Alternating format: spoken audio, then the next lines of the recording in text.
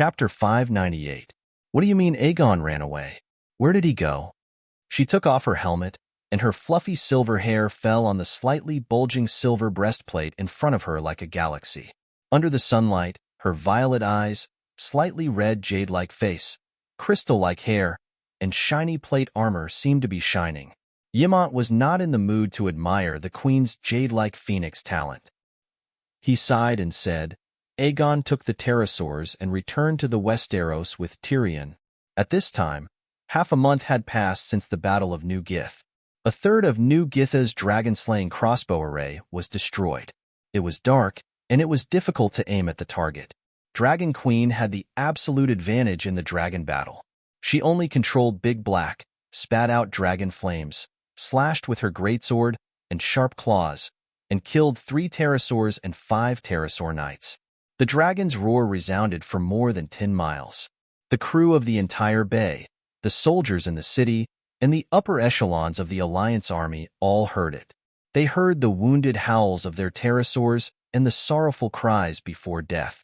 The 38 dragons were like 38 trains at the highest speed colliding together, and the chaotic battle that followed was like a gang fight on the street with machetes. That night, the crew of the bay and the people of New Gith saw the dragon flames split open the dark starry sky like the sharp blades of gods, leaving behind an indelible bloody scar.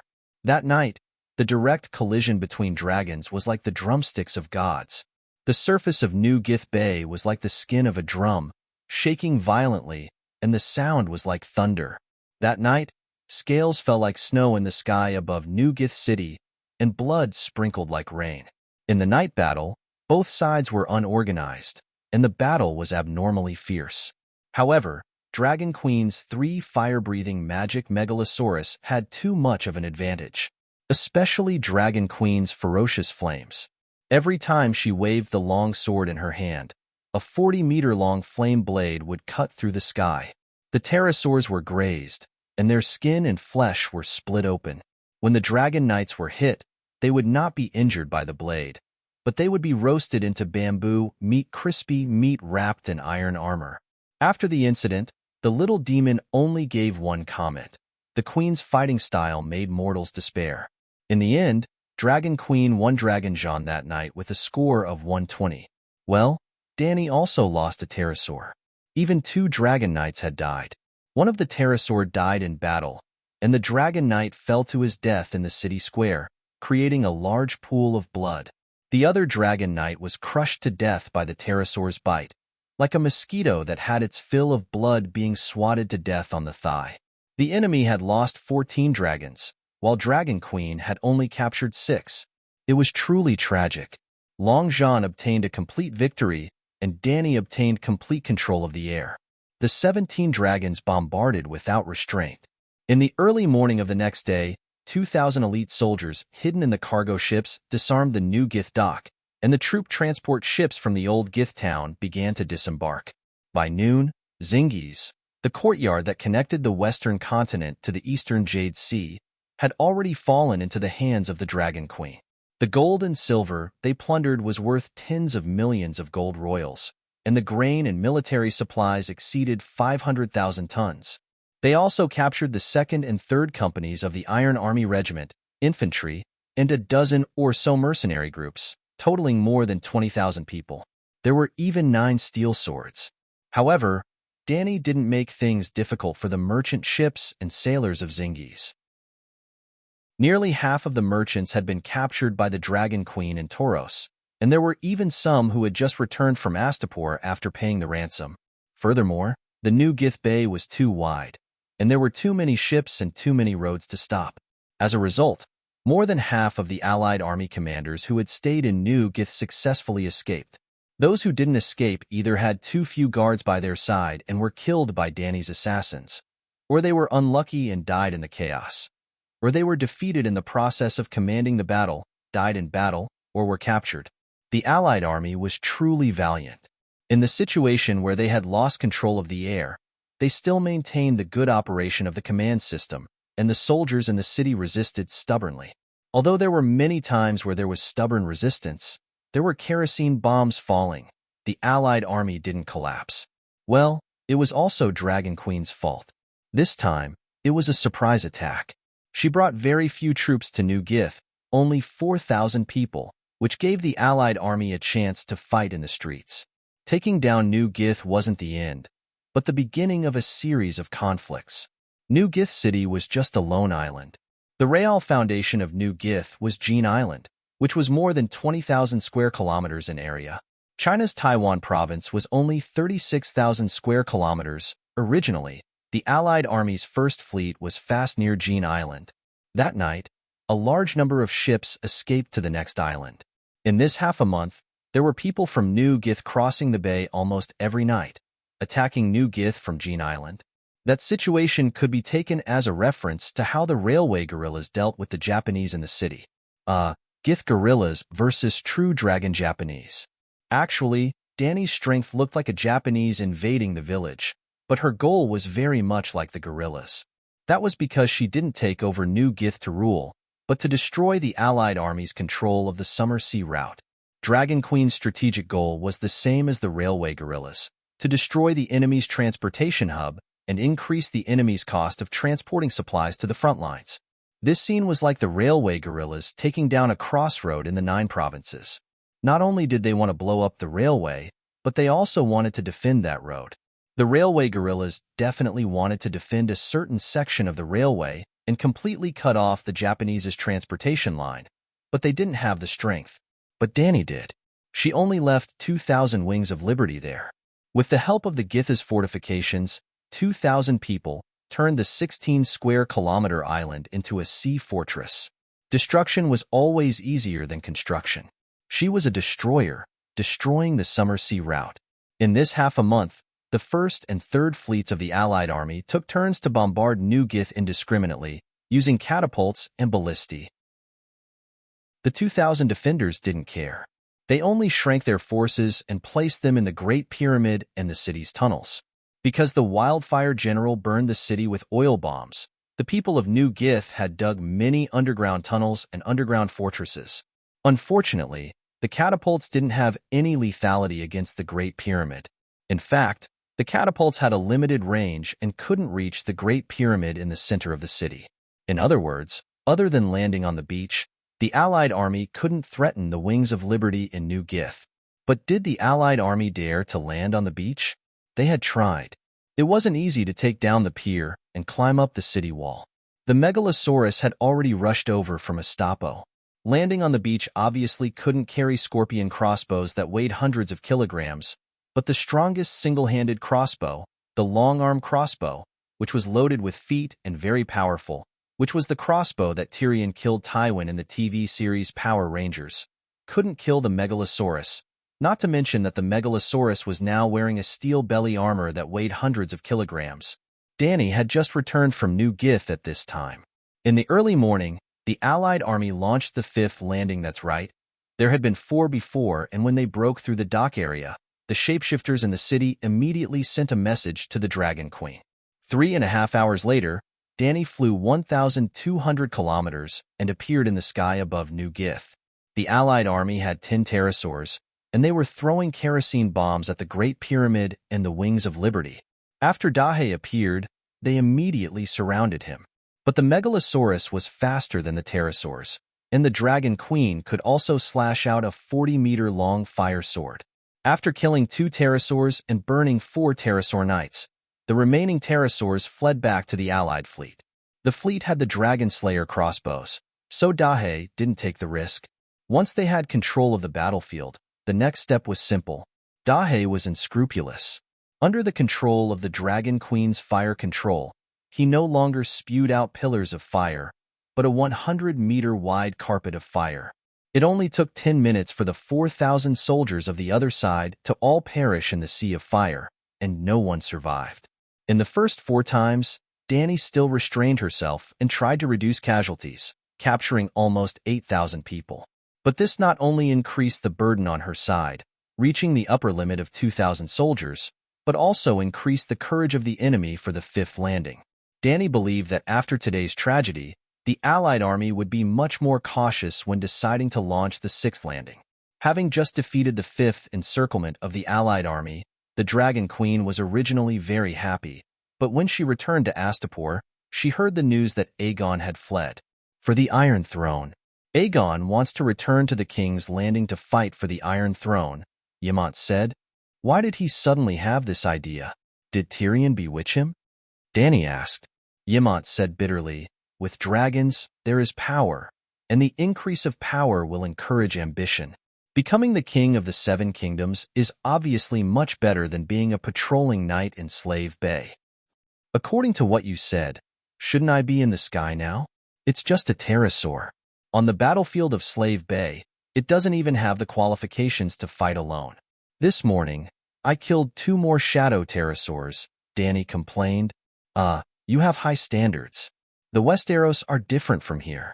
Ymont frowned and thought for a moment before saying, the situation in the Seven Kingdoms has changed drastically. Kevan is dead, and Cersei and Tyrell are fighting for the Iron Throne. They almost fought at the King's Landing. Aegon thinks that this is a once-in-a-lifetime opportunity, and Tyrion agrees. Aegon came to Slaver's Bay for 2 reasons, to marry you and to become a Dragon Knight. From the beginning, he came to Slave Bay to obtain power for the Iron Throne. Now that he has obtained what he can obtain, it's not surprising that he left. As for Tyrion, he came with Aegon to bring you back to the Westeros. He wants to use your power to take revenge, to prove that he is the person, a Lannister. Sigh. I should have told him my true identity, old Ymont said, vexed. Is this a betrayal? He stole my dragons without even saying goodbye. Dany sneered. You swore that the one who ends the long night will be king. Aegon was worried that you wouldn't agree with his actions.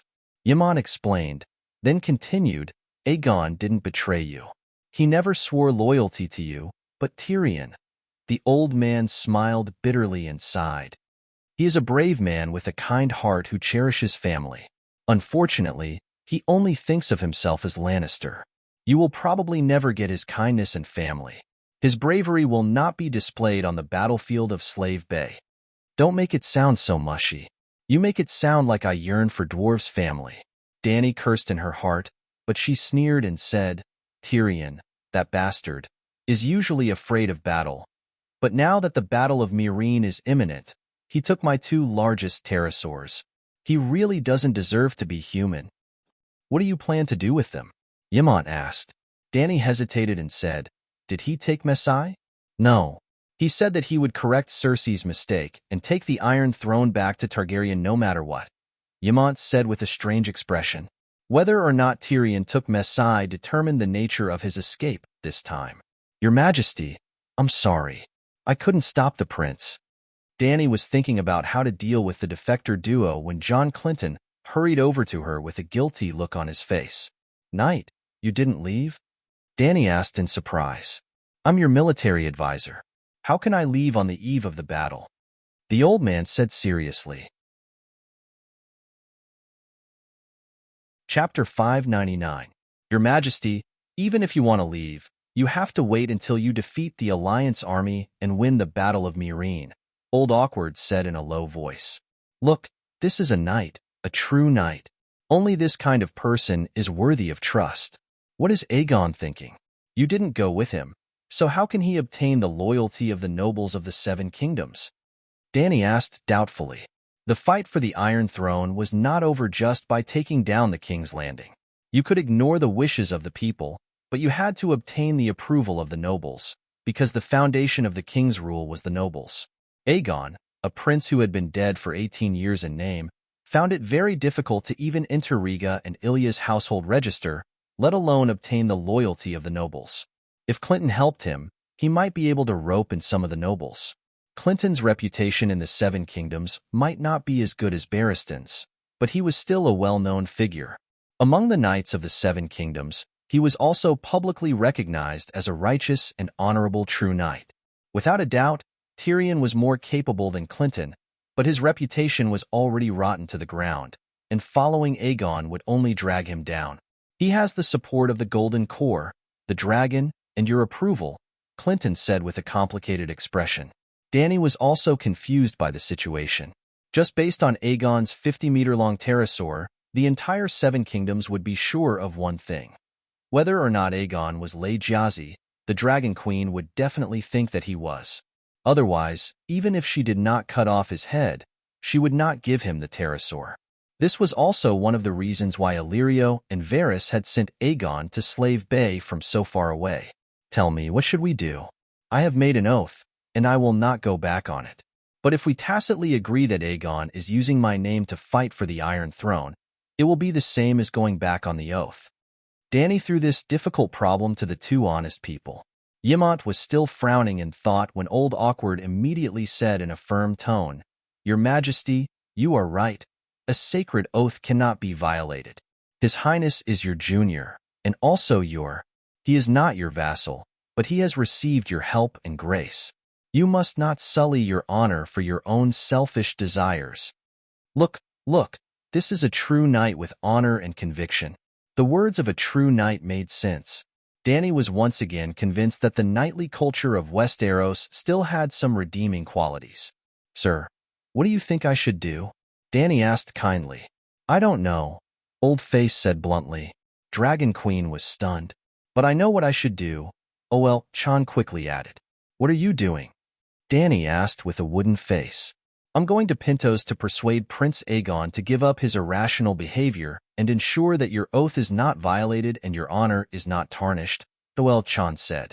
If she didn't know Old Guy well, Dany would have thought that he didn't succeed in escaping and was now planning to never return. "You didn't persuade him before. Is it useful to go now?" Dany asked suspiciously. "Oh well," Chan said with a serious expression, "whether it can succeed or not is one thing, whether I do it or not is another. I've raised the prince for more than 10 years. I can't watch him do wrong. He's my adopted son after all. I have to persuade him to come back." At this moment, Old Ymont also came up with an idea and said, "Persuasion probably won't work. The temptation of the Iron Throne.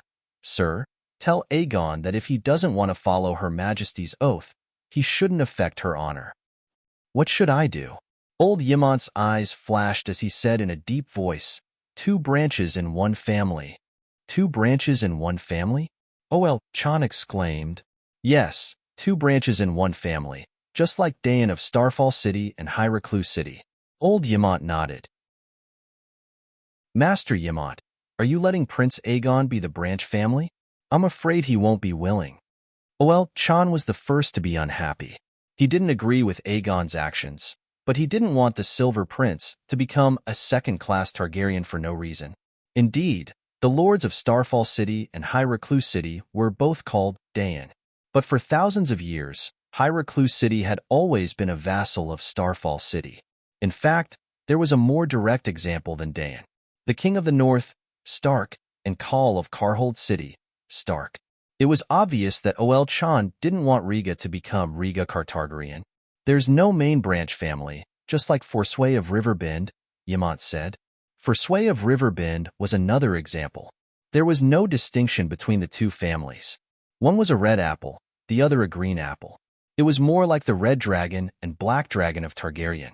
Well, after Aegon ran away, Ymont completely treated him as a Black Dragon. Whether Aegon was a descendant of Blackfyre or not, Ymont decided to treat him as a Black Dragon from now on. "I'll try my best to persuade the prince to come back." Oh well, Chan reluctantly agreed to Ymont's suggestion. If the family was split into 2, the Dragon Queen naturally wouldn't have to take responsibility for Aegon's actions. Aegon could also do whatever he wanted, but this would do more harm than good to Aegon. He was fighting for the Iron Throne, but it didn't mean that he had secured it. Now, he still needed the support of the Dragon Queen. At the very least, he needed the Dragon Queen's tiger skin. Right now, Oel Chan could only hope that his adopted son would be smart and follow him back to Slaver's Bay to be a glorious winged dragon knight. While Dany was discussing Tyrion's betrayal, Tyrion was also tormented by his own actions. After the day of patricide, the pure and happy little devil was gone forever. If there really was an Avicii hell, he would have been wandering around in it. During the day, sounds, colors, touch, and smells could be intoxicating. At night, in his dreams, all his emotions would surface clearly from the depths of his soul. A person living in regret would buy himself a drink, but would never be willing to sleep sober. Your Majesty the Queen, no, don't take away my Tessa. I beg you. I can help you match the wildfire. I can go to the rainforest. The old dragon knows the way. I can even help you." The dwarf knelt before the queen and begged bitterly. "The dragon is mine. You betrayed me, so I want to take back Tessa." The dragon queen's expression was cold. She lifted her leg and kicked. Like kicking a rubber ball, she kicked the dwarf until he rolled back a few times. The dwarf struggled to get up and wiped away the blood on his forehead.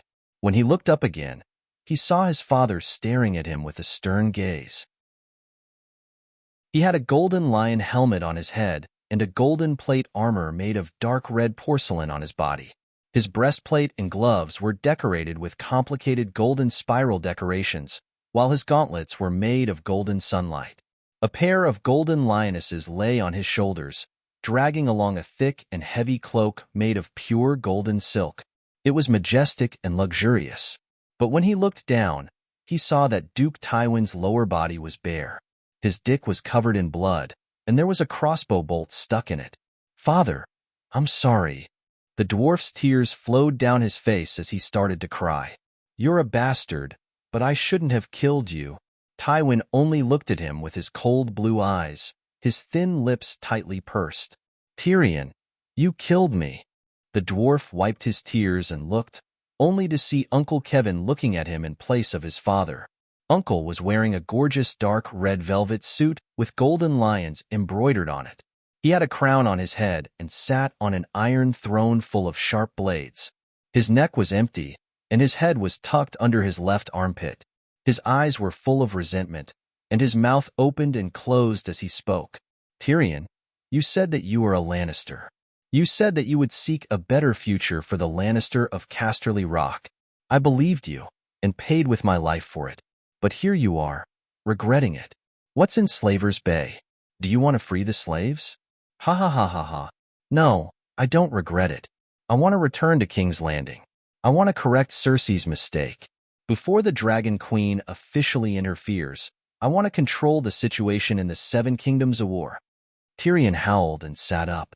Before he could wake up, a furry head lifted from his crotch and said in a muffled voice, "Lord Dragon Knight, you're crazy." Tyrion looked around. He was in a luxurious palace-like room. The sea breeze blew in from the balcony, bringing him the sound of seagulls, the warmth of the sun, and the saltiness of the sea. And he was lying naked on a velvet bed. The mattress was so soft that he felt like he was wrapped in clouds. Perhaps it wasn't just the mattress, but also. The dwarf looked at the golden-haired female slave who was working hard early in the morning and asked, "How am I crazy? Did I say something?" "You hugged me and did that thing. You called out Dragon Queen, Cersei and Jaime, and even Tywin and Kevin. Not only did you call her the queen, you even— Tywin is your father, right? Get lost," the dwarf said angrily. The female slave was very obedient. She got up and left. "Wait," the dwarf frowned. He looked at his hard as iron penis and shouted, "Come back." After he was done, Tyrion took a bath and staggered out of the bedroom. In the fountain garden in the backyard of the palace, he saw Aegon and Illyrio. The fat viceroy was sitting under a cherry tree, enjoying a jujube and glutinous rice cake. When he saw the dwarf, he immediately extended his hand, which was as thick as a carrot, and shouted, "Old friend, come and sit. I've prepared a cherry pigeon pie for you. I wanted to discuss what to do with you personally, but I heard at the door, sigh, it's good to be young. You've been busy until noon." The dwarf's ugly face was slightly red. He pointed at Aegon, who was shouting for the craftsman to paint the pterosaur by the pool, and asked, "What is the prince doing?" Tyrion shook his buttocks left and right to stabilize his body. The chair was too big for the dwarf.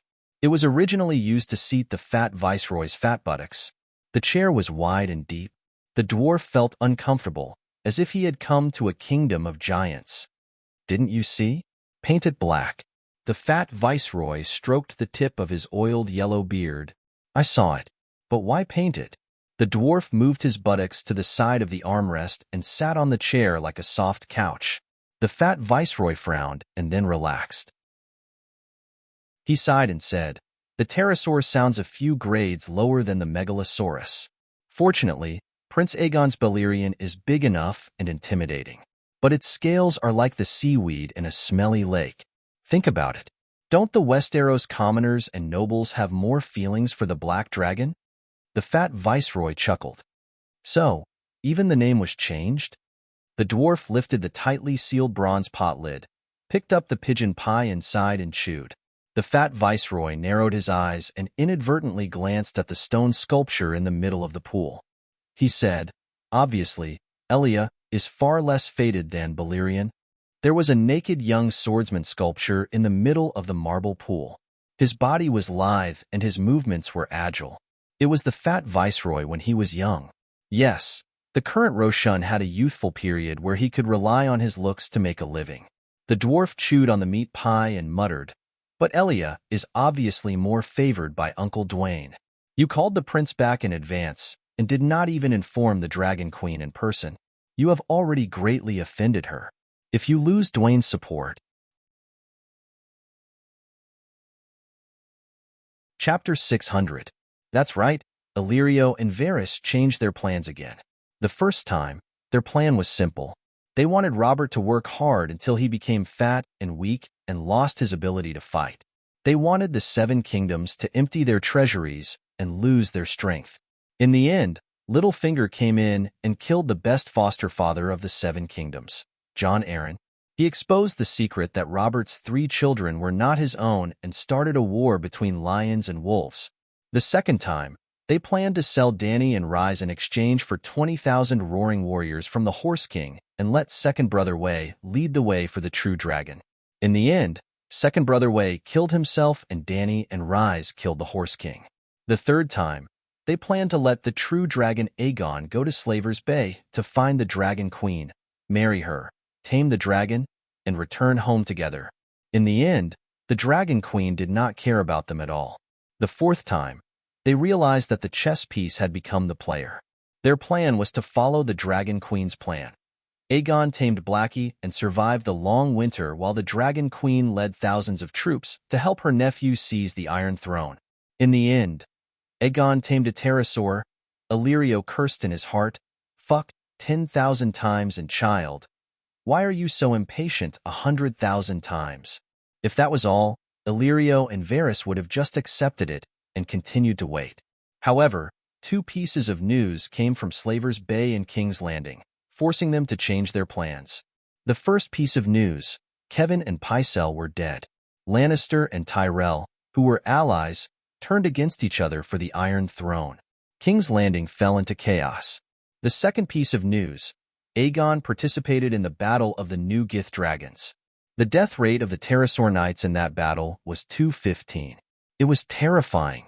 After the Battle of the Dragons, Prince Aegon also took on the task of patrolling the 3 cities of Slaver's Bay. Because the other side wanted revenge, there were even aerial battles in Meereen and Cayuan. Although Slave Bay's side won every time, there was no such thing as a complete victory in this world. Aegon's Ilia had a huge body and had been surrounded by several pterosaurs many times, but it had never succeeded. The Dragon Queen would not allow her side to be outnumbered. These 2 pieces of news could be summed up in 2 words: opportunity and crisis. In the Westeros, there was a once-in-a-lifetime opportunity to ascend to the Iron Throne. In Slaver's Bay, Aegon was in grave danger. The Battle of New Guise was just the beginning.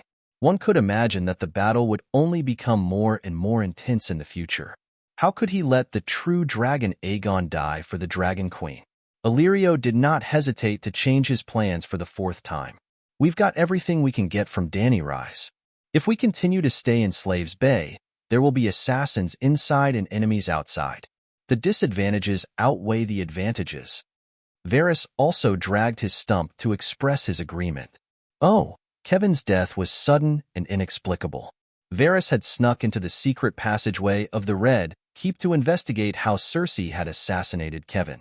In the end, he had stepped on a trap that Tyrion had suggested and Kevin had arranged for people to set up, breaking his left leg. In short, Varys and Illyrio both believed that Aegon should not continue to stay in Slaver's Bay. Aegon received Illyrio's letter and agreed with his plan. To be honest, Even without Illyrio's letter, he had planned to return to the Westeros after the Battle of Meereen to fight for the Iron Throne. Yes, Aegon was not completely heartless. During his time in Slaver's Bay, he had repeatedly fought at the forefront for Aunt Dany's great cause. Knowing the significance of the Battle of Meereen, Aegon had wanted to delay his departure, but Tyrion changed his mind. The dwarf told him, when the Battle of Meereen ends, the chaos in the King's Landing will have subsided. Either my sister will suppress Tyrell, or Tyrell will control the King's Landing. Either way, you will face the pressure of half of the Westeros. Either you immediately return to the Westeros and seize this once-in-a-lifetime opportunity, or you stay in Slaver's Bay until summer comes. Moreover, the Queen has 20 pterosaurs now. Without you and me, she will only lose a tenth of her aerial strength.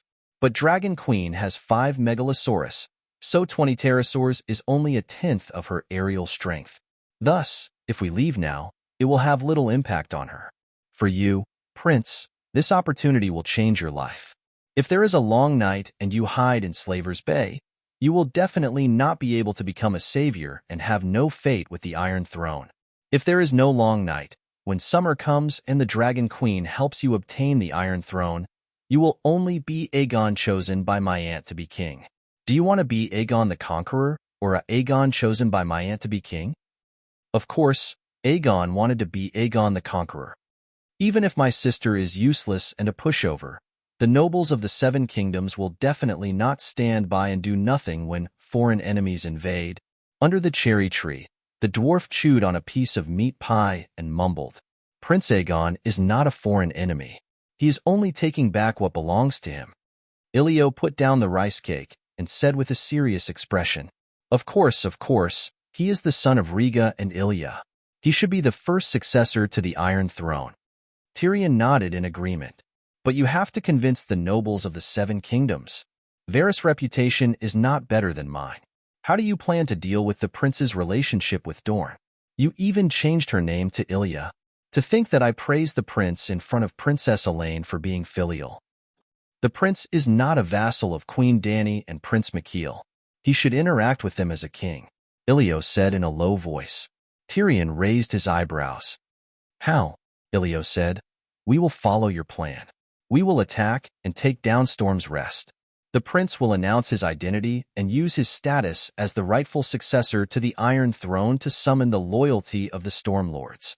After becoming the Duke of a kingdom, Prince Aegon will have the capital to form an alliance with Dorne. Then we will combine our forces and head north to King's Landing to seize the Iron Throne.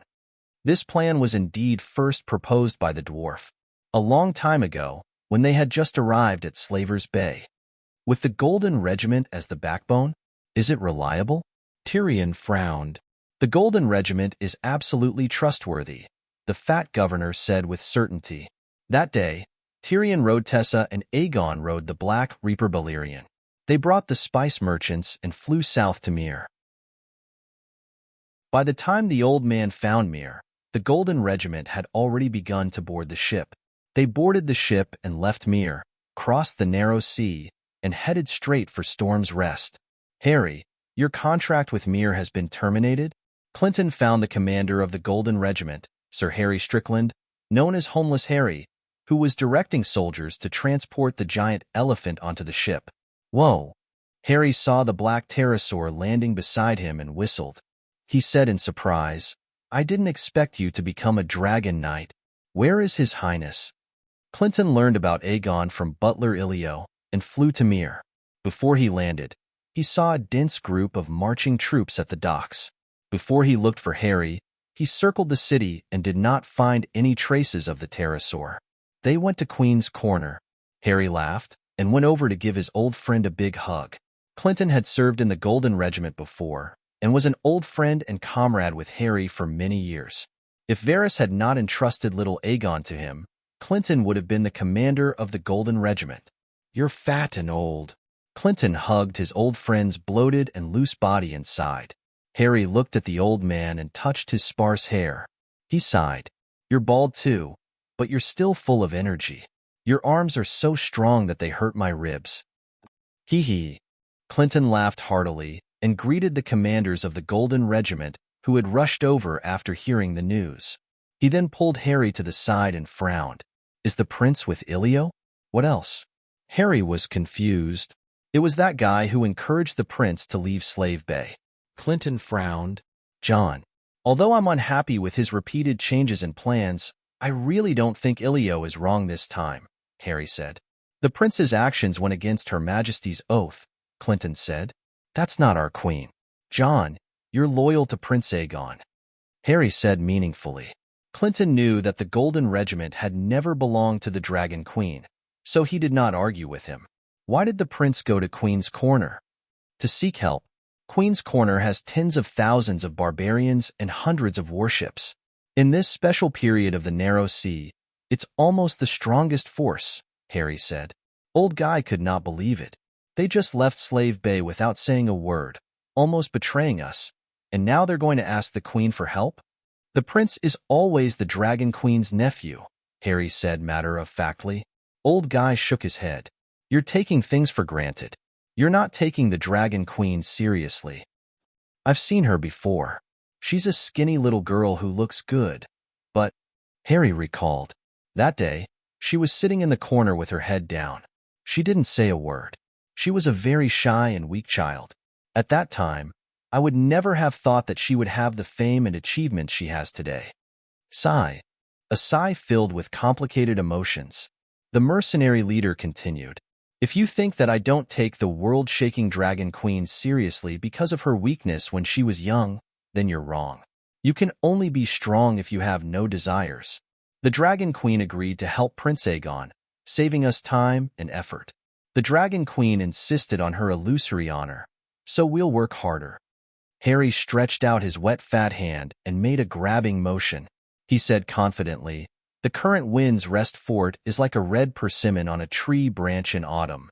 With a light touch, it can be picked and eaten. If that's the case, why did the prince go to Queen's Corner? Old Guy asked with a wooden face. Harry shrugged and said, the dwarf insisted. At least the queen has the royal fleet to send us to Wind's Rest Fort. Although the people of Mill agreed to terminate the contract, they were also willing to arrange ships to send us away. But the number was too small. The warships were all sent to Slave Bay to participate in the World War. The people of Mill are so generous. Not only did they agree to terminate the contract, they even provided ships.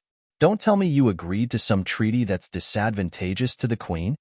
Old Guy asked suspiciously. What can they do if they don't agree? Mill relies on the Golden Regiment to defend against foreign enemies. Today, we can protect Mill from being attacked. Tomorrow, we can also turn into bandits and rob this city. Of course, we're the Golden Regiment. We won't be so unprincipled. But the Golden Regiment is also a mercenary regiment. Any rational leader of a city shouldn't believe in the moral integrity of mercenaries. So, providing ships and food to send us out of the country is the best choice. Old Guy was stupefied. Chapter 601. Tyrion proposed going to Queen's Corner for two reasons. First, as Harry had said, to seek help. However, Tyrion did not expect the Dragon Queen to send barbarians and warships to help Aegon land at Storm's End Keep. He only wanted 1 or 2 barbarian shapeshifters. The imp had been a slave for almost a year and had participated in more than a dozen wars. He deeply understood how terrifying an absolute information advantage was on the battlefield. It was no exaggeration to say that if he was given a shapeshifter as a follower, he would not lose to War God Robb in the War of the Four Kings. In addition to shapeshifters, the Dragon Queen's Royal Navy, which dominated the Stone Steppes archipelago, was also the dwarf's target. It was almost 1,000 kilometers from Mill to Storm's End Keep. The Golden Regiment had 10,000 warriors, thousands of horses, hundreds of elephants, and countless military equipment and provisions. It was impossible to transport them all at once.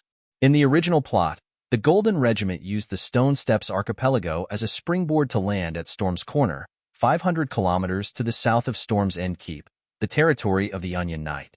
The Onion Knight's castle was most likely raided. They first took down Eagle's Nest Castle and rested for a long time at Old Awkward's house before reorganizing their 10,000 men and attacking Storm's End Keep. In addition to seeking help, Tyrion had a second goal: to obtain the Dragon Queen's forgiveness. The day before yesterday, he had run away without telling the Dragon Queen, mainly because he was afraid that the Queen would take away their dragons. The dwarf knew that Dany could do it. However, the monk could run away, but the temple could not. Tyrion's goal was the King's Landing, Lannister, and Casterly Rock City. He had to reach an understanding with the Queen, otherwise, his future efforts would be as illusory as a fortress on the beach. When a child wanted to do something that their parents did not allow, they would often act first and report later. When the deed was done, the parents would scold and whip the child, but they would still help the child do what they did not want to do. Aegon was not the Dragon Queen's child, so he would not receive such treatment. There was a 99% chance that the Dragon Queen would not comply with her orders, but she would not treat them as enemies either. Tyrion was very realistic. He had never asked for the Dragon Queen's protection. As long as she did not treat him as an enemy, he would be satisfied. At the end of the day, Tyrion's goal had always been clear. He had committed an unforgivable crime, but he had to protect Casterly Rock from the coming storm. He didn't care about personal honor or loss at all. How should I put it? Tyrion had achieved half of his goal. Old Boar did not hesitate to reject Aegon's request to rent the shapeshifter and the ship, but he did not announce that he would deprive them of their dragons. Tyrion had watched the Magic Mirror livestream a few times and knew that Dragon Queen could definitely communicate with Barristan remotely. There was no doubt that the old knight's attitude basically expressed the Dragon Queen's will. Tyrion was a little disappointed that he did not receive help. He did not hear the Dragon Queen's scolding. While he breathed a sigh of relief, he also felt an inexplicable sense of loss. It seemed that his relationship with the Queen would never return to how it used to be. Their relationship could not be said to be good, but when he faced her, he was open and had no desires. He was neither servile nor overbearing. But now, sigh. When he met John Clinton at Mere's docks, Tyrion was still a little distracted. "Ah, sire, you're here too. Very good. We have the hand of the king." Illyrio's exaggerated laughter woke the dwarf up. The hand of the king? Let the other ghosts bite off this fat merchant's mouth.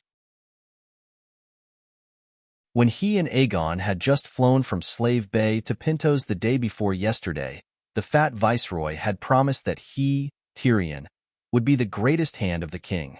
But before Tyrion could mock him, he heard Clinton say solemnly, "I'm here to bring Prince Aegon back." "Back where?" Tyrion slid down from Tessa's fleshy wings and asked in confusion. "Back to Astapor." The old man looked straight into Aegon's drifting eyes and said word by word, "Prince, do you know how much criticism your actions will bring to the queen? She made an oath, and now you are using her name to break her oath. No righteous king would do such a thing." Illyrio used his hands full of sparkling rings to straighten his robes that were wrinkled from riding the dragon as he shouted, "This is a rare opportunity. The queen is the queen of Slave Bay, and the prince is the king of the Seven Kingdoms. It's the best of both worlds, so why not? Besides, when she made the oath, she did not know that Prince Aegon was still alive. That was then, and this is now. An oath is an oath. A knight will stake his life to protect his oath. The queen is a true knight, the Night King." The old man shook his head. "I am also a knight." Aegon pursed his lips, no longer avoiding his gaze. He looked at his foster father and said, "I will take responsibility for my own actions.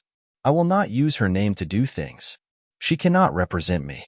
My actions have nothing to do with her, and her oath has nothing to do with me.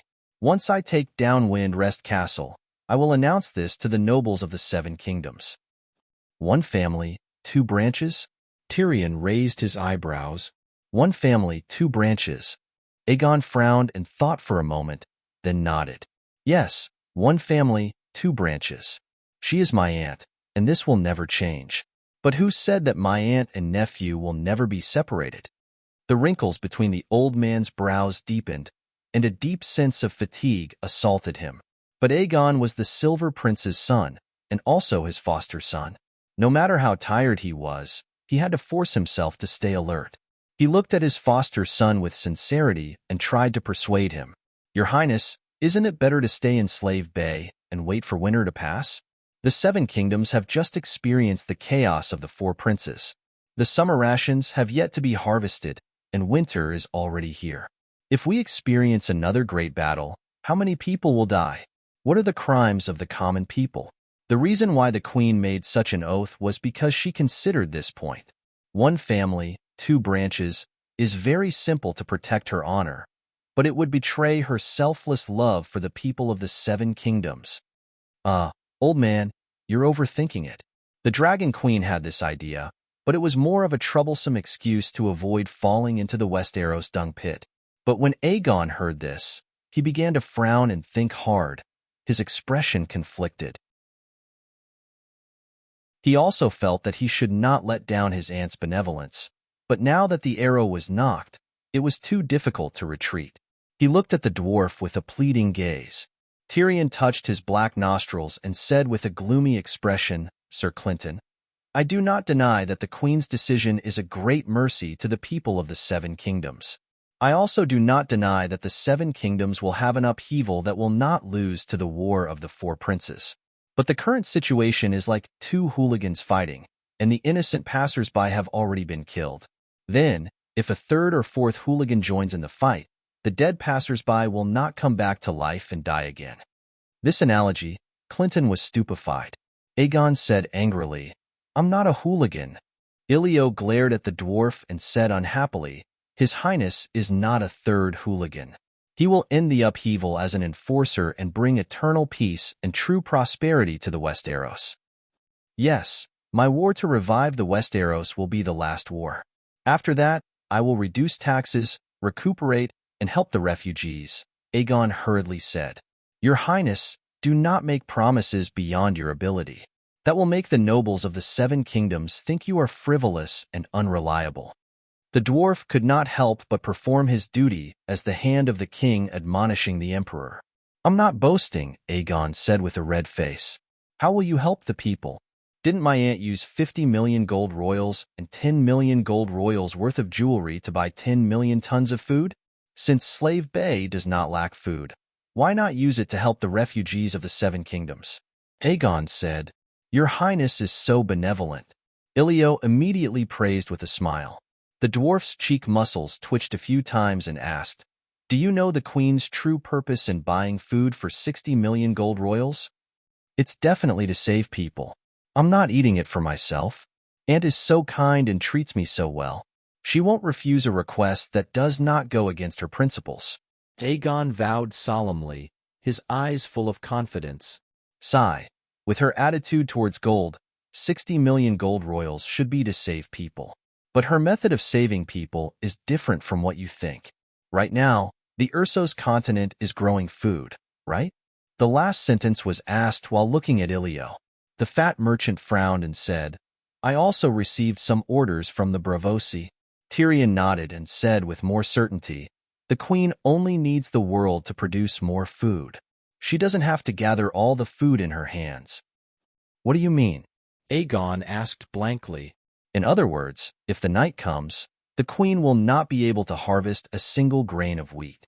So, Your Highness, please do not promise anything related to food to the people of the Seven Kingdoms. The dwarf spread out his hands. Then we should take care of ourselves first. I can bear the food of the Golden Regiment, Ilio said. Seeing that there was no turning back, Clinton sighed and said, If that's the case, I'll be leaving. Hey, knight, you are the king's hand of the prince. Where are you going? Ilio hurriedly pulled the old man back. When the Battle of Meereen is over, I'll come back to help the prince. After the old man left, the dwarf said with a wooden face, Clinton is the king's hand. What about me? Knight is my foster father. Aegon said hesitantly, My friend. Ilio placed his fat right hand on Tyrion's shoulder and advised softly, You should know that a righteous and noble hand of the king is easier to attract people's hearts.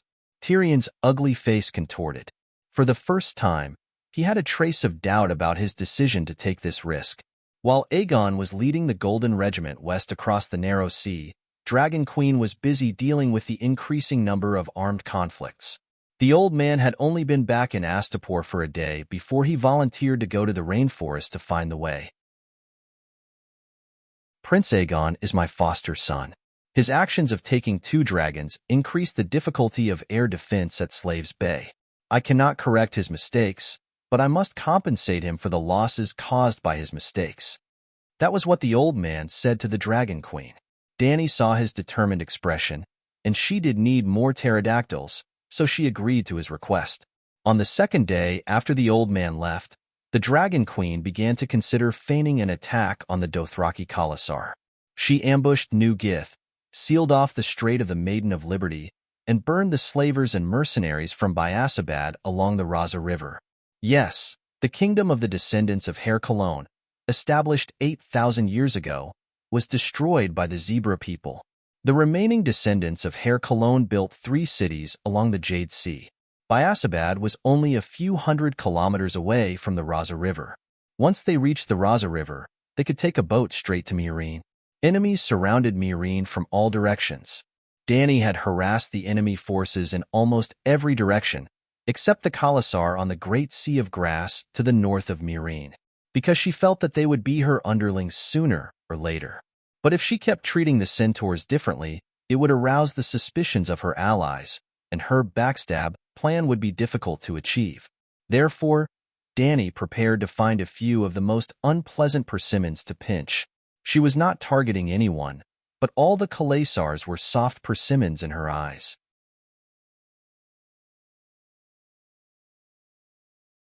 Chapter 602.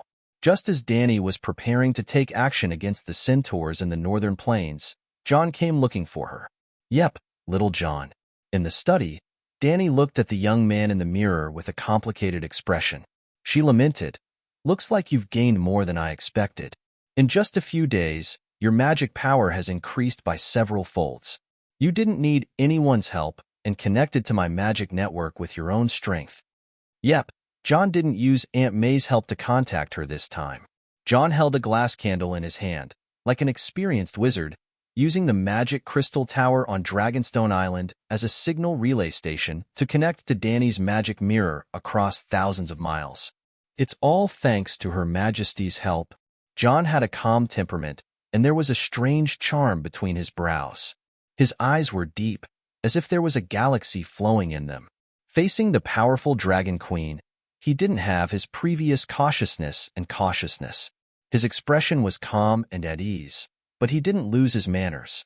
Dany wanted to ask him what he had gained, but she knew without guessing that the other party wouldn't answer such a personal question or give her a nonsensical answer. "Where did you get your glass candle?" She asked a simple question. "I took a section of the dragon crystal weapon you sent to the Great Wall and cast it into a glass candle." "Oh, where did you learn how to make glass candles?" The main material of glass candles was the dragon crystal, but it wasn't enough to elongate the dragon crystal into the shape of a candle. It involved high-level magical knowledge that ordinary mages wouldn't be able to come into contact with. For example, Dany didn't know how to make glass candles before she went to the cellar of the City of Knowledge to read Magic Network. "Melisandre taught me. She's basically my magic mentor now. She believes that I'm the child of prophecy and taught me everything she knows." Jon said with a complicated tone. "Damn, it's really the treatment of the child of prophecy. The people in this world were much luckier than the guy in Game of Thrones." If she didn't know about Aunt May's ability, Dany would have suspected that Bran had cast the Green Prophet's whisper on the red-robed woman. "Why are you looking for me today?" Dany asked. "I've met the people from the Iron Treasury. They've agreed to provide me with a loan service. With the northern region's taxes and minerals as collateral, the loan amount is almost unlimited. Therefore, I want to get some of the provisions from the Great Wall in advance," Jon said. "So fast?" "The Iron Treasury just happened to send His Excellency Taichu Nestos to Eastwatch. I met him there." "Taichu?" Dany was even more surprised. "Is it that long-legged, long-faced, long-bearded man Taichu who wears a long hat? Your Majesty has seen him before?" Jon asked in surprise. "That guy really has long legs. He was still in Astapor a month ago. What is he doing in the East Sea?" Jon hesitated. He did not know if he should reveal the secret of the Iron Treasury. "Why? Does it have something to do with me?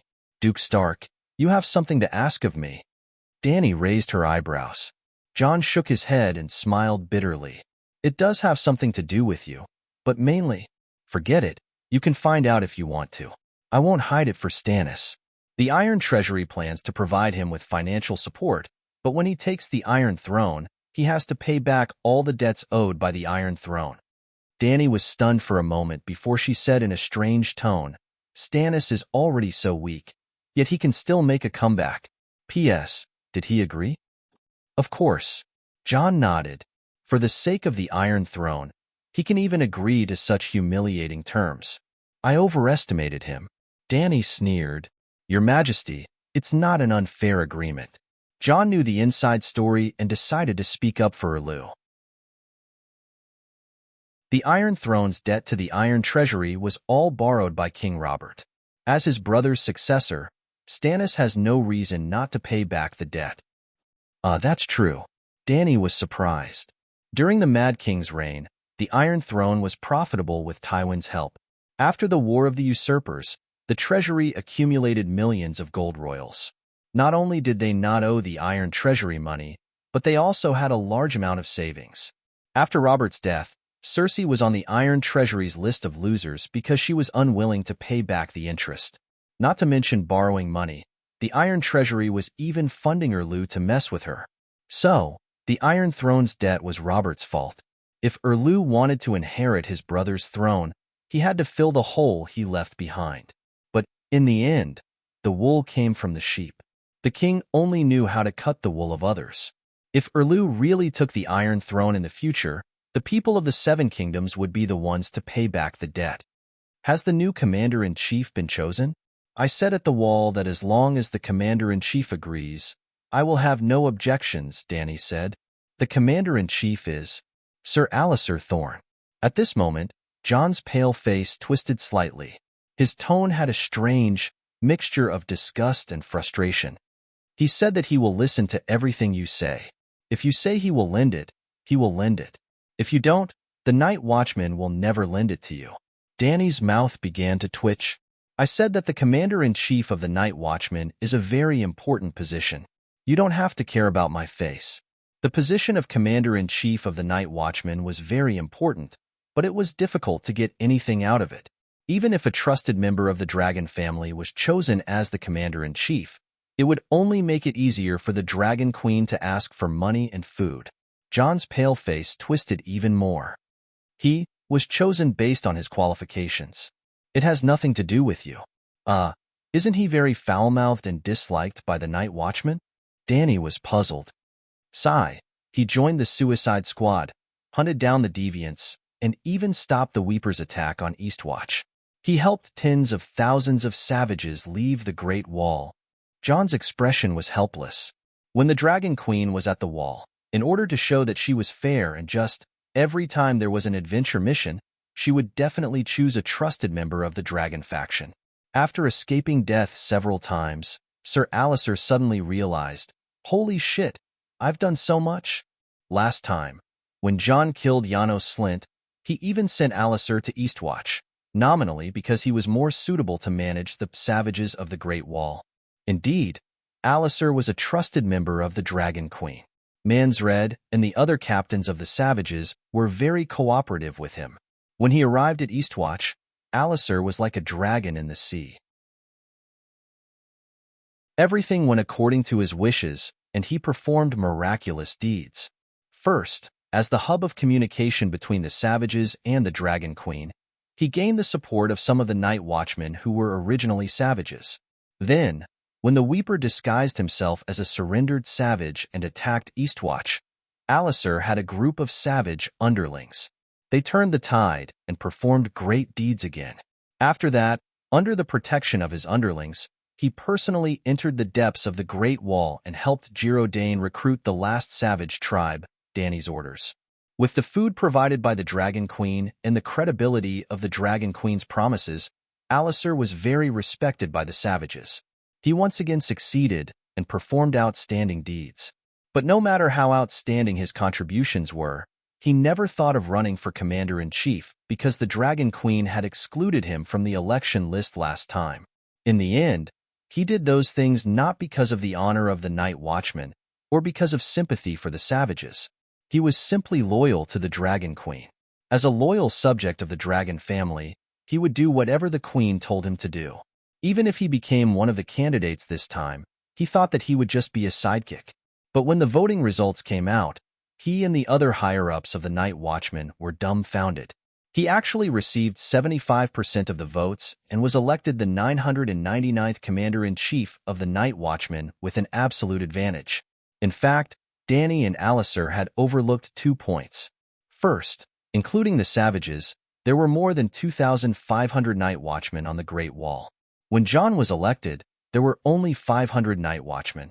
The new Night Watchmen had no prejudice against Alistair. Instead, they saw an old hero who was full of glory but indifferent to fame and fortune. Alistair really had no desires and did not do things for profit. Secondly, the impact of John's breaking of the oath was too great. Everyone subconsciously wanted to choose an old-fashioned and steadier commander-in-chief. The night was coming, and the Night Watchman did not want any more accidents. There was no doubt that Alistair, who had 20 years of experience as a Night Watchman, met their requirements. After becoming the commander-in-chief of the Night Watchman, Sir Alistair did not become arrogant, but his hatred for John was deep in his bones, and he did not want to lend him food. That was why John went to the Dragon Queen. "How about this? Go and find Blacksmith Tanner. I'll ask him for his opinion," Danny said. "Lend him." The blacksmith was only surprised by the glass candle's means of communication for a while before he sighed. "It's better to send Duke Stark and the savages who support him away as soon as possible. It'll be better for the stability of the Great Wall." John's face flushed red and he felt very awkward. He had actually become the existence that destroyed the stability of the Night Watchman. After that, Danny called old Yimont over and talked to the 2 old friends. Yimont had a lot of emotions when talking to Blacksmith Tanner and told him a lot about his experience in Slave Bay. Facing John Stark, complicated emotions spread in their hearts like seaweed, but they were speechless. John had failed to live up to Yimont's expectations and became a failed Night Watchman. But Yimont had also left the Great Wall and went to Slave Bay to burn his body for Targaryen. What right did he have to criticize John, who had broken his oath for Stark? New Jith had fallen into Danny's hands, and the Alliance's supplies were severely threatened. The army from Materis could not help but speed up their march. The Alliance hoped to start the siege of Meereen before their food ran out. At this time, there were already more than 80,000 Alliance troops stationed in Borash. Borash was the bridgehead for the attack on Meereen and was only 600 to 700 kilometers away. As such, Danny became even busier. The operation against the centaurs in the northern plains of Meereen had officially begun. She rode her dragon and burned their tents, intimidated and drove Khalasar towards Borash in the west. If not, how could she stab them in the back? Khal Jioma, Khal Zico, and Khal Moro were all driven to the west by the Dragon Queen. She did not deliberately drive the centaurs to Borash. She only used the excuse of ensuring the safety of Meereen to drive the centaurs from the northern plains to the west or east. Most of them went to the west because the Alliance's main forces were in the west. They had food and valuables. Other than the Khal who had split from Drogo Khalasar, most of the Khalasar had gone south to participate in the Battle of Meereen because they had received gifts from the Alliance. Of course, the end of the slave trade in Meereen had a huge impact on the centaurs. This had destroyed the original ecology of the Dothraki seahorses. The centaurs could no longer exchange the defeated captives for supplies. While increasing the cost of war and survival, it also made the captives worthless and could only be killed. But the centaurs were stupid and could not think of this at this time. They were purely doing it for profit or revenge. Just as the Dragon Queen was attacking the enemies coming from all directions with Meereen as the center, the shapeshifters reported to her 2 pieces of mixed news. First, there was a blood plague in Borash. Danny was overjoyed. Bless the 7 gods. On the eve of the Battle of Meereen, the Alliance troops had been infected. Second, Khal Jocko, whom the Dragon Queen had been looking for, had finally been found. His Khalasar was stationed in the plains 20 kilometers northeast of Borash. In theory, this was good news.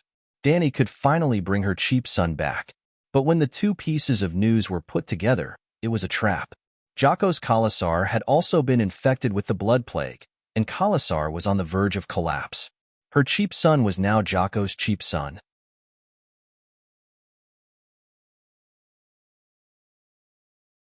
Chapter 603. The blood plague was a highly contagious plague.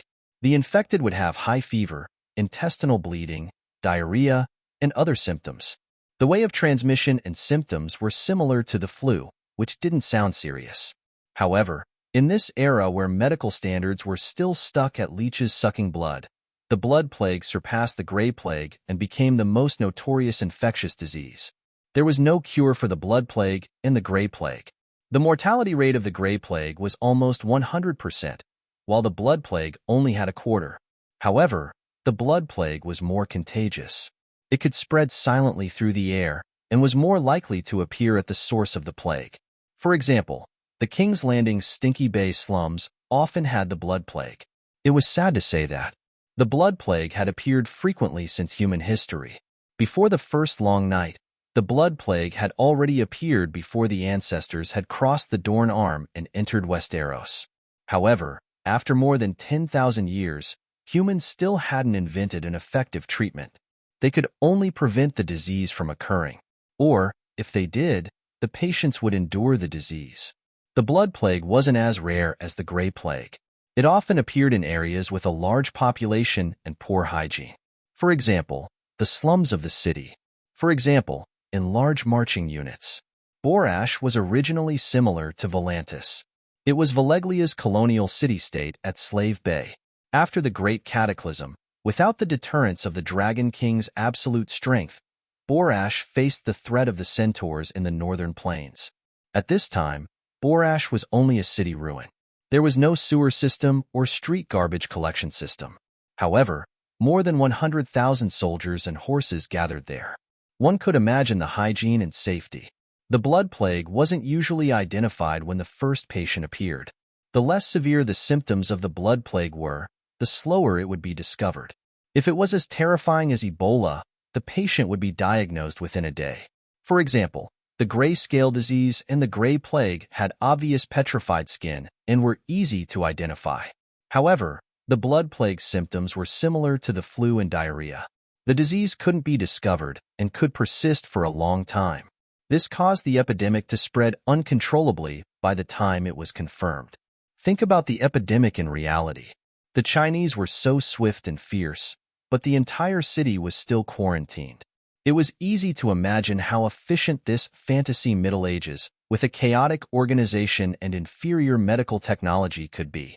When the Dragon Queen received the news, she immediately used the excuse of determining the extent of the Allied blood plague to gather several shapeshifters to conduct a detailed investigation of Borash's situation. Among them, Jake's Khalsa was the focus of the search. Unfortunately, Dany lost two of her old friends. Jake and his wife, Lilith, were dying from the blood plague. Even Jake's Khalasar had been separated. On the day of Zhua Ji's death, his Khalasar had collapsed. Today's events were like yesterday's. In fact, Jake's choice was exactly the same as Dany's. After confirming that he would not be able to survive the blood plague, he immediately arranged for his Blood Alliance guards and Kars to flee with his son Django and daughter Glyce. Khal's roaring warriors were the most loyal warriors when Khal was still alive.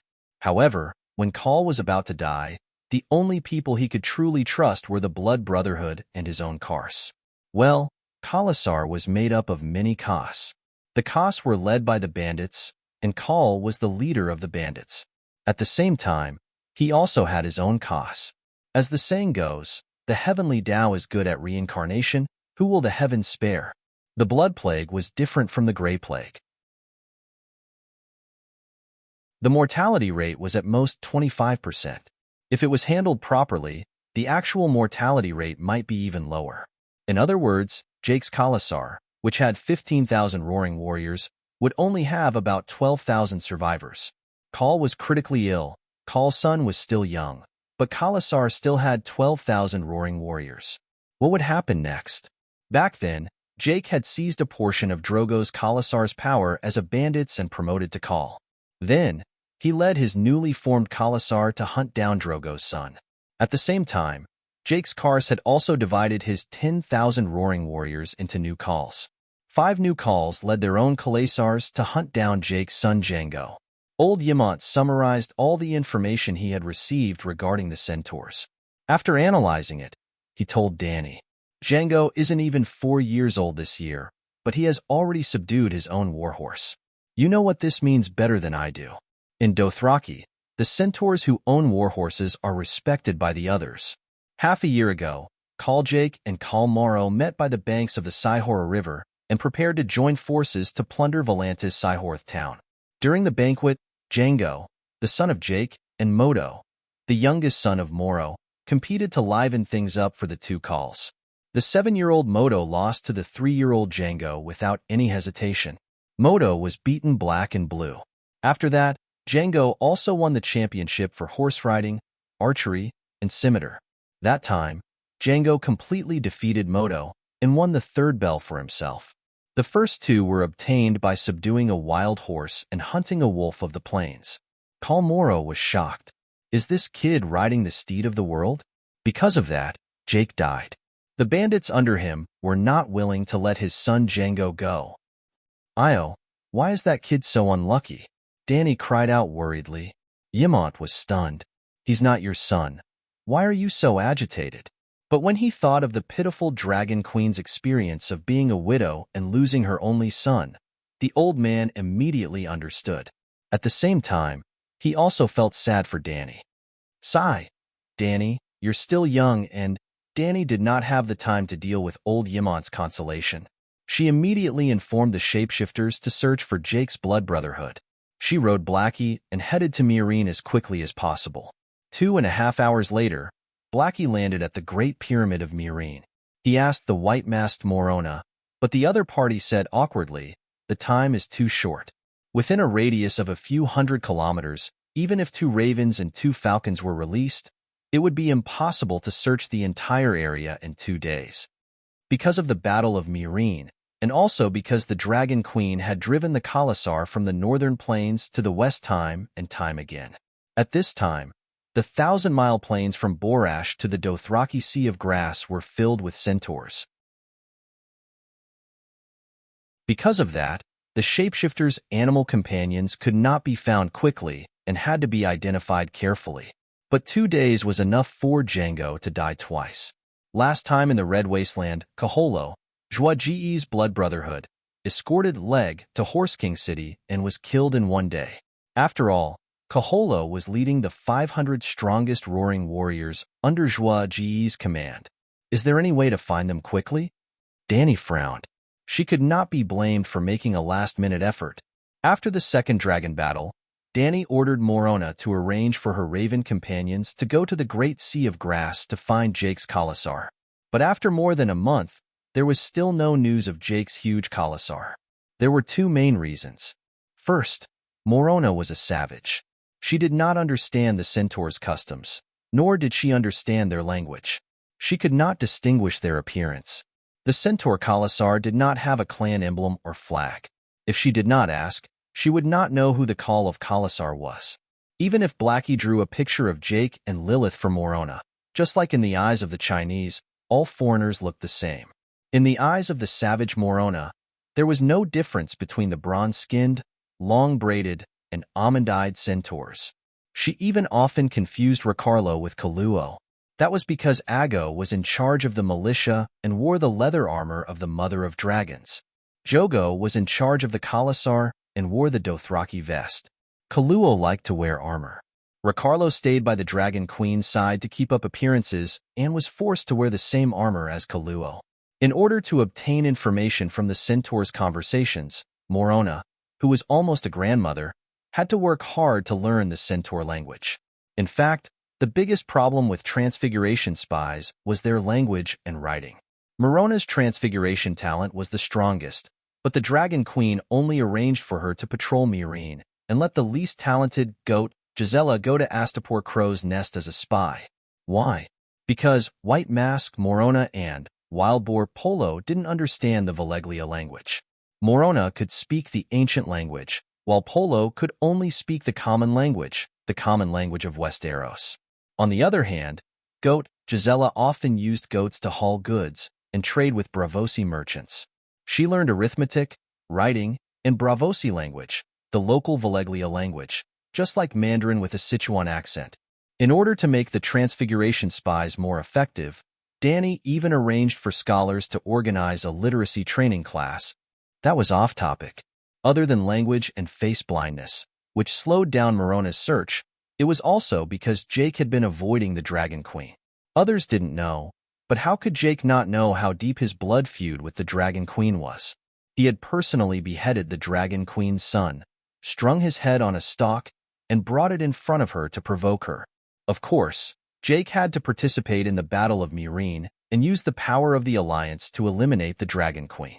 But before the battle, he had to avoid the Dragon Queen. Your Majesty, why are you looking for Jake's Blood Oath Guard? Jake is already dead. Even if the Blood Oath Guard managed to escape this time, he would still commit suicide. Since Khal is dead, the Blood Oath Guard won't live alone. Morona was confused. I swore to kill Mago with my own hands to avenge my maid Aloy. Dany said. Mago? Who is that? Morona was confused. Centaurs like to call this goo, that goo, Ag, Hag, Jorgo, Django, Leg, Drogo, Mago. The barbarian spearwoman's head was about to explode. Sigh, it's a bit complicated. You can ask Sir Mormont or my Blood Oath Guard. Dany was anxious and didn't want to waste any more time. She waved her hand and prepared to leave. At this moment, she didn't expect Morona to provide any help or advice. Unexpectedly, the barbarian spearwoman was still thinking about the Queen's previous question. Actually, prophecies are the fastest, Morona said. Dany stopped and turned back in surprise. You can prophesy? I can, but this isn't the territory of the old gods. It's useless. Slave Bay believes in the 7 gods. Your Majesty, you can pray to the 7 gods. Morona said, bring some people and continue to search. Dany climbed onto Blackie's back with a dark face. But just as she faced the midday sun and rose into the sky, a distant memory came to her mind in a flash. The house of memories that had been eroded by time opened its door to Dany again. It was in Queers, in the undying temple that froze the river of time. She met many doors. When she opened them, she saw many things that happened in the past, present, and future. She saw the Mad King ordering the burning of the King's Landing. She saw Robb's sad eyes in the bloody wedding. She saw for rats surrounding a beautiful woman called Westeros and violently violating her. She once opened a strange door. It wasn't a door, but a simple old cowhide curtain. Chapter 54. She opened the curtain and saw a vast grassland, the Dothraki Sea. A silver ribbon-like river meandered past. A tall horse carried 2 children along the river bank. Bless the 7 gods, that's Leg and Lilith's daughter, Glyze. Dany suddenly realized.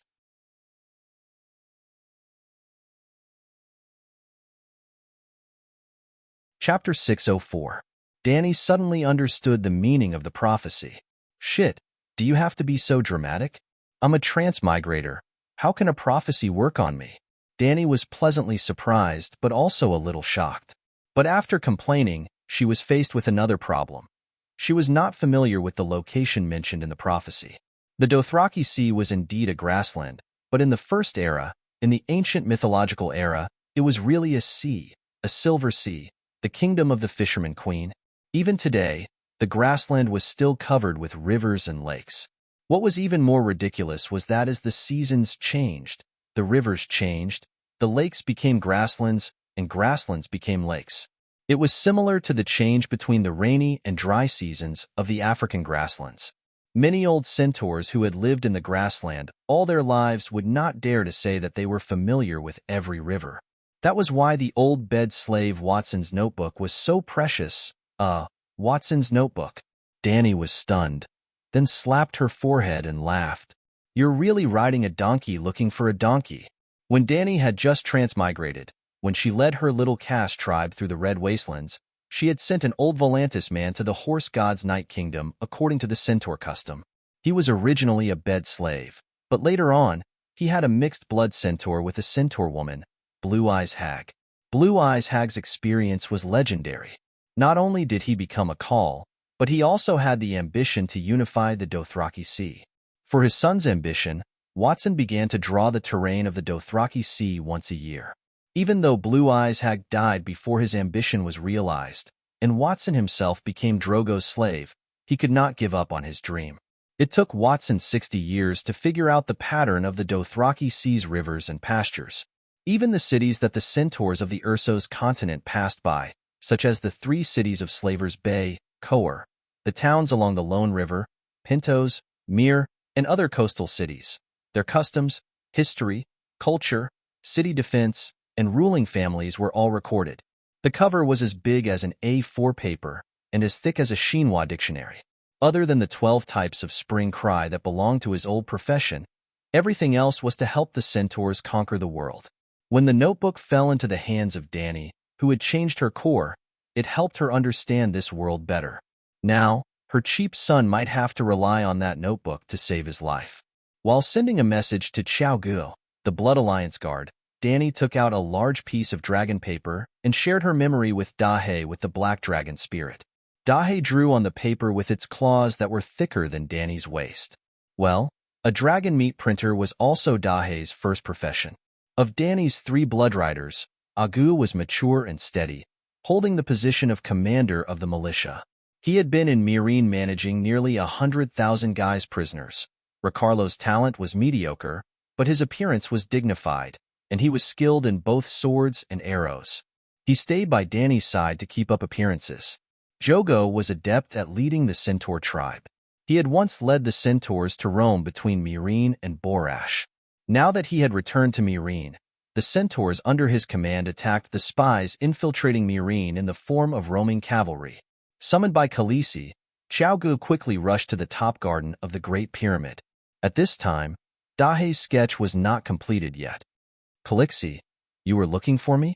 Seeing that he was wearing a brown Dothraki vest, Dany could not help but frown, saying, "Why aren't you wearing chainmail?" "Khaleesi, I don't need to go out of the city to patrol today. I'll stay in Meereen," Jogo said. John Bolton and the Wildfire General did not leave the city either. Weren't they also assassinated? "From now on, you can't take off your armor when you eat or sleep," Dany said sternly. Knowing that Jogo did not like to wear plate armor, she had specially asked the blacksmith Taboo to forge a set of tile steel chainmail for him. Because it was made of tile steel, the steel wires used to weave the chainmail were very thin and sparse. It was only 25 kilograms in total, very light. Perhaps it could not withstand crushing damage, but it was almost immune to ordinary arrows and sword slashes. "Okay." Jogo nodded in agreement. At this time, Dahe had drawn most of the river. There were no characters, only the river, grassland, hills, and other landscapes under the wide-angle lens. "Look, do you know where it is?" Dany pointed to the ground with her mouth. The part of the map of the Dothraki Sea in Watson's diary was mainly studied by Jogo, because he needed to lead thousands of roaring warriors to roam outside. With just a glance, Jogo immediately nodded, saying, "I've never been there, but I've seen this place on the map. It's about 800 kilometers northwest of Meereen." 3 hours later, Dany saw the river in the prophecy. Jogo's eyesight and memory were very good. That place was exactly the same as the scene Dany saw in the Immortal Palace 3 years ago. The sun set in the west, and the open grassland was bathed in a layer of golden-red mist. The river water tinkled, and the brocade-like surface of the river undulated with a layer of slight ripples, like the bright eyes of a naughty child. Jogo slapped the nth bug that landed on his face and asked for the nth time, "Khaleesi, what are we doing?" Dahe walked through the golden-red sunset, and Dany sat cross-legged on the grass beside the river, her eyes slightly narrowed and her expression calm. "Wait, it's not dark yet. It's not time yet." Dany looked as calm as an old dog, but her heart was beating like a drum. She did not see anyone, and for a moment, She suspected that she had overthought and misunderstood the prophecy. But inexplicably, she felt that she could wait for the person she wanted to see here. This feeling had also appeared in the immortal palace.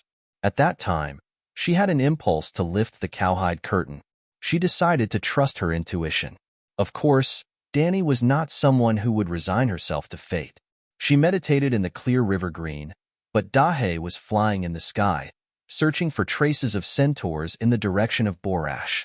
The last rays of the sun fell below the western horizon, and a waning moon cast a faint silver glow on the river. Dani, who had her eyes closed, finally opened her eyes and smiled. Magoo was a typical centaur, cruel, brave, bloodthirsty, unafraid of death, loyal and fearless. He was about the same age as Jogo and Ricardo, and had similar life experiences at least the first half of their lives. They had all been subordinates of other Khalasar, and King Drogo had defeated their Khalasar. He had chosen brave youths and healthy girls from the captives to supplement his Khalasar, and the rest of the centaurs had either been reduced to slaves or bought into slave bay. Jogo, Ricardo, Jiki, Eri, and the other youths had easily accepted their fates. They did not hold a grudge against Drogo for destroying their Khalasar, or the current Khalasar. This was a centaur custom, and everyone knew it. It was a rule of the Dothraki Sea, as natural as the seasons. But Jogo, Quero, and the others had followed Khaleesi, becoming her Kars. Magoo had been assigned to Jocko's Kars. Their fates had diverged in that moment. After taking down the town of the shepherds, Magoo had captured a beautiful young shepherdess, and he had ridden her happily. Then Khaleesi had come. She had taken the spoils from him. This was a great insult to the centaurs. Everyone knew that even the Khal could not take a centaur's spoils of war. After the Khal's death, Magoo finally had a chance for revenge. He had fought bravely, following Jocko's call to intercept and take away Kaholo, who was riding the world's steed. He had dealt the final blow to Bloodguard Kaholo. Because of his bravery, Jocko had promoted him to Bloodguard, and he had reached the pinnacle of his life. He had made a bet with his call that the cowardly women of the Sunset Kingdom would cry at the sight of a child's head on a stalk. He had lost the bet, but he had taken back his spoils from the woman. Now, he could not even remember what the young shepherdess looked like, but he would not forget the pleasure of riding her again until the moment of his death. He still wanted to see the woman's enraged expression and call for her companions to ride with her. Unfortunately, the woman did not get angry. She only swore softly that she would take his head one day. Magoo found it rather boring. The threats from the woman's mouth were like a breeze on the plains. Many years had passed, and Magoo heard more and more news about the woman. He was anxious, but not afraid. He swore that even if her demonic dragon used its mouth to bite his skull, he would not tremble or beg for mercy. On the contrary, Magoo was looking forward to meeting her again. Next time, he would use his curved sword to make her suffer. Only her tears and blood could wash away the humiliation of his spoils of war. Even the Khal could not take his things, so what right did Khaleesi have? When Jocko finally agreed to Wizard Kaholo's request and led the Khalasar towards Borash, Magoo happily pulled over the two female slaves and rode in front of everyone. Unfortunately, the horse god did not look after them. The Pale Mare, another name for the blood plague, took away the Khal's life and unfulfilled ambitions. His Khalasar split into 5 smaller Khalasars in a way that everyone knew. Then, everyone knew that the new Khal would kill the original Khal's son and bring his wife to Horse King City to become a Dosh Kalen. Lilith and Khaleesi were also dead. The new Khal only had one goal left, to kill Jango, who rode the world's steed. That woman's actions inspired Jocko. Before he died, he also wanted to send his only son to Horse King City. Magoo was a bloodguard and would carry out any orders from the Khal, even if it meant suicide. Thus, before Jocko completely died, he chose 300 elite knights from Khal's army and led Jango and Glyze to leave the camp under the cover of the night. It was almost exactly the same as that woman back then. However, Jango was just as terrifying as Leg back then. They were both so outstanding that the Dosh Kalen called them riding the world's steeds. Magoo suspected that riding the world's steeds was not a blessing, but a curse. Otherwise, Why would they all end up in such a miserable state? They cursed their parents, cursed themselves. Yes, Django was about to die. He was a good horseman who was like a white lion on the plains. He was not even 4 years old and had killed 2 roaring warriors with his bow during the process of breaking out of the encirclement. However, there were just too many enemies, 10 times their number. Little Khal Django was still too young. His chest was slashed by the enemy's scimitar, and he did not have long to live. Khal's 300 cows army also withered away. As a blood guard, Magoo was not afraid of death. He was even glad that he could die in battle. However, he had regrets. He regretted that he could not complete the Khal's last wish. He regretted that the little Khal would be like Leg, having his head chopped off and hung on a bamboo pole. He also regretted that he could not raise his scimitar and charge at the Megalosaurus. Sigh. In order to slay a dragon, he had even practiced using grass-stuffed cloth many times.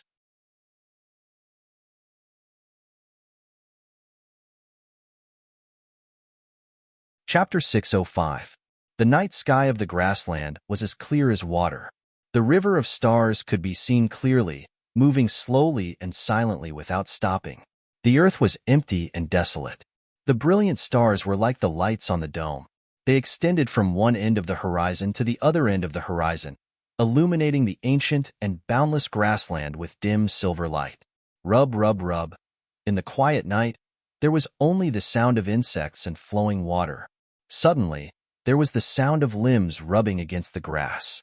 There was also a hint of blood and the faint smell of grass. Who is it? Xiao Gu suddenly stood up, his hand on the hilt of the scimitar at his waist, and looked towards the south cautiously. A tall and strong white horse walked out from the grass beside the river. Under the moonlight, he could vaguely see 2 children sitting on it. The one in front was lying on the horse's neck, motionless. The 3 or 4-year-old girl behind, with long silver hair and a Dothraki-painted vest, heard Xiao Ji's shout. She immediately cried softly. Her cries were weak and filled with helplessness and fear. Calixi, I don't know which tribe these centaur children are from. One of them seems to be injured. Xiao Gu turned back and said to Danny, who was still sitting cross-legged on the grass, Bring them here. Danny opened her eyes. Her voice was filled with complex emotions. Where are you from? Xiao Gu took the horse bit and carefully looked at the children on the saddle. The one lying on the horse's neck was a silver-haired boy who looked to be 7 or 8 years old. The wound seemed to be on his chest, and the blood that flowed out dyed the horse's stomach red. Hearing the sound, the girl could only cry. The boy slowly raised his head, revealing a pale face and dim purple eyes. Xiao Gu noticed that the boy was still holding a small scimitar in his hand, and his right hand was holding the scimitar tightly. Who are you? The boy's eyes were as alert as an injured lone wolf. Good boy. Xiao Ji's eyes lit up and praised with a smile. Calixi, this little wolf cub is a good centaur. Danny stood up and looked at the boy strangely. Different from her oval face, the boy had a chubby round face and 2 dimples on the side of his face. Silver hair and purple eyes belonged to a foreign race, but he also had the bronze skin of a centaur and almond-shaped eyes. Boy, who are you? Danny withdrew her distracting thoughts and asked knowingly. The boy stared at Danny with his eyes wide open. There was a moment of confusion. I'm Django, the son of Khal Jocko. Who are you? It is indeed a centaur. Danny face-bombed. Only centaurs would have such a hard head. Even a slightly smarter child would give a fake name when being chased for thousands of miles. Jake? The admiration in Xiao Ji's eyes quickly turned into cold killing intent. He pulled out his scimitar and was about to strike. Don't move. Danny took a step forward and pressed on Blood Alliance guard's shoulder, stopping him from moving. Calixi, he's Jake's son. We can kill him to avenge Prince Leg. Xiao Gu whispered. I know what to do, Danny said, and went forward to take the scimitar from the boy's hand. The boy held it tightly and still wanted to struggle. After that, she personally carried him down from the horse's back and went to the river to clean his wounds. Ding, ding, dang, dang. When she moved his body, the 5 or 6 bronze bells on his braid shook lightly. The girl on the horse also stopped crying. She was like a wooden stake, with lifeless eyes and a helpless expression, sitting on the saddle in a daze. You were stabbed in the chest and lost too much blood. You can't live, Danny said to the boy. The boy's chest injury was indeed very serious. He was stabbed from the right shoulder all the way to the left side of his abdomen. Under the skin of his chest, the cracked ribs and the internal organs in his lower abdomen could be faintly seen. Because of the excessive blood loss, his body was soft and had no strength at all. "Oh," the boy replied. There was no fear on his face. "I killed two. There is no blood on your scimitar," Danny said. "I used a bow and arrow and pierced their throats." The boy said, "You're going to die. Aren't you afraid?" Danny took off the painted vest and silk pants on his body and asked curiously, "What is death?" The boy asked blankly, "You've killed people before. Don't you know what death is?" Danny's tone became more and more strange. "I don't know, but I'm not afraid. My mother said that I'm riding the steed of the world. There's nothing that can scare me." The boy's face was pale. The pulled wound was so painful that his gums clenched and his body trembled. A pair of large, almond-shaped eyes unconsciously flowed with tears. "You're crying, and you're still saying that you're not afraid?" Danny laughed. I'm so cold. I don't know. I'm cold." The boy's voice gradually weakened, and the light in his eyes disappeared bit by bit. Danny sighed and began to extract the thin spiritual essence in the world. She chose a Type B active spiritual essence and merged it with the Holy Mother's divine power to create the holy healing art. Boom! A ball of milky white flames appeared out of thin air and enveloped the boy who had been washed clean of blood. The white ball of light had a holy and majestic aura, but it also had a kind and holy aura. The Dragon Queen held the boy with both hands, as if she was holding up a bundle of firewood that was burning with white flames. The wound on the boy's chest was healing at a speed visible to the naked eye. The temperature and power that he had lost gradually returned to his body. However, he had lost too much blood and was still unconscious. "Calixir." Xiao Gu was dumbfounded. "This is the holy healing art," Danny explained. "I know it's the holy healing art. However, isn't the holy healing art not supposed to be used on people other than believers? Moreover, it's so huge." Xiao Gu gulped and said with difficulty, I'm different from others." At this moment, Danny had already given the holy healing art to the high-ranking believers. There were already many holy disciples who could use the holy healing art in the Westeros. They could obtain a certain number of spell slots through praying. 1/3 to 1/2 of the power of faith would be used as Blackie's reward. The rest would be converted into the Holy Mother's divine power and stored in the pool of faith. When needed, they could extract it at any time and convert it into holy healing art.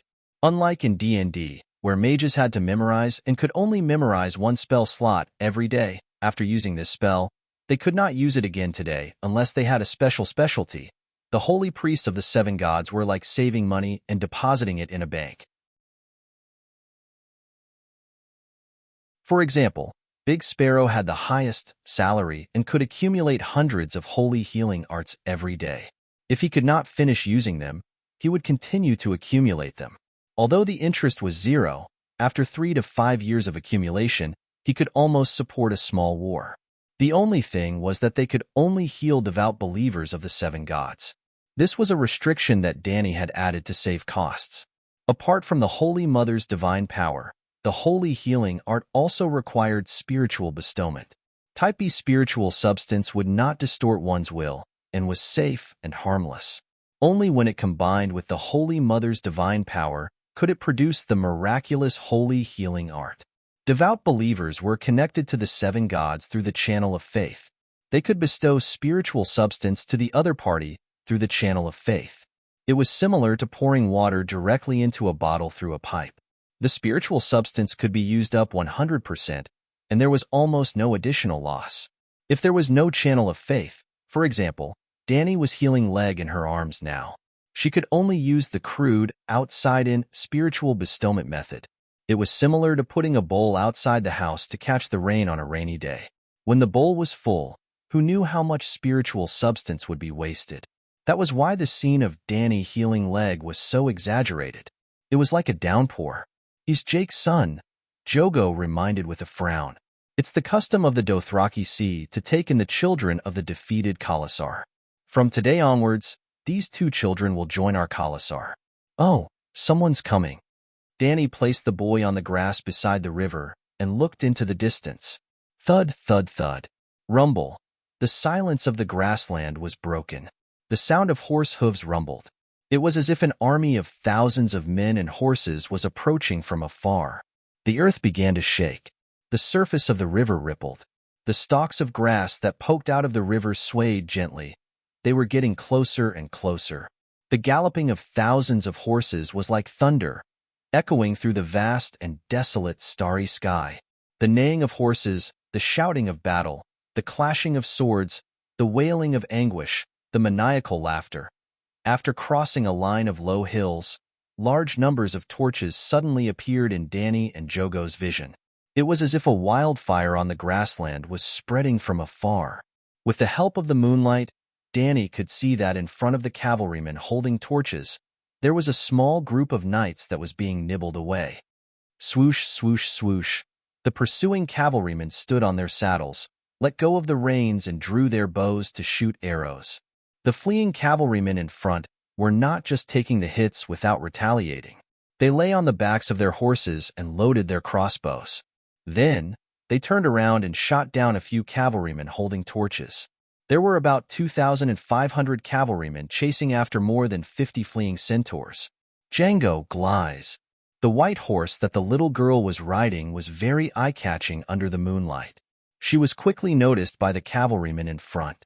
Horse God, it's you. When they got closer to the white horse, the leading cavalryman in front also saw Dragon Queen standing there with both hands on her sword. He recognized the Dragon Queen. Ah, Calixi. Danny Glies of the Sea of the Setting Sun. Dragon Queen. Most of the chased cavalrymen in front recognized her and shouted out in shock. There were all kinds of names, but most of them were Calixi. She was indeed their Calixi. For years ago, these people were still the roaring warriors of Drogo Khalasar. Haha, horse God bless me, for me to meet you at this time. Kill, kill, kill. When the leading centaur saw the queen's smiling face under the moonlight, he was so shocked that he stopped his galloping warhorse. But in an instant, he whipped his horse's butt, pulled out his scimitar, and charged over. Dragon Queen stuck her sword in front of her, one hand on the hilt and the other pulling down her visor. She did not dodge. Jogo carried the crying little girl down from the horse and placed her beside the boy. He held up a large oak shield and squatted in front of the two children. Kill, kill, kill. The cavalryman was getting closer and closer. She could even see his blood-stained, twisted face and his red eyes that were shining with madness. Scram. When the cavalryman was within 10 meters of Dragon Queen, she spoke. 5 dragon spirits, imitating the soul-destroying blow of the Dragon Slayer horn. Hiss, hiss. Bearing the brunt of the attack, the cavalryman's eyes rolled back. His warhorse's hooves trembled and fell to the ground. It slid 7 to 8 meters and stopped right beside Danny. And this was just one of them. The 50 or so cavalrymen who were running away were all thrown off their saddles and fell to the ground, groaning in pain. Their warhorses lost their strength and fell to the ground. The few hundred cavalrymen who were the most anxious at the back were too close to Dragon Queen. As if they had stepped into a horse trap, their horses lost their footing and the cavalrymen fell. The remaining cavalrymen quickly pulled on the reins and tried to calm the warhorses that were out of control.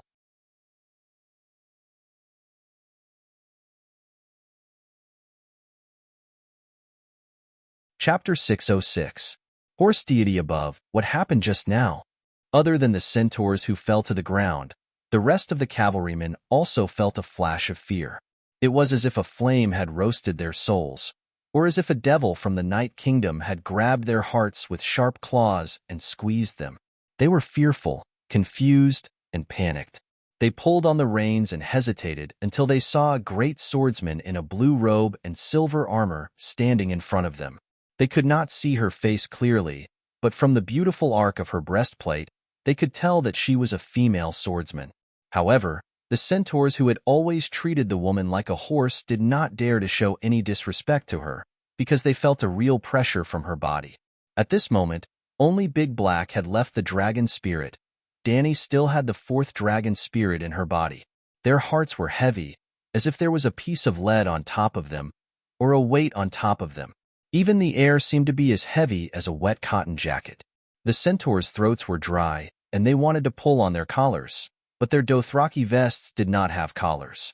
They also noticed that all the centaurs and warhorses who fell to the ground could form a fan-shaped area, and the tall female knight who was holding on to her greatsword was in the center of the fan-shaped area. The centaurs had a hard head, but they were not stupid. They also had a wealth of common sense that everyone knew. They did not know what she did, but they were very sure that she was the one who did it. Which, some of the centaurs screamed, "Release the arrows! Kill the witch!" Call, who was 100 meters away, waved his scimitar and ordered loudly. Bang, bang, bang, buzz, buzz, buzz. In an instant, the sky was covered by a rain of arrows. Like raindrops hitting banana leaves, they landed on Danny's body. Ding, ding, dang, dang. The armor that was personally forged by the 7 gods of blacksmiths fit perfectly on Dragon Queen's body, not even leaving a gap for the arrows to hit. The armor was made of steel, so it would not be pierced by bone, bronze, or black iron arrows. Moreover, many of the centaur's arrows were only sharpened with wood and bamboo sticks. You are courting death. This kind of behavior did not harm the Dragon Queen in the slightest, but it angered her. She planned to show off in front of her cheap son to subdue him. Wang Peng, behind the silver armor, a pair of huge, pigeon-like wings suddenly popped out. They were made of white holy flames, and every feather was clearly distinguishable. There was a kind of heavy feeling of reality and scorching majesty. This time, she did not restrain the flame power of the fire wings. His angelic wings flapped gently, and the lush grass stalks around him were quickly roasted to a golden brown, withered and curled up. Then, with a bang, they burst into flames. At this moment, the laws of physics were broken. Newton covered his face and walked away, while the Dragon Queen escaped from most of the gravity. Clang! She leaped forward and jumped 4 or 5 meters away. She also took out the sword in her hand and left the scabbard in place. The snow-white blade, 4 feet long and half a foot wide, reflected a cold light under the scorching flames. The light-winged birdman ran faster and faster. She, who had lost 80 to 90% of the gravity, was really like a galloping horse, graceful and graceful. The Qing Gong of the celestial dynasty Wuxia blended with nature and left no traces when he stepped on grass. The Dragon Queen's magical Qing Gong was vigorous and vigorous. Along the way, heat waves rolled, and the grass and trees were set ablaze, creating a path of flames on the ground. Wong wong wong. The snow-white sword that she dragged on the ground also started to spread bright red magic runes from the sword guard to the tip of the sword. In an instant, the iron sword became a burning and twisted flame. It took a long time to describe, but from the moment the Dragon Queen pulled out her sword and charged, to the time when she approached the 2,000 horse cavalry who were still shooting arrows, only 4 or 5 seconds had passed. After 4 or 5 seconds, she crossed a distance of 100 meters. The Dragon Queen also accelerated to the maximum. Magic power exploded, and the remaining 10% of the gravity was also turned into an upward force in an instant. Then, she leaped up like a real bird, flying 10 meters high and spreading her wings of light to glide 30 to 40 meters. Under the shocked cries of the 2,000 horse cavalry, she landed in the middle of the cavalry. Kill. With the addition of the 5 dragon spirits, the soul-extinguishing strike rippled in all directions like water waves. Boom. The blacksmith's flame god power caused the king's sword to explode with heat, and the air was also distorted. Chi. With a wave of the Dragon Queen's hand, a few horse cavalry within a 3-meter radius were sliced in half. Not a single drop of blood flowed out from their broken bodies, and a ball of orange flame even rose up, igniting their clothes and hair. Hiss, hiss, hiss. Ah! With the Dragon Queen as the center, The people and horses within 100-meter radius were thrown off their feet. The horses fell over in fear, crying out in grief. The horse cavalry fell to the ground, howling wildly. Danny raised the blazing Red King's sword and stood in the middle of the chaos in a daze. This pretentious act, the dragon spirit's soul-extinguishing strike, was already enough to clean up the small fries, and the flame sword had instead become a useless dragon-slaying skill. SSSS, this group of horse cavalry was too weak, making her lose interest in acting pretentious. Danny directly called Blackie down. "Ah, demon mother of dragons. Ah, Calixie. It's Calixie from the Sunset Sea." Immediately, the clear-headed horse cavalry recognized the identity of the person who was unparalleled just now. Many people called her Calixie. Jake's Blood Alliance guards and Kars came from Drogo's Khalasar. Many of the horse cavalry who were chasing after them were also Drogo's original subordinates. Back then, these horse cavalry followed Jake and betrayed Drogo. Now, these horse cavalry are still following the new call, chasing after Jake's orphan. You can't blame the horse cavalry for not being loyal. The weak are prey to the strong, and only the fittest survive. Following the strong is the social law of the Dothraki Sea. Who is the call? After Blackie burned a few hundred horse cavalry who were trying to escape, the remaining 2,000-plus horse cavalry all surrendered obediently. Dragon Queen raised a dragon flame fireball and looked around. Using the Dothraki language, she shouted, "After Jake's death, there are 5 new calls. Stand out." The horse cavalry closest to her was 20 meters away. They all widened their almond-shaped eyes and looked in horror at the fireball that was wantonly releasing light and heat in the air. They looked at the inhuman Calixie under the fireball and the megalosaurus that flitted across their heads like a demonic shadow above the fireball. "Dragon Queen, I am Terpukal. I admit defeat to you." A tall horse cavalry in his 40s had the word "door" painted blue on his face. His braids were half a meter long, and every step he took caused a string of bells to ring. When he was 10 meters away from the Dragon Queen, Terpukal knelt on one knee and pulled out the Iraq scimitar at his waist. Sticking to the back of his head, he cut off the greasy black braid and threw it at the Dragon Queen's feet. "You're the only one?" Danny asked. "I am the strongest call after Jake's Khalasar. I have 3,000 roaring warriors. With me chasing after Khal Jake's Blood Alliance guards and son, they will be at ease," Terpukal said. "Where are your Blood Alliance guards?" "Tell them to come out," Danny said. Terpukal was puzzled, but he still waved to the crowd. A young and 2 middle-aged strong horse cavalry walked out. Danny raised her foot and kicked Terpukal's long braid back, causing the bells to ring. Under the shocked, angry, and puzzled eyes of the 4 horse cavalry, she said, "I don't want you to admit defeat. I want your Khalasar." "You're not Khal," Terpukal shouted angrily. "I'm not," Danny nodded and said loudly. "I'm riding the steed of the world. I'm the supreme Khaleesi of the Dothraki Sea of Grass. All horse cavalry must submit to me." It sounds a little embarrassing, but Danny didn't want to compete with her cheap son for this embarrassing title. Riding the steed of the world was the original translation, but the real meaning was Heavenly Khan. It could only be said that even if Leg was really riding the steed of the world in the horse cavalry's prophecy, he could only be the second-generation leader. He had to wait for the Dragon Queen to retire. Terpukal was shocked, and then he became furious. He shouted angrily, "You're delusional. You're a woman, and a woman can't ride the steed of the world. Everyone knows that." "Everyone knows." His 3 Blood Alliance guards answered loudly, "Everyone knows." The horse cavalry in a circle also looked at each other, and then there were scattered voices. "Come on, this is Khal's challenge." Danny pointed her sword at Terpukal and said, "I'm Khaleesi, your Khal. We both have a Khalasar, and the winner gets everything. Everyone knows that." "Everyone knows." Her blood guards drew their swords and stood beside her, shouting loudly. Big Black, who was above the starry sky, echoed in a thunderous voice, "Great all-knowing Tao." The horse cavalry in the crowd trembled and looked up at the sky, most of their eyes popping out. "Everyone knows." Black Dragon roared again, Everyone knows, everyone knows. The horse cavalry also shouted. At first, it was sparse, but gradually, everyone shouted together, and their voices spread far and wide in the wilderness. Terpukal and his blood guards' faces turned pale, and they looked angry and frightened. This was Kal's Kalasar, easy to come and easy to go. Only strength was eternal.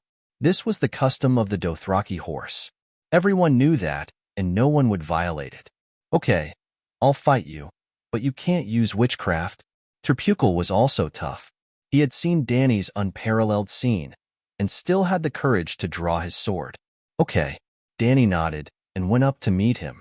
Terpukal was not weak. The curved sword in his hand seemed to come alive, and his body was light and agile. A series of sparks flew in front of Dany's chest, shoulders, and back belt. These attacks were almost useless, except for making a few bean-sized cuts on his curved sword. They did not even forcibly reduce Dany's HP. The Dragon Queen's swordsmanship was grand and imposing. She had strength and speed, and after a stalemate of 7 or 8 seconds, she slashed the horse cavalry's shoulder with her sword. Like a worker chopping a tree with an axe, the horse cavalry was cut in half from the left shoulder to the right chest. He did not even wear leather armor, only a Dothraki vest made of sheepskin. Dany's steps were also very light. She calmly took 2 steps back to avoid the spurting blood. The whole place was silent. The roaring warriors were silent. Xiao Gu was calm, and the 3 blood guards' eyes were red. After that, Dany killed another blood guard, and Xiao Gu, who was wearing steel mail armor, killed the remaining 2. Khaleesi, ride the steed of the world. More than 2,200 roaring warriors uniformly knelt on one knee, bowed their heads, and offered their horsewhips to Dany. This meant that they acknowledged the result of the Khal tournament and officially submitted to Dany. Dany smiled. She walked past the newly recruited horse cavalry and found Magoo, who was paralyzed on the ground and dizzy. This blood guard named Jake also noticed the Dragon Queen. He stared with his almond-shaped eyes, tilted his head, and shouted, "Call your dragon over. Eat me, and burn me to death with dragon flames." "Do you still remember the name of that girl?" Dany asked. This question came out of nowhere, but Magoo, who had always remembered the grudge between him and the Dragon Queen, immediately understood who the girl was. "I never knew her name. I even forgot what she looked like. I only remember that she was a very old goat woman. Ha ha ha."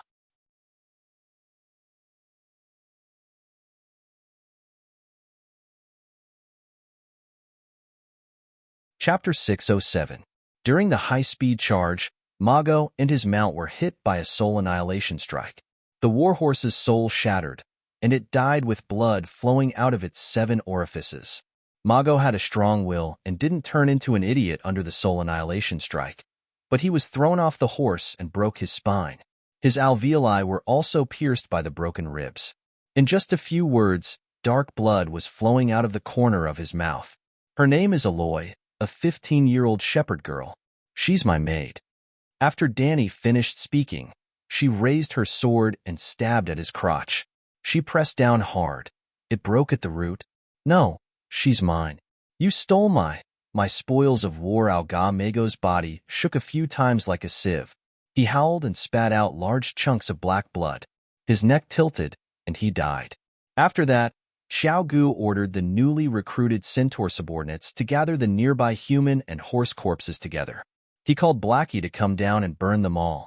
Yes, Terpkal and his Blood Alliance guards, even Jake's Blood Alliance guard Mago, all had their own special crematorium. Their warhorses and weapons from when they were alive also entered the Night Kingdom with them in the fire. "You saw it all?" Dany walked to the river and asked Leg, who was staring at the fire-breathing dragon with wide eyes. "I saw it. It's so big." The boy nodded. The lip-like wound on Leg's chest had already healed, leaving only a pink mark. But he still lost a lot of blood, and holy healing couldn't replenish it. At this moment, his head was dizzy, and his face was pale. Dany laughed and shook her head. "I defeated Terpkal's 2,500 roaring warriors and killed him and his Blood Alliance guards in the Khal tournament." "You saw it all?" The boy's round face was dazed for a moment. The peerless, chaotic dance from before was too unrealistic and left an indelible mark on his young heart. I didn't know witches were so strong. The boy sighed. Danny's face darkened. Do you understand what this means? What? The boy was confused. You and your sister will follow them and join my Colossa. Your sister will become my maid. You will be a stable boy first. When you grow up, you will be my roaring warrior. You will fight for me everywhere. Oh. The boy was stunned for a moment, but he quickly nodded in agreement. Now, tell me, who are you? Danny repeated the first question she asked when they first met. I am Django, your stable boy. Who am I? You are my Calixi. Very good. Danny nodded in satisfaction. It's not that centaur children are easy to trick, but centaurs are simple and honest. For example, Jiki, Iri, Ricarlo, Jogo, Ago, and Quiro, Danny's 6 most loyal centaurs, were all prisoners of war that Drogo had plundered from the other Khalasars. Most of their parents had died at the hands of Drogo and his roaring warriors. However, after joining Danny's caste, they had never been disloyal, nor did they have any thoughts of revenge for their original tribe. This was the ecological environment of the Dothraki Sea. If not for this, Danny would have eaten too much. Would she be unparalleled in front of a mere 2,000 centaurs? She could just call Blackie down and the 2,000 roaring warriors would still surrender. However, Danny had to establish the image of a peerless powerhouse even without the Megalosaurus, subdue the roaring warriors, and also subdue the heart of her cheap son. Yes, tonight's performance was mainly prepared for Leg, because she realized that this boy was unexpectedly mature. He was not even 4 years old, but he was neither servile nor overbearing. He spoke well, his mind was clear, and his thoughts were very organized. Look at that fool Gliss who only knew how to cry and could not even speak a complete sentence. She was how a 4-year-old child should be. Since that was the case, she would use the method of dealing with adults to get along with him. Leg was a good centaur. He would be like Jogo and the rest, loyal and devoted to Calixi. That was enough. From today onwards, forget the name Django. I will give you a new name. Danny frowned as she pondered. What kind of name would have both meaning and not arouse suspicion? How about following his younger brother's names? Blackie, Little White, Little Green, Little Gold, Little Red, and then call him Little Silver, because his hair was silver, or Little Purple, because his eyes were purple, or Little Round, because he had a round face. Well, Leg was born a few days earlier, so he really was Blackie and the other's older brother. However, Leg was born by cesarean section. If one counted from the birth of consciousness, Blackie, Little White, and Little Green were older than Leg. No, Little Silver, Little Purple, and Little Round were too close. People might guess something. Danny shook her head and began to recall the historical figures of the Celestial Empire. It seemed that there was no emperor with Leg's experience. How about choosing one from Genghis Khan, Nurhasai, and Aguda? It would be too different among the centaurs, too rare, and even more eye-catching. Hey, you'll be called Simba. In the end, Danny, who had run out of ideas, had no choice but to choose the name of a little lion, Lion King Simba. After that, Danny pulled Xiao Gu aside and warned him seriously. Not many people know about Simba's injury. Don't tell anyone that I treated him. If someone asks you about what happened tonight, just say that there was a blood plague in the Sea of Grasses. I was worried about the centaurs, so I came out to investigate. It was purely an accident that I met Simba and these roaring warriors. Also, immediately inform me of the person who asked about this. Why? Xiao Gu asked blankly. Danny frowned and thought for a while. Xiao Gu was not as intelligent as Kue Luo, but he still had some brains. At least, he had the talent and magnanimity to be a captain. Moreover, she needed someone to secretly take care of, protect, and nurture Simba. For safety reasons, Simba would continue to hide his identity and grow up among the centaurs. Xiao Gu had always been her choice to lead the Khalsa. Thus, she decided to tell him the truth. He is Leg. Who? Xiao Gu was confused. Django, the child of Zhuo Gu and me, Leg, Danny repeated. Xiao Gu widened his almond-shaped eyes and muttered, Calixi, you miss His Highness Leg too much. It's a little. That's not your child. Leg has black hair and a small head. Simba, Leg was born 2 days earlier. I purposely used a feather pillow to disguise myself as a big belly. After Lilith's child was delivered by the witch, I swapped Leg and Django. The real Django also has silver hair.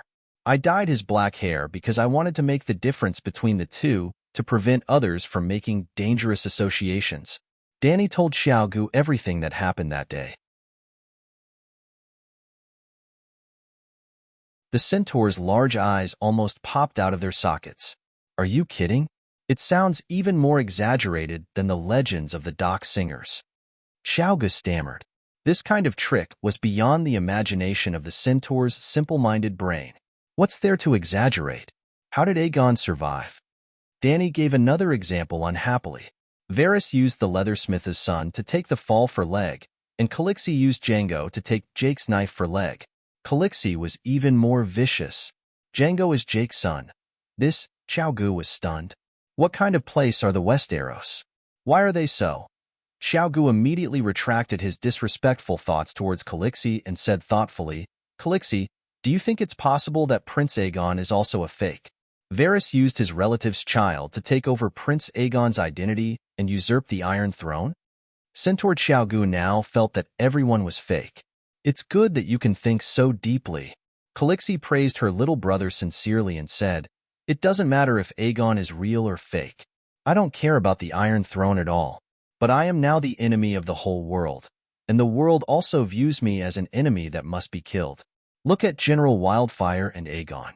Didn't they get assassinated the last time? I'm not afraid of those rascals, but Simba is too young and overprotected. It's like a flower in a greenhouse, which is not conducive to his growth. Let my enemies think that I only have Aegon as a relative. My enemies hate me, so they can only attack Aegon. Aegon is a target, but also a magnet that draws out my enemies, just like the regretful guest of Queers last time. And Simba can be like an ordinary person, under the sun, in the rain, and without any worries, he can grow up without any psychological trauma. Calixi, you are so cunning. Xiaogu also praised sincerely. Calixi was not angry and only sighed. Don't blame me for being cunning, but the world is too difficult. Following that, she said, now that you know Simba's identity, you have to nurture him well. Teach him archery, riding, using the scimitar, leading the roaring warriors, managing the Kala Lassa. Don't be too obvious. Choose a batch of outstanding centaur youths and let them grow together. They will be his future companions and also his cover. Don't worry, I will definitely teach His Highness Leg well and protect him well. Xiaogu suddenly had a holy and great sense of mission. His fighting spirit was high as he said excitedly, centaurs are simple. When you were in the Kala Lassa, you took special care of Simba, and the centaurs did not find it strange. But when facing others, sigh, the people in the city are cunning and have many tricks up their sleeves. You have to be careful. If you don't know how to lie, try to be taciturn. If you don't know how to hide your expression, just keep a straight face. Calixi instructed the Blood Alliance guard earnestly. The excitement on Xiao Ji's face immediately disappeared. He said woodenly, got it? Also, don't tell anyone about this. Don't tell Agu, Kueluo, or Ricardo. Danny reminded again. Xiaogu had just revealed a doubtful expression when he seemed to have thought of something. He immediately put on a straight face and asked woodenly, why? Sigh, you are all my blood. You are worth entrusting your lives to. Of course I trust you.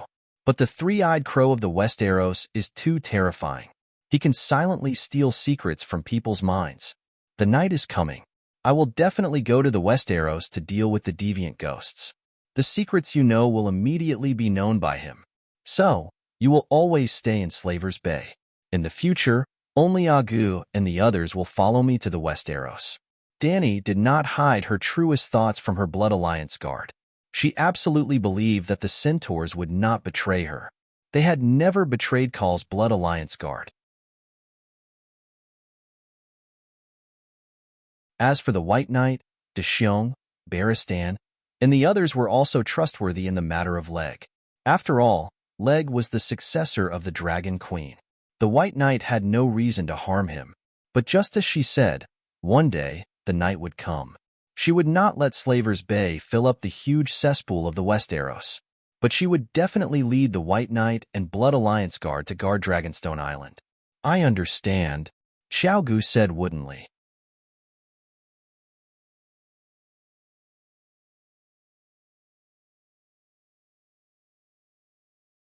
Chapter 608. Simba had lost a lot of blood. Dany was a little worried that if he was allowed to slowly recover through food, it might damage the foundation of his body due to his young age. Even when Aegon was stabbed, she could think of secretly transfusing blood for him.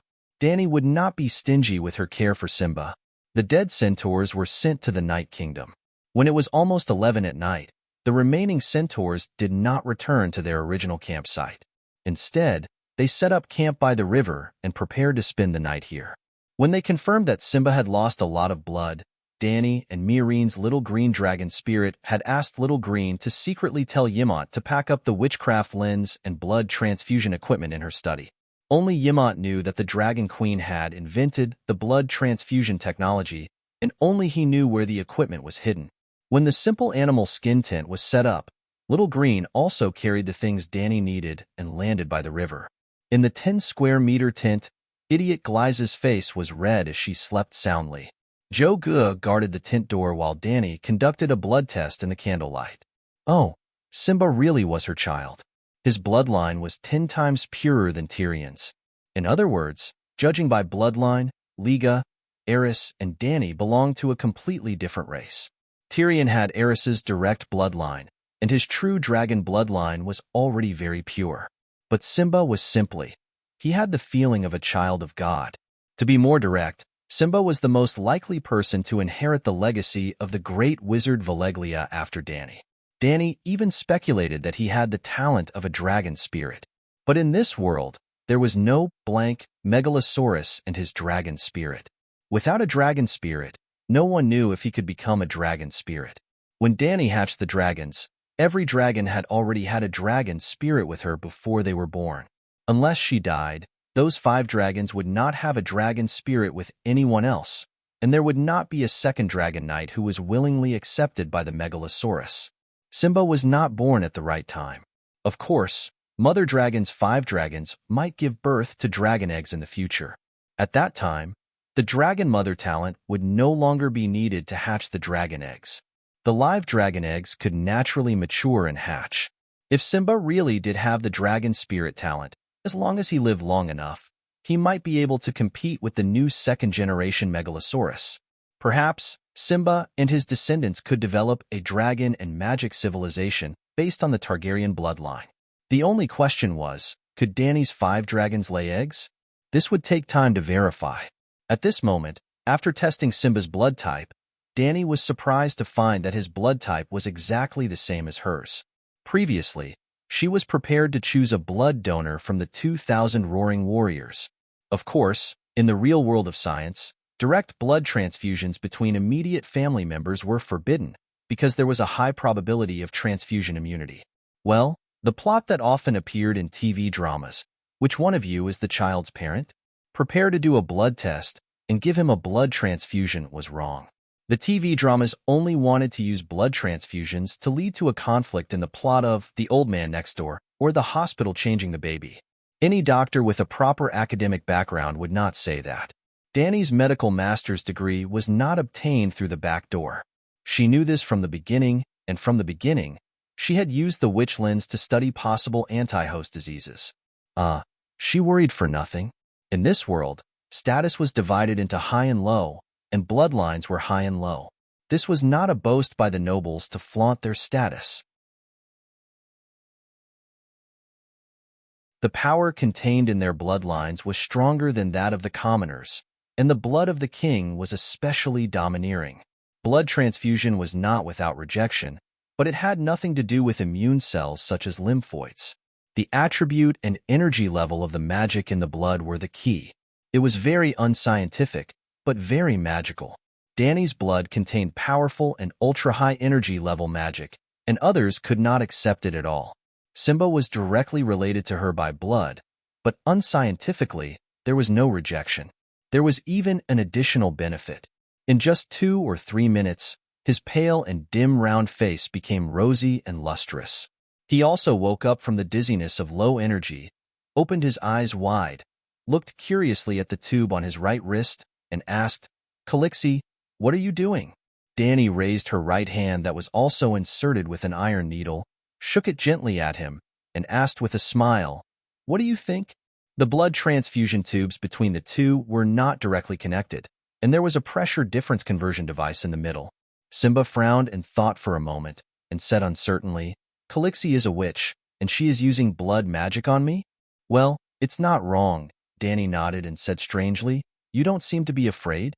Simba opened his almond-shaped eyes wide, looked at the dark red blood in the light-colored gum tube, and murmured, "It's very comfortable, hot, and strong. Not afraid." Danny rolled her eyes and quietly used the fire-gathering witchcraft in her body. Well, it was like using magic flames to roast herself. She took out a thermometer and inserted it into her armpit, waiting for the temperature to soar to 40 degrees dragon before stopping. "How do you feel now? Is it hot?" "It's hot, not hot." Then Danny replaced the thermometer with an outdoor thermometer, raised the temperature by 5 degrees dragon, and asked, "How about now? Is it hot?" "It's not hot." After that, Danny raised the temperature by 3 degrees dragon every time, until it reached 80 degrees. Simba's round face was fiery red, and he was sweating profusely. The true dragon bloodline was resistant to heat. This was not unusual. On the contrary, Simba could only persist to 80 degrees, which made Danny a little disappointed. But then, she had a trace of doubt. 80 degrees was already very inhuman. Did Jake and the others not notice any abnormalities? Impossible. "Did anyone else notice the abnormalities in your body?" Danny asked. Simba was at a loss, as if he did not understand what she was asking. "Were you scalded when you were bathing or drinking soup?" Danny asked. Scalded. Scalded. It meant that he did not have such a high resistance to heat before. Looking at the blood transfusion tube between the two of them, Danny was thoughtful. Perhaps her blood could stimulate her cheap son's fire resistance talent? Simba looked at her blankly with round eyes. Her guess was soon confirmed.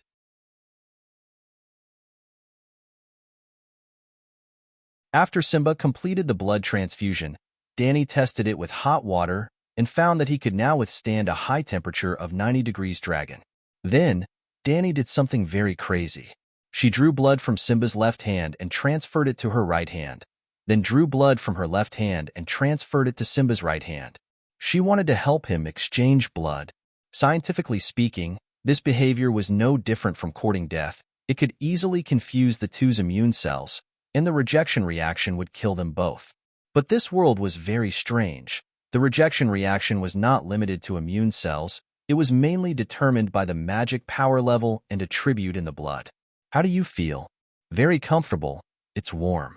Simba's cheeks were rosy, and his eyes were bright. After about 2 rounds of exchange, the blood exchanged was twice the total amount of blood in Simba's body.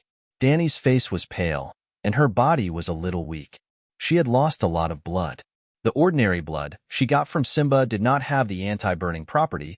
It could not withstand the calcination of flames at all, and it was quickly decomposed into basic nutrients such as amino acids and protein in the high temperature. It was like she ate a big bowl of duck blood soup, but drew out the same amount of human blood as the duck blood. Obviously, the duck blood she ate could not make up for the same amount of human blood. She lost a lot. After the ordinary blood was removed, Simba's body was almost entirely Danny's anti-burning blood. In other words, Danny had lost the total amount of blood in Simba's body tonight. She could not take it anymore. But the effect was gratifying. Simba's fire resistance had almost undergone a qualitative change, from 90 degrees to the thermometer specially used to measure the outdoor temperature in Astapor could only reach 100 degrees. Anyway, Simba was no longer afraid of scalding his mouth when eating hot pot. Danny was not sure how long this state would last. After all, leaving her body, the anti-burning blood would slowly lose its magic power. Joe Gu would stay in the grasslands, leading the newly subdued Howling Warriors back to Myrene from the grasslands. After Danny helped Simba exchange blood, she rode Blackie and left alone. Yep, Simba stayed with the group, with the many centaur children. Danny did not want him to stand out too much, lest he arouse the suspicion of some quick-witted but evil people. Of course, the grasslands were in chaos and danger. There was the Borash blood plague, and the colossus who had joined the Alliance army all over the grasslands. Danny was not naive enough to think that nothing would happen to Joe Gua and the 2,000 people. When treating Simba's injuries, Danny left a soul mark on his chest. Little Green, who had delivered the witch lens and blood transfusion equipment, also stayed. Little Green would hide in the clouds, watching the group enter Myrene. When the sun rose in the east, Danny landed on the top of the Great Pyramid of Myrene. After a tiring night and giving so much blood to Simba, she slept until 2 in the afternoon. When it was time to eat, the centaur maid even brought the spearwoman Morona over. "Your Majesty, did you not find the blood oath guard Mago? Should I continue to search with Hogg and the others?" The spearwoman asked with concern. "No need, I found him." "Then, what orders do you have for me?" Morona asked curiously. "Don't bother about the Jade Sea mercenaries at the Raza River in the east. Focus on investigating and monitoring Borash. I need to know how much damage the Blood Plague has done to the Alliance army and the Dothraki Colossus. We also need to prevent those people from secretly sending the plague patients to us." Danny originally only had Borash, Gisela, and Morona, 3 shapeshifters. Later, she borrowed 4 from the Horn of Queen, making a total of 7 shapeshifters.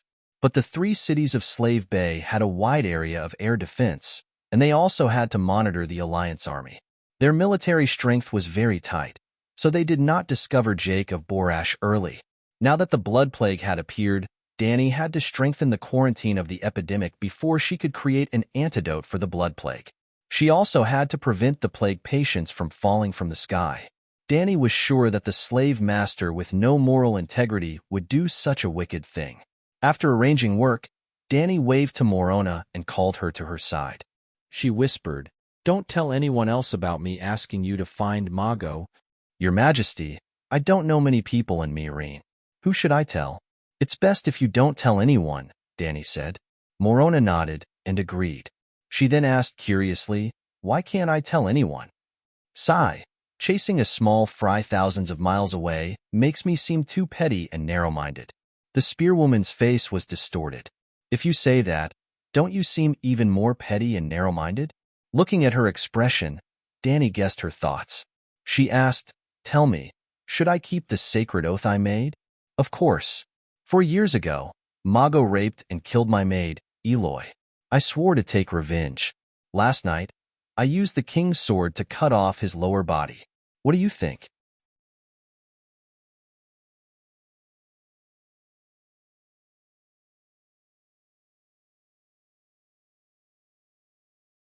Chapter 609.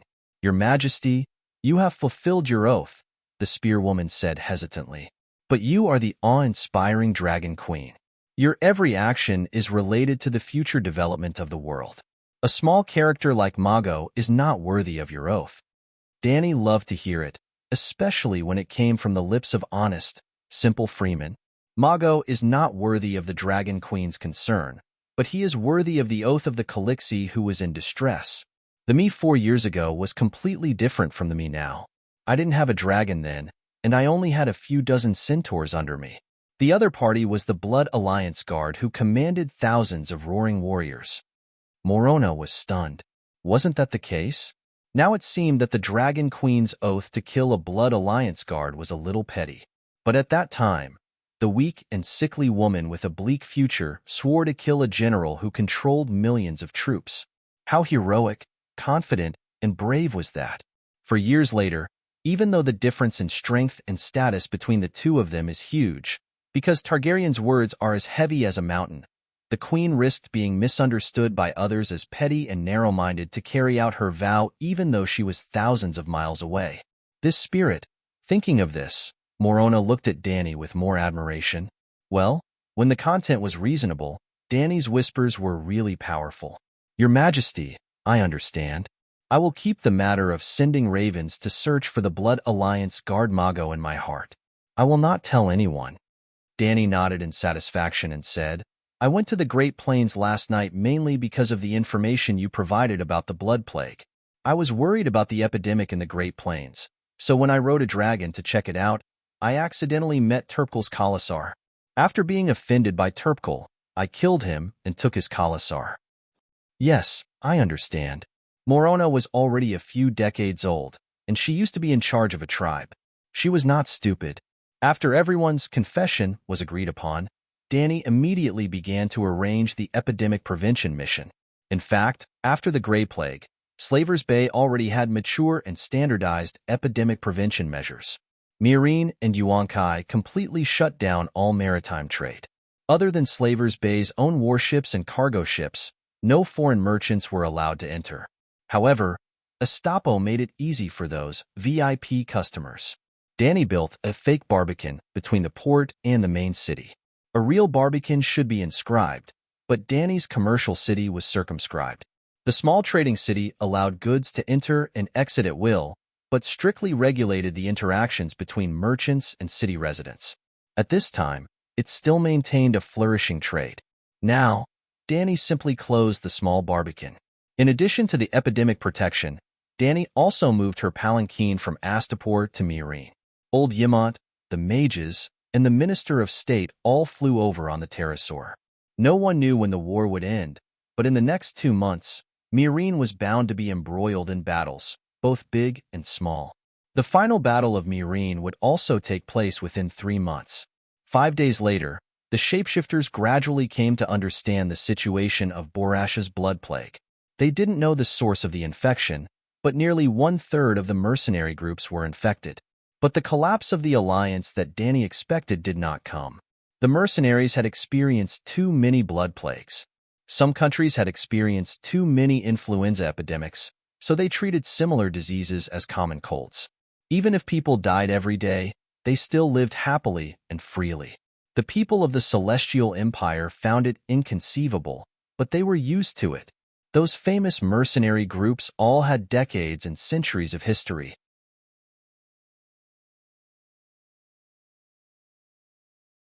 Similar to the Second Sons Regiment, they even had thousands of years of history. Even if they were wiped out by the Dragon Queen, a large number of mercenaries immediately rushed to rebuild the Second Sons Regiment. These old mercenary groups fought every year and every month.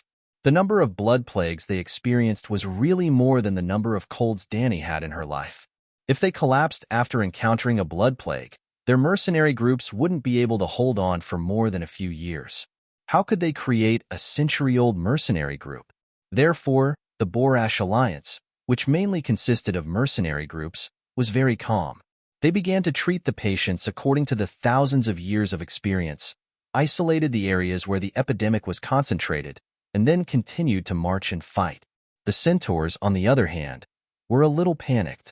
Once, when they encountered the White Cloud City in the Red Wasteland, everyone knew that there were ghosts in the Dead City. They couldn't enter as they would be cursed. It was obvious that the centaurs' way of dealing with the plague was to hide. Stay far away. The 7 to 8 colossus that swarmed towards Borash were like frightened birds in the forest. They scattered in all directions and escaped into the sea of grass in the north.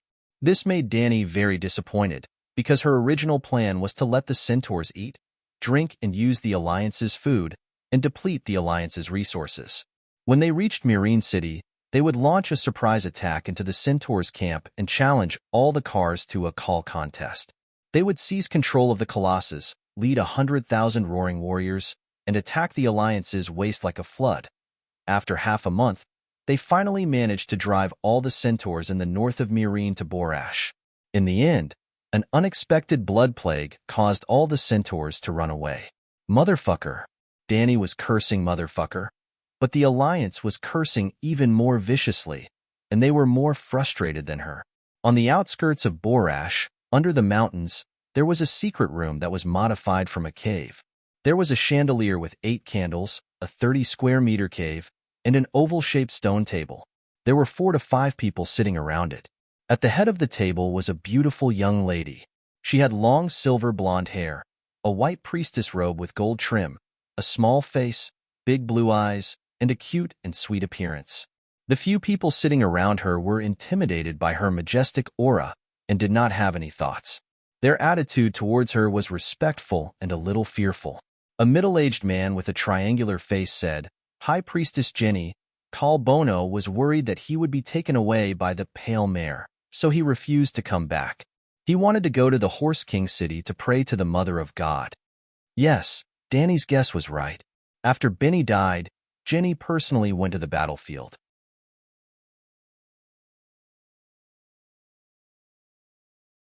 Now, she was here. The triangular-faced man was called Siberio, and he was one of the 3 archons of Volantis. He came from the Tiger Gang and was proficient in the art of commanding large-scale battles. He had never fought in a real battle, but he had read a basket of military books passed down from his ancestors. According to the Alliance's original plan, there would be 4 armies on land attacking Myrene from the east, west, north, and south. The Centaurs from the Sea of Grass to the north, the Alliance's main force from the Valeglia Avenue to the west, and the Jade Sea mercenaries and slave hunters from the Lazar River to the east. The south was prepared to take the ancient Silk Road, which was the ancient road that connected the Red Wasteland to Queers, White Cloud City, and Myrene. Later, because the Red Purgatory was too hot and lacked water, the plan to take the south was abandoned, leaving only the west, north, and east. Siberio was the commander of the west, and the Yuan-Kai war god Graz, Dan was the commander of the east.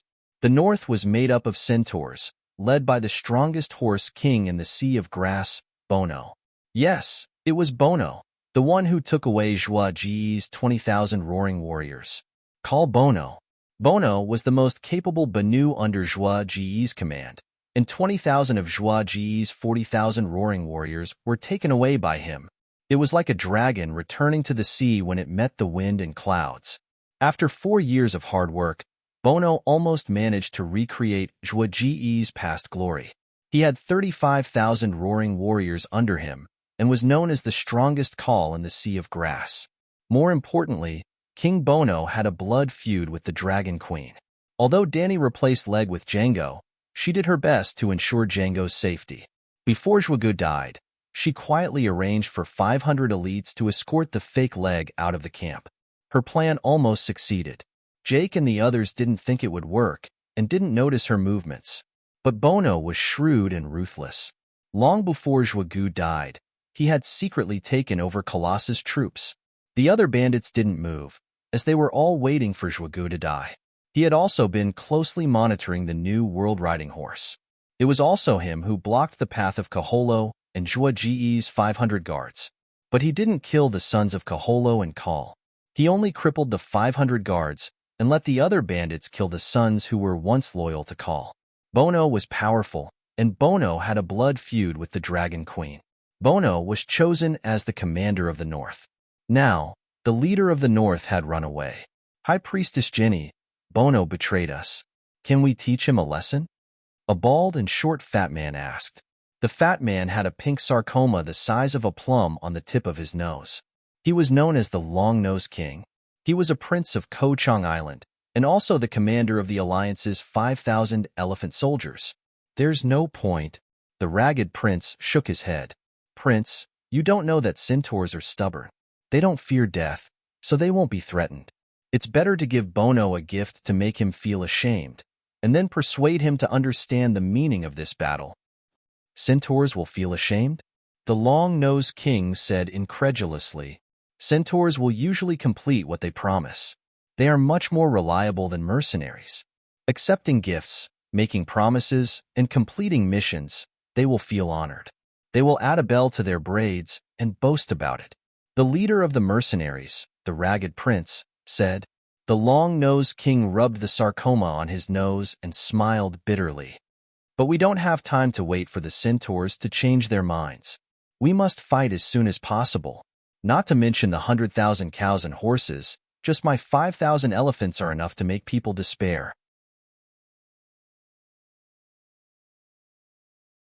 Fortunately, the whole world is providing us with food. Sigh, it's hard to be fast.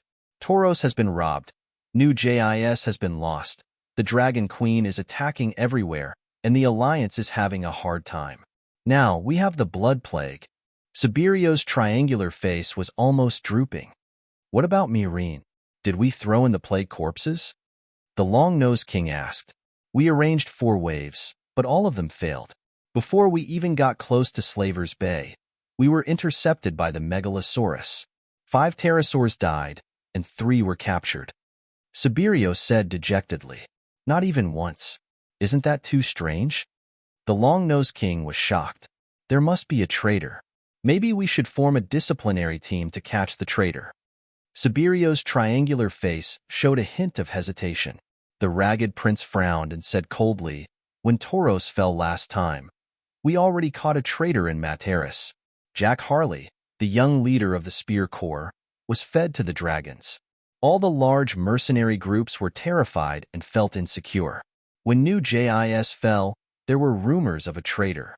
The upper echelons of the alliance gathered to catch the traitor. Prince Reese and Kazero argued with each other, causing chaos and panic. Now, we still have to catch the traitor in Borash. How can there be so many traitors?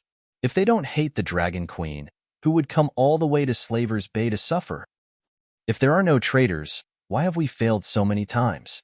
This doesn't make sense, Sibirio said.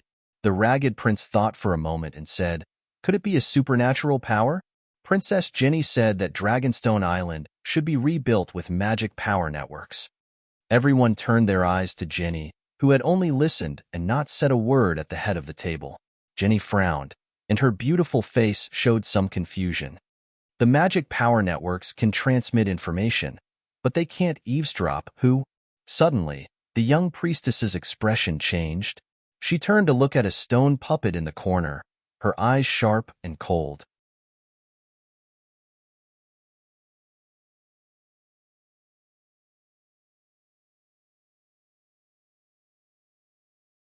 Chapter 6:10. Squeak. Following Jenny's scolding, a mournful cry came from the gap in the stone wall. It was the cry of a mouse. Even a counterfeit like Danny could add soul-suppressing and soul-destroying soul attack to her scolding. It was impossible for the real Grand Wizard ancestor to not be able to do it. With just a scolding, the mouse demon in the gap was scared out of its wits. It died with blood oozing out of its 7 orifices. Bitch, how dare you humiliate me like this? Jenny's face was pale. Her face was distorted, making people think of a devil that chose people to devour. Everyone looked at each other, not knowing what was going on. The prince in ragged clothes said carefully, "What's wrong? It's just a mouse. This is the outskirts. It's normal for there to be mice in the cave." That's a shapeshifter. Jenny suddenly stood up and walked out of the cave with quick steps. She climbed to the top of the hill and faced Borash's direction. She opened her mouth wide, and her blue eyes flashed with countless gold, purple, blue, old man, young man, and woman's pupils. Kill. She spat out a word softly like a lover's whisper, but it was like a girl's mouth. A detonated nuclear bomb. The transparent air in front of her was twisting and wrinkling, forming a ripple-like pattern. Further away, the white clouds trembled slightly and then exploded with a bang. Bang, bang, bang, bang. In the Alliance camp 2 kilometers away from the hill, an eagle, 2 ravens, a cat, and a mouse had their heads blown up at the same time. Their heads exploded like fresh cow dung stuffed with firecrackers. Other than Gisela, who stayed in the Marteris crow's nest, Danny's shapeshifter scouting team was wiped out in one wave. Mireen, the Great Pyramid. 6 shapeshifters died on the spot. Dragon Queen was immediately alerted. She quickly rushed to the 10th floor of the pyramid. As soon as she entered, she saw 6 people lying side by side on the carpet. They were bleeding from their 7 orifices and their chests were barely moving. Danny sighed. This is bad. We lost our information advantage. Shapeshifters could not split their thoughts. After their souls entered their animal companions, their bodies would lose consciousness. As such, Danny had prepared a safe and tranquil bedroom in the pyramid. The bedroom was divided into 7 separate rooms for the use of the 7 shapeshifters. Now, Gisela's eyes were filled with panic, and her face was pale. Her 6 companions were in miserable states, and it was unknown whether they were dead or alive. "Your Majesty, how are they?" the spearwoman asked nervously. "Don't worry, don't panic. This isn't the first time. Watch me use my saint healing technique to save them. Danny calmly comforted the female savage. Shapeshifters only had their souls scattered. The Dragon Queen specialized in this. As expected, on the morning of the second day, the most heavily injured savage hog also woke up. Yes, it was that unlucky guy who used a rat's body to peep at Jenny. Danny didn't mean to blame him. How could one's shoes not get wet if they often walked by the river? As long as the shapeshifters were still monitoring the higher-ups of the Alliance, and as long as Danny was still planning to obtain secrets from the higher-ups of the Alliance, Jenny would find out sooner or later. Because he couldn't hide. It's not like you can avoid Jenny whenever you want. If you want to avoid her, you have to at least confirm her location, right? But as long as you look at her, she can sense it. Shapeshifters were very strong, and were like a bug to muggles. But the transcendent world was like a game. There was no transcendent profession that couldn't be solved. It could only be said that each profession had its own characteristics and advantages. As long as the mage's soul was strong enough, it would be easy to find a shapeshifter spying on them.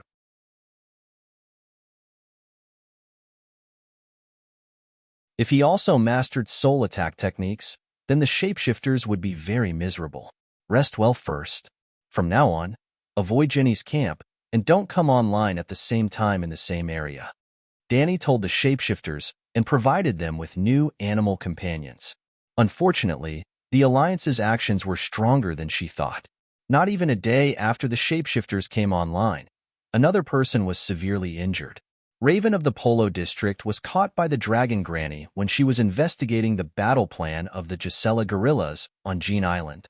The savage's soul was contaminated by the evil energy, and the savage almost went crazy. Fortunately, the Dragon Queen's soul suppression was effective. Other than Jean Island, Tauros, Materis, Raza River, and other areas monitored by the Alliance also found a group of mages who knew soul attacks in just a few days. The Alliance didn't even need to go to Asia to find experts. Other than the Westeros, every city in the continent of Ursos had Transcendence active. For example, the Dragon Granny had been hatching dragons for the Alliance in New Gisela. In fact, Bo-Chung and Tam could also effectively prevent the shapeshifters from spying on them. Previously, the Alliance didn't prepare these mages because they didn't think of it. It wasn't that they didn't have the means to deal with the shapeshifters. Without the shapeshifters' advantage of accurately stealing information, Danny was worried that they wouldn't be able to stop the Alliance from airdropping the Blood Plague victims into Meereen. So, she arranged for Blackie to loudspeaker above Borash to threaten them. If you dare to drop another corpse into Slave Bay, I swear to transform into the wings of death and return 10 times the number of corpses of the Grey Plague victims to the Alliance. Borash's Alliance camp, Materis, Volantis Blackwall, Lys, Mir, and Tyrosai's wealthy districts, calls Black Goat Temple, Kel's Palace, Elif Island. The above areas will be burned by the wings of death's fury. Today, I hereby warn you, Targaryen. Your words are like a mountain. Don't say that I didn't warn you. Danny also swore that she didn't want to use biochemical warfare against the slave owners because the slave owners were rich, had the best medical and health conditions, and had the strongest ability to prevent epidemics. In an epidemic, the ones who would suffer the most would always be the ordinary people. But if the Alliance really succeeded in dropping a plague corpse into Slave Bay, she would also open Pandora's box. Megalosaurus was faster than pterosaurs, and its flying height was several times higher than pterosaurs. Megalosaurus was a hybrid of magic and air, while pterosaurs could only rely on their wings to fan the air. No city could stop Megalosaurus from dropping biochemical weapons. Blackie's declaration was still very effective. After that, no pterosaurs entered Meereen's airspace.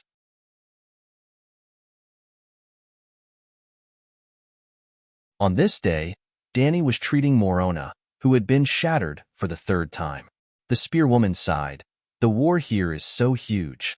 The total number of free people outside the Great Wall is not even half of the Western armies. It's also cruel. I never thought that the corpses of the dead could be used as weapons. Wild Boar Polo grinned and said, "This great war has opened my eyes. If we want to attack the Great Wall again, we only need to smear the blood of plague victims in the ravens' beaks, fly to Dark Castle, and pecked the chief of the night watchers. Hee. Danny was shocked. The simple barbarians had learned bad things in Slave Bay. Big Hog shook his head and said, "Too troublesome. We can smear poison on the rat's claws, and then let the goshawks send them to the other side of the Great Wall. Under the cover of night, we can kill one rat with each claw. In just one night, Dark Castle will become a dead city." Danny was shocked again. The barbarians had not only become treacherous, but they had also begun to innovate. If this group of veterans who had been nurtured by the Great War returned to the Great Wall alive and wrote a book, The Art of War, the Night Watchers and the Northerners would be in trouble. Just as she thought of this, Gisela said, "The Great Wall is so cold. There's no food, and there are also deviant ghosts. I don't want to go back." "That's true." Hogg took a bottle of cider from the table and took a sip in satisfaction. He sighed and said, "I never dreamed that I could drink to my heart's content every day, and it's always such good wine." The environment in Queen's Corner is similar to Slave Bay. You can fill your stomach with any sweet potato. Even if you can conquer the Great Wall, the northern region is freezing cold. What's there to fight for? Thorn, another female barbarian from Queen's Corner, said. Danny was stupefied. She had worried about the night watchers for nothing. Screech, woo as they were talking. The loud howl of the megalosaurus came from outside the house, followed by a long and sonorous horn. After many days, Little Green finally returned. The Colosseum behind the Great Pyramid of Myrene had also been transformed into a dragon cave. Danny's megalosaurus and the others' pterosaurs would often eat a cow or sheep in the dragon cave. The megalosaurus lived at the top of the Great Pyramid, while the pterosaurs lived in the dragon cave. However, during the day, the two little dragons, Little Gold and Little Red, would conduct flight training in the spacious Colosseum. They would throw missiles vertically, throw missiles in the air, dodge arrows, and fly in armor. Even the three big brothers, Blackie, Little White, and Little Green, would often fly 2 laps in the Colosseum. They needed to get used to flying in heavy armor and how to fight with the pterosaurs while wearing underwear. Therefore, Cuello's Megalosaurus guards did not disband. Instead, they expanded from the initial 10 to 100. They were all centaurs. Other than the official members, there were also many auxiliary police. They were the teenagers in Danny's Colossar. They were 8 or 9 years old, 11 or 12 years old. They were talented and had outstanding martial arts skills. However, because they were too young, they could not become roaring warriors, so they joined the Megalosaurus guards as trainees. Yes, the Megalosaurus guards were treated well. They had dragon essence to eat, which strengthened their bodies and made them Smart Cuello's nickname in Colossar. Ignoring the dragon essence, the Megalosaurus guards were also considered the Emperor's personal guards. Being in close contact with the Megalosaurus and the Dragon Queen was a very good job. At this moment, a round-faced centaur who looked 7 or 8 years old was holding a mop to bathe Little Gold, who was the size of a wild bull. Under the sunlight, the soap bubbles on Little Gold's body reflected colorful light.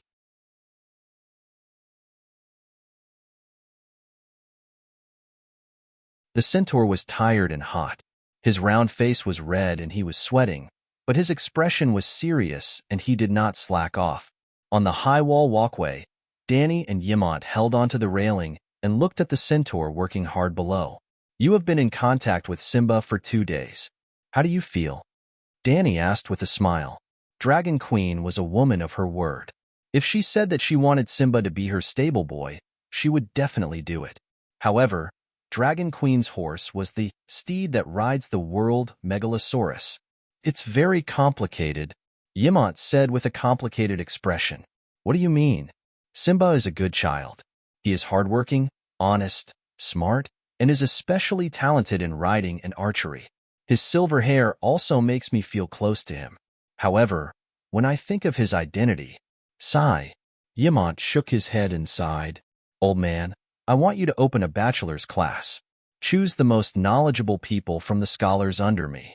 Literature, mathematics, history, politics, and economics." The first batch of students for the class were the most talented centaurs in Colossar. Simba was one of them. The others were all cover, but not really cover. They were all Simba's future subordinates. Your main goal is to nurture Simba. You have to do it quietly and not arouse anyone's suspicion, Danny said with a smile. Yimont was not stupid. Danny had already made it so clear. If he did not understand, he would be letting down his 100 years of experience. Who is Simba?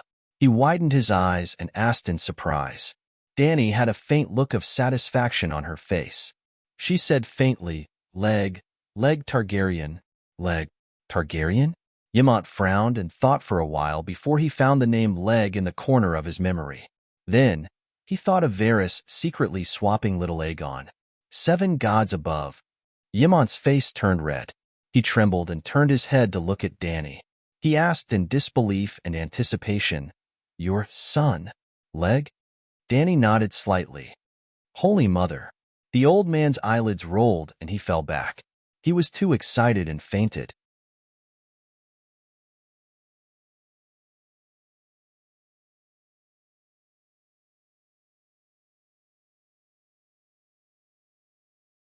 Chapter 6:11. Yimont had always been in good health. He only fainted for a while before waking up. There were no after effects, and he was even more energetic than before. However, while he was pleasantly surprised that Targaryen had a successor, his attitude towards Danny had changed a little. It was a kind of reverence towards a monarch. The old man had lived for more than 100 years and had experienced too many people and things.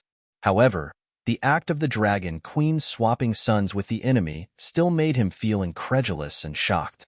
After all, she was only 15 years old at that time. And under those conditions, the old man began to recall what the Targaryen ancestors were doing when they were 15 years old. They were either fooling around with women or playing with wildfire. If they were in Danny's position, what would they do? Perhaps only someone with such shrewdness and scheming could succeed.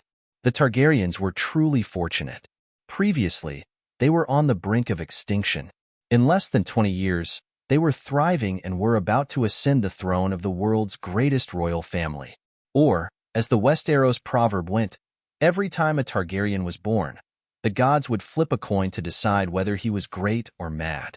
How mad the Mad King was, how irrational Legger was. For the sake of balance, how great would Danny be? After that, old Yimont began to devote all his efforts to Simba. He had already made grooming Simba his main task for the rest of his life. Simba had Jogo's guidance, and one had Yimont's nurturing. Danny was completely at ease and focused all her energy on the upcoming battle in Meereen. On the 3rd day of Simba's arrival in Meereen, news came from Dragonstone Island. A week ago, Aegon Targaryen rode the Black Reaper Balerion in a surprise attack and took down Storm's Rest Fortress. Aegon and Tyrion's 2 swamp dragons were Danny's largest pterosaurs. Each of them weighed more than a ton. Aegon's knockoff Black Reaper was 2.5 tons. Because of that, they only needed 1 wave to lead 20 fully armed knights up the walls of Storm's Rest Fortress. First, use kerosene bombs to clean up the ground, clean up the sentry towers and the external defense forces, then transport 200 knights up the city walls. Aside from the fact that he did not know magic, Aegon's method of conquering Wind's End Fortress was almost exactly the same as how Danny had conquered Dragonstone Island. On the other hand, there were only a little over 100 guards in Windrest Fortress. Because they hadn't received any news from Erlu for a long time, they had lost their fighting spirit and even lost the meaning of guarding the fortress. The number of casualties did not exceed 10, and Aegon took down the Windstop Fort. With the Storm's End Fortress as their base, the 10,000 mercenaries from the Golden Mercenary Group successfully landed in the Westeros. 7 nations? In the week since Aegon took down Storm's Rest Fortress, almost no nobles outside of the Stormlands had noticed him except for vague rumors and slanders. First of all, Aegon's speed was too fast. He took the castle in half a day and ended the battle. Secondly, the little devil was intentionally keeping a low profile. According to Tyrion's original plan, the first step was to reorganize the armaments and allow the Gold Regiment that had traveled thousands of miles to recuperate and recover their fighting power. The second step was to use the identity of Ilya's son to contact Dornmartel and reminisce about old times. The third step was to use the identity of the nephew of Prince Dowlang and the nephew of the Dragon Queen to subdue the various vassals of the Stormlands and become the true ruler of the Stormlands of the 7 nations. The fourth step was to use the identity of Lei Jiazi and the Duke of the Stormlands to officially form an alliance with Dorne.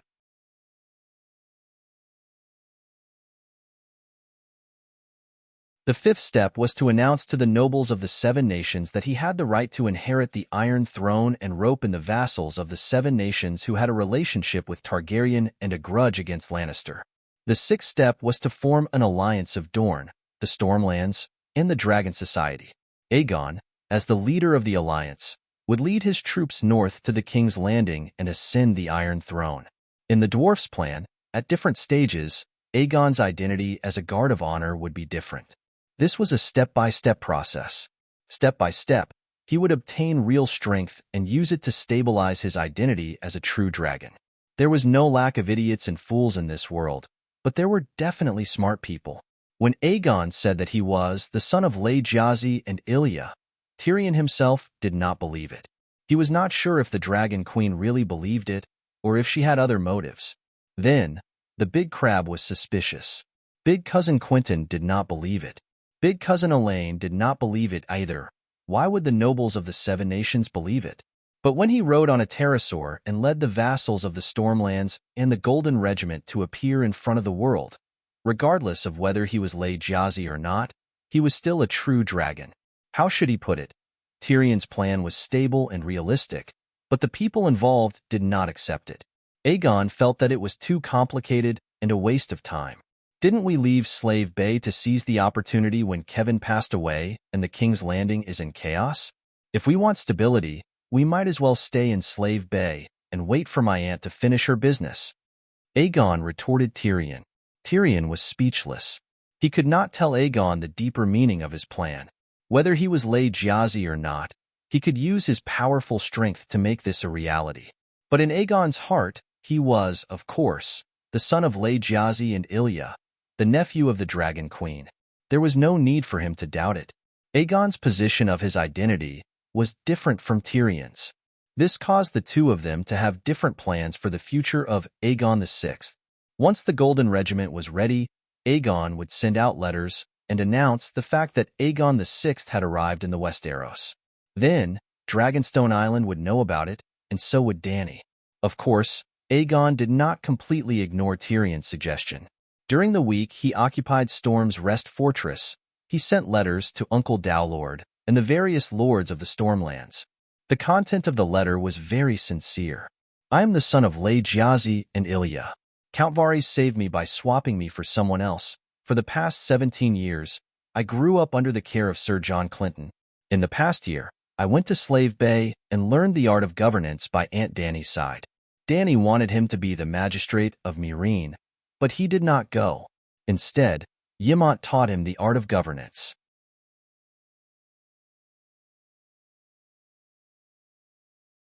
When Aunt Dany made the vow, she did not know of my existence.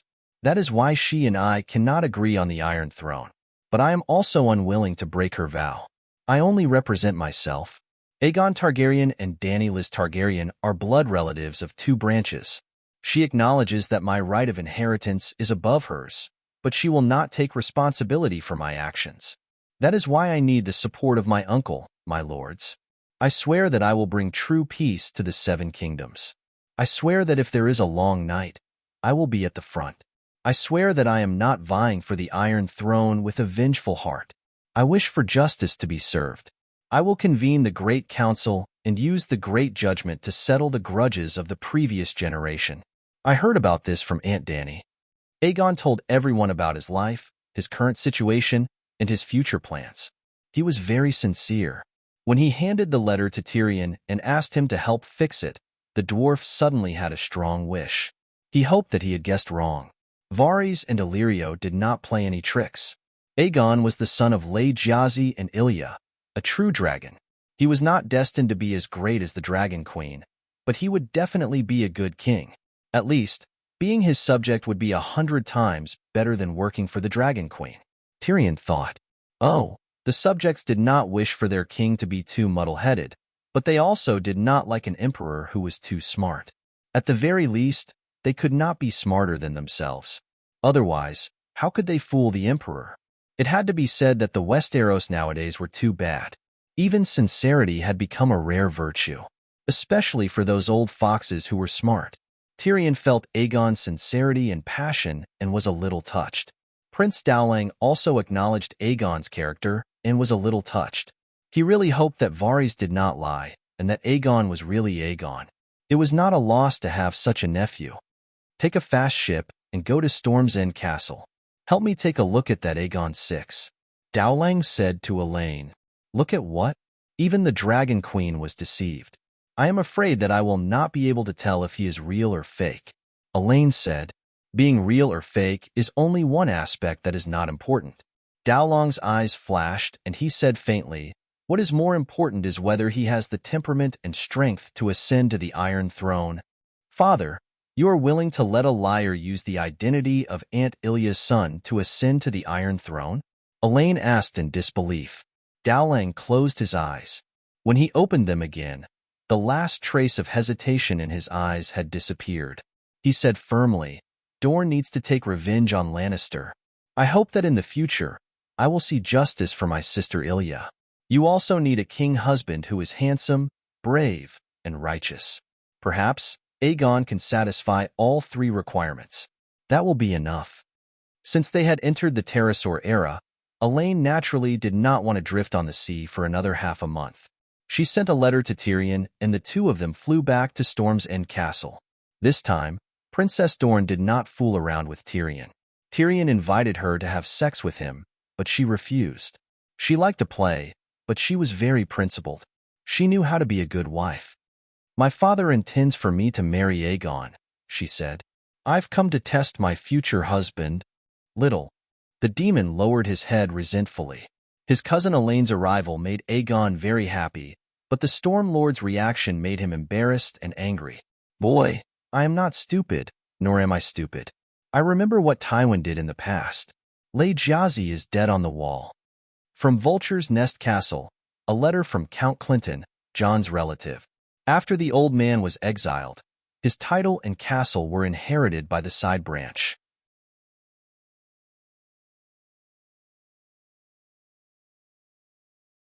Your madness does not prove that you have Targaryen's mad blood. Fake. From Stonehelm City, Count Gillian Sven, his second son is Balon Sven, a white knight. He is currently loyal to Lannister, but during the rebellion of the Four Princes, he was loyal to Renly and Erlu. Some were very impolite because of the interests involved. There were also neutral forces that intended to sit on the fence. They did not ridicule Aegon, but they said perfunctory words. There were also dragon partisans in Storm's End Castle, or nobles who favored the dragon partisans, who gave Aegon reasonable advice. For example, Count Aston Selmy, Old Bart's nephew, of the Harvest Hall, felt the sincerity in Aegon's letter, so he also gave a very sincere suggestion. Lord Aegon, since your actions only represent yourself and have nothing to do with the Dragon Queen, you need Count Varys. You need him to personally stand up and bask in the glory of the Seven Gods. Under the leadership of a person of virtue and prestige, he needs to explain in detail what happened in the past in front of everyone. After all, Count Varys was the instigator and the only witness. This was the wise and prudent words. Even Aegon felt that he should meet the elusive eight-clawed spider. He can be my chief of intelligence. Good idea, but don't ask me. I don't know where he is. Tyrion's eyes flashed as he shook his head. The chief of intelligence was nowhere to be found, but the Chancellor of the Exchequer came looking for him.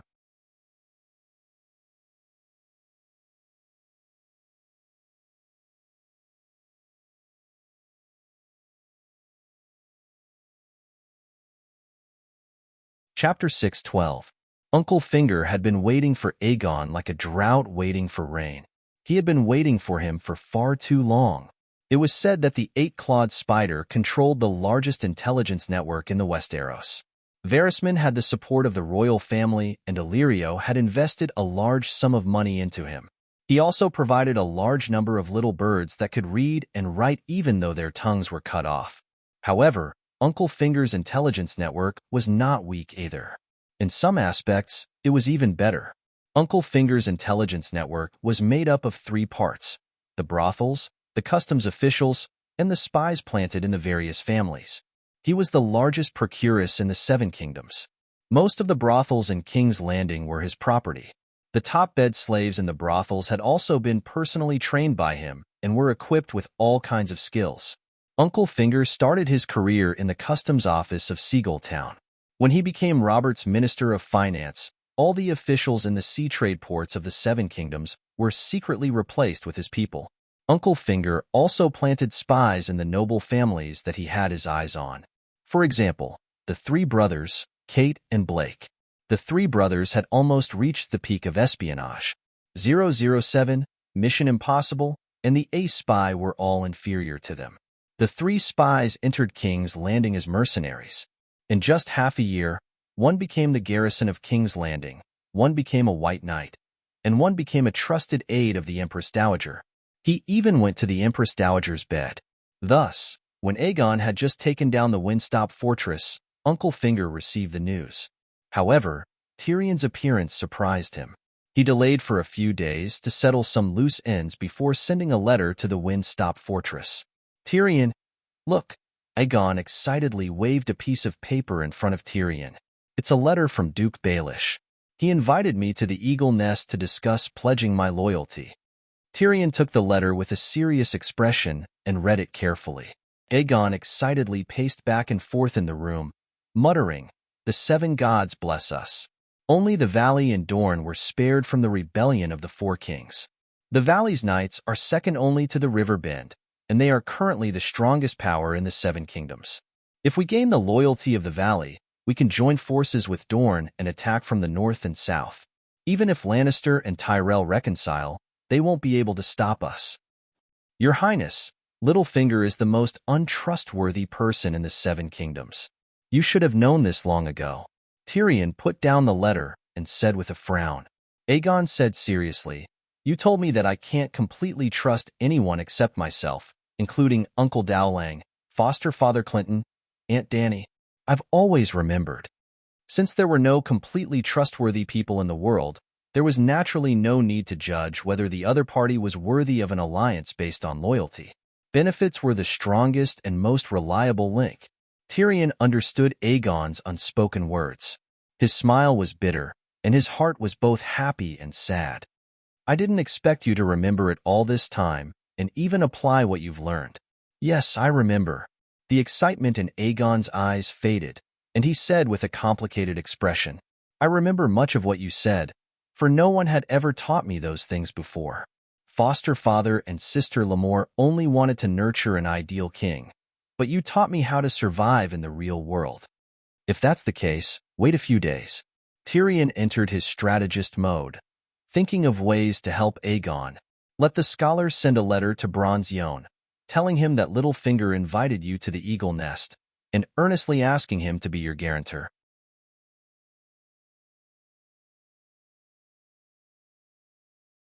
Bronze Yohn? Who? Why do I need to earnestly ask? Aegon said with a frown. Tyrion explained slowly. "Do you know the Roose family of the Valley? They are the old nobles of the Valley, and their status in the Valley is equivalent to the Bolton of the Northern Territory, Hyder of the River Bay, Starfall City of Dorne. Bronze Yohn is the leader of the Roose family, and is worthy of the respect of any prince. He once formed an alliance of justice with the vassals of the Valley, and almost chased Littlefinger's wifeless son-in-law out of the family, but in the end..." Sigh. Tyrion did not hide his disappointment as he shook his head and continued, "Bronze Yohn is an old-fashioned knight who values honor. As long as he agrees to be your guarantor, Littlefinger will not be able to do it even if he wants to learn from Wade Fry." "I see." Aegon rubbed his chin and thought for a while. He made a decision and said, "A letter is not enough to express the prince's respect. I will personally go to Runestone City to meet Count Roose." Tyrion was shocked. He looked at the determined Aegon in disbelief. He did not expect him to be so bold.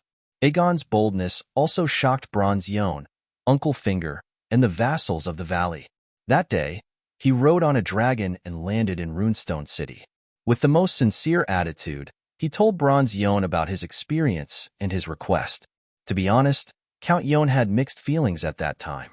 He was touched by Prince Aegon's sincerity and how much he valued him, but he also wished that he had never come to him.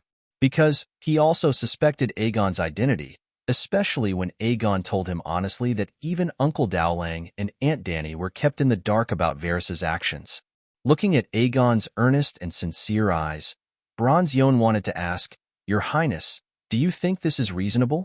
If the Dragon Queen rode on the Great Guardian of Light and landed in his house and personally invited him to be her guarantor, Bronze Yohn would see this as the greatest honor in his life.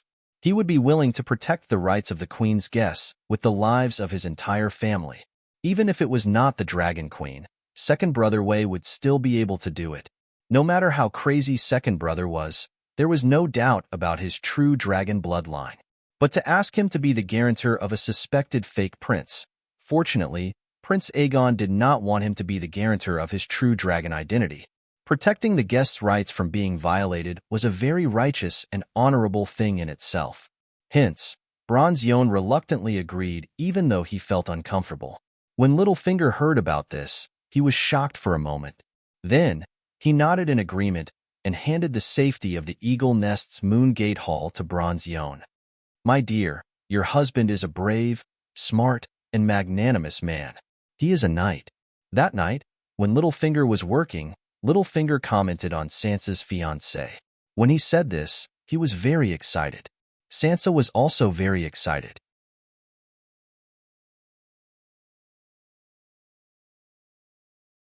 She had loved listening to stories about legendary knights since she was young. She had always dreamed of marrying the handsome and glorious knight prince in the stories. She had once thought that her Prince Charming was Joffrey. Emperor Joffrey, who loved his people like his own children, had used a hammer to shatter Sansa's pink crystal maiden heart. Then, she met the tall and mighty Tyrion. Her already shattered maiden heart was almost crushed into mud. The series of misfortunes in her marriage had caused her to give up on herself. She learned how to seduce men and even became the secret lover of an old man who was neither legendary nor brave. If this had happened to Sansa when she was 13 years old in Winterfell, she would not have dared to imagine herself now. Perhaps, after going through so much misfortune, the Holy Mother finally took care of her. When half of her body sank into the mud, a tall, brave, and extraordinarily handsome prince appeared in front of her, riding on a rainbow-colored, the legendary Black Death god Balerion. Sansa was very satisfied with Aegon. Aegon's appearance was not to be doubted. His silver-blonde hair shone under the sun. His eyes changed color according to the light, between dark blue, black, and purple. What moved Sansa even more was Aegon's temperament. His bright smile made him look like the sun god. It was as if he was about to enter her heart. However, his long eyelashes added a feminine aura to him. A maiden of the seven gods. The figure in her dreams when she was young had walked into reality from illusion. More importantly, he had a dragon. What a huge black dragon! Sansa had never seen such a huge and ferocious creature. Why does the Black Death god's mouth look like a bird's beak? Sansa was a little surprised. This was different from the megalosaurus that Master Luwin had taught her. However, Master Luwin had never seen a megalosaurus before. Perhaps he had remembered wrongly. After all, seeing is believing, and hearing is false. Sansa followed her father, Duke Baelish, in the Ares open-air garden under the identity of Elaine Stone. She received Prince Aegon and his 3 servants who had arrived on a dragon. Tyrion did not come. Black Death god Balerion alone took up half of the garden. He could only stay outside. Aegon, accompanied by his guards and Bronze John, entered the Moon Gate. It was located in the main castle of the Eyrie. It was a hall with a suspended door in the middle of the floor. Yes, it was also the place where Lisa fell to her death.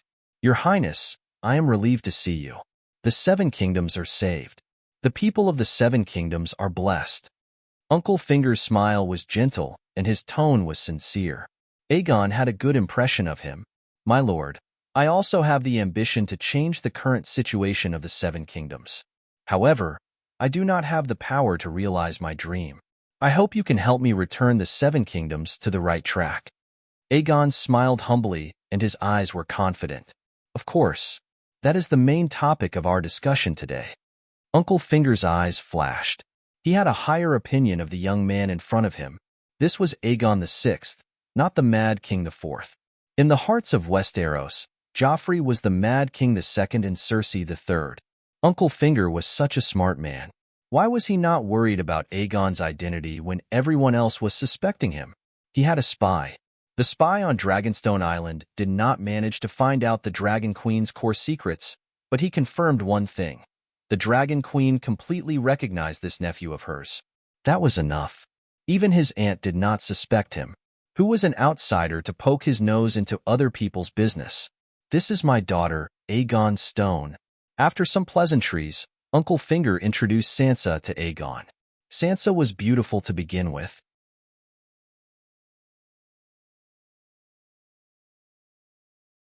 She had exquisite cheekbones, delicate facial features, smooth skin, big and charming blue eyes, and thick red hair that fell behind her head. Today, she dressed up for Aegon. She wore a dress made of ivory and silver thread. The edges were trimmed with silver satin. When she lowered her arms, her long sleeves almost touched the floor. She looked pure, elegant, and very girlish. However, the deep V-neck corset and her slim waist created a strong visual impact. It showed her mature and seductive womanly charm.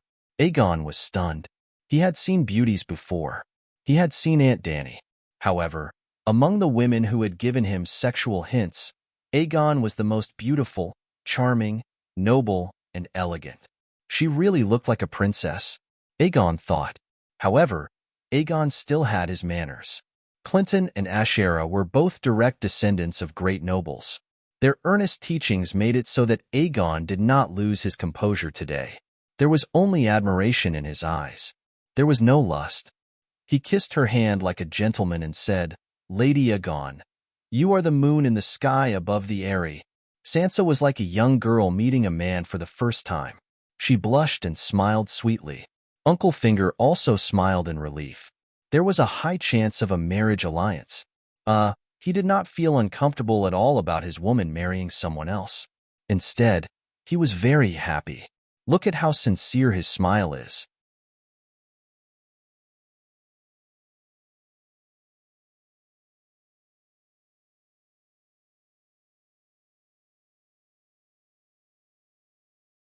Chapter 613. There was a long table in the hall. Aegon and Uncle Finger sat on the left and right respectively. Elaine did not sit at the table and Bronze John sat in the middle. Outside the hall, there were 3 of Aegon's guards and the family knights led by Bronze John guarding the place. After the greetings, Aegon and Uncle Finger began to get down to business. Well, Bronze John was only a guarantor and would not participate in the negotiations. Uncle Finger went straight to the point and said, "I am only the guardian of Duke Robert Arryn, acting as the guardian of the valley. As for the matter of the valley pledging loyalty to Targaryen, we can only reach a preliminary agreement today. I will not make the final decision for the nobles of the valley." Bronze John nodded in satisfaction. Littlefinger was very sensible and did not consider himself as the master of the valley. "I will not hide my intentions. I need the support of the valley. With your cooperation, I am confident that I can take down the King's Landing within 2 months and completely quell the turmoil of the 7 countries," Aegon said confidently and sincerely. To be frank, when the news of the Dragon Queen first reached the valley, I discussed the future of the valley with the various vassals. The knights of the valley are not afraid of battle, but meaningless war is not good for us. It will only make the Westeros worse. Winter has arrived, and the night is unknown. So, the valley hopes for peace, a peace led by justice. Littlefinger looked at the youth opposite him and said meaningfully. Aegon frowned. At this moment, he suddenly missed Tyrion, who helped him manage the Storm's End fortress. Littlefinger obviously wanted to make a request and negotiate, but he suddenly realized that he could not guess the other party's bottom line and was not used to this kind of conversation. If only everyone were as frank and honest as Aunt Dany, how good it would be.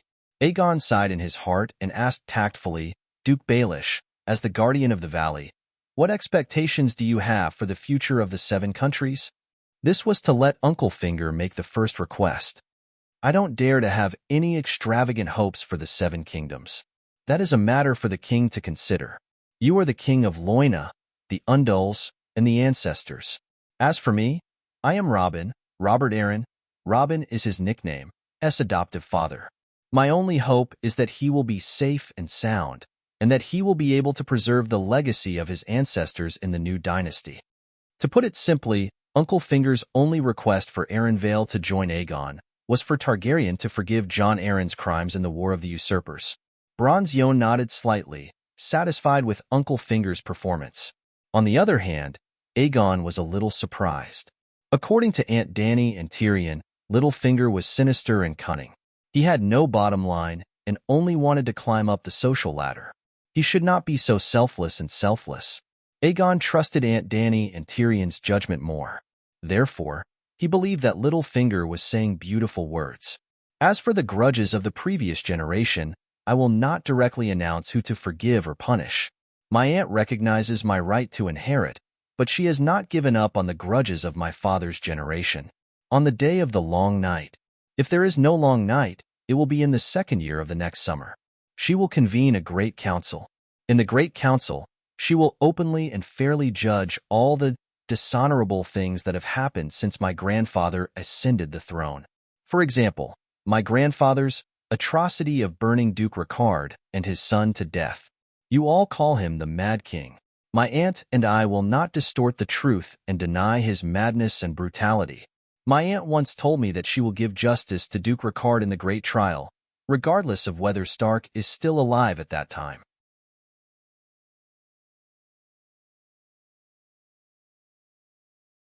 She can forgive Stark's rebellious actions, let go of Jon Snow and Stannis on the Wall, and will definitely not harm Duke Robert Arryn. Nephew Goo's information is outdated. Dany's aunt received the latest news that Ricard was the source of the War of the Usurpers and deserved to die. However, when the three people present heard Aegon's words, their reactions were intense. Sansa was so excited that her eyes turned red and tears almost fell. She no longer had to worry about being eaten by the mystic dragon. Her marriage with Prince Aegon had also removed the biggest obstacle, what she thought. Uncle Finger pretended to show an obvious expression of relief, joy, and respect. Bronze John praised sincerely. The Queen's magnanimity shames all the men of the Seven Kingdoms. She was the only one who wantonly provided relief during the war in Hudgien. Seven gods above, even Duke Tully has never provided relief to the commoners of Hudgien. Not only Duke Tully, but all the nobles in the Westeros did not have the concept of providing relief to the commoners. Little Rose Marjorie was almost praised by the commoners of King's Landing as the Holy Mother. This was mainly because Gao Ting used her name to transport cheap food for King's Landing. The Queen's love bread that Marjorie sent to the streets every few days was free. However, the food provided to King's Landing was not free. If it was free, how could brown soup survive? Let the 500,000 commoners of King's Landing eat and drink for free? Even the Dragon Queen could not do that. I have lived for decades and seen many people, but I have never seen a ruler who is more just and benevolent than her. If she fights for the Iron Throne, cough. My aunt admits that my right of inheritance is above hers. Aegon reminded him again. Mention Aunt Dany more when you communicate with the nobles of the Seven Kingdoms. This was the brilliant plan that Tyrion gave to Aegon. The reason that Tyrion gave to Aegon was that the Dragon Queen's reputation was resounding. Mentioning her would make your words more convincing. Actually, the dwarf's real goal was to confirm the fact that Aegon was the Dragon Queen's nephew. You kept saying, Aunt Dany is so, and Aunt Dany is with me. You kept showing your close relationship with Aunt Dany. Anyone who had doubts in their heart would swallow them down. As a matter of fact, because of his sincere admiration for the Dragon Queen, Bronze John's head kept popping up with acknowledgement of Aegon +1 notifications. The notifications and whatnot were all illusions. However, the way he looked at Aegon was really more cordial than before. Duke Robert Arryn is not guilty. If he can pledge his loyalty to me and help Targaryen restore the kingdom, his title and fief will naturally be under my protection. Aegon gave such a promise. Bronze John happily announced that today's meeting had come to an end.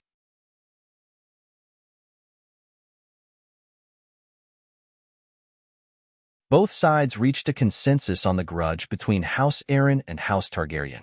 It could be considered as clearing the first obstacle on the road to cooperation. However, whether the alliance would succeed in the end depended on the outcome of the meeting between the heir and vassals. Aegon was very dissatisfied with this outcome. He felt that Littlefinger had played him. He clearly had no right to make a decision on the Arryn Valley's matters, but he invited him to the Eyrie to talk about an alliance. If he could make the vassals in the valley take the initiative to pledge their allegiance, then what was the point of talking to Littlefinger? As if guessing Aegon's thoughts, when Bronze John proposed to invite the prince to a banquet, Uncle Finger said, "Count, the matter between the valley and the prince is over. I still have some private matters to discuss with the prince alone. Can you go prepare the banquet?" "What is it?" Bronze John was a little dissatisfied. He suspected that Littlefinger was up to something. Littlefinger smiled and glanced between Aegon and Elaine. He said meaningfully, "It has nothing to do with the valley. It's about my daughter's marriage." Aegon was stunned. Elaine lowered her head shyly. Her pretty face was as beautiful as a flower. Bronze John's face turned red with anger.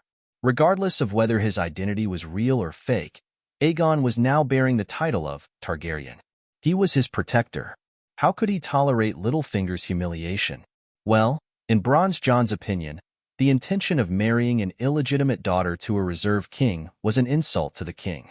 The Baelish family's foundation was shallow to begin with, and an illegitimate daughter. Littlefinger's ancestors were mercenaries. Similar to Bronn's experience, mercenaries were promoted to lords because of their contributions.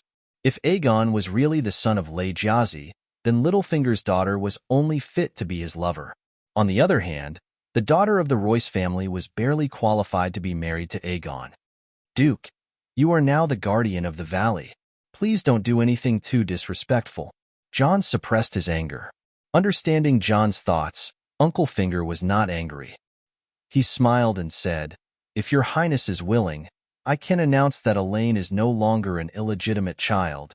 What he meant was that if Aegon agreed, he would announce Elaine's original identity to the public. Sansa Stark was qualified to marry any man in the world, even if he was a god. Jon thought that Littlefinger wanted to turn Elaine Stone into Elaine Baelish. Just like how Skinner was originally Rhaenys Snow. After becoming Rhaenys Bolton, he had the right to inherit the Dreadfort. Jon looked down on the surname Baelish, but he would not say it out loud. He only looked at Littlefinger deeply and stood up to leave.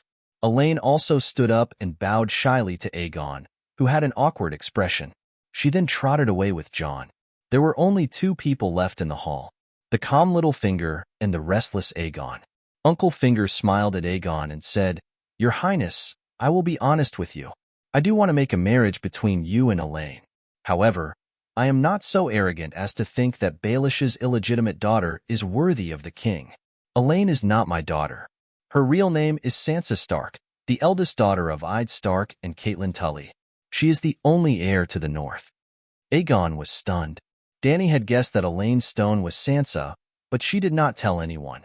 This matter had nothing to do with her, but the last time Marvin reported that Littlefinger had sent people to Dragonstone Island to pledge their loyalty to her, Old Kate and Blake, Dany asked about Elaine's situation and did not have the chance to think of this person after that.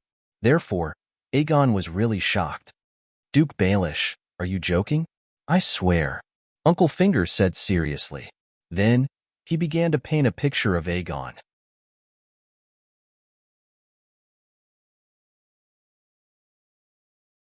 "Your Highness, I am not Sansa's biological father, but I am her adoptive father.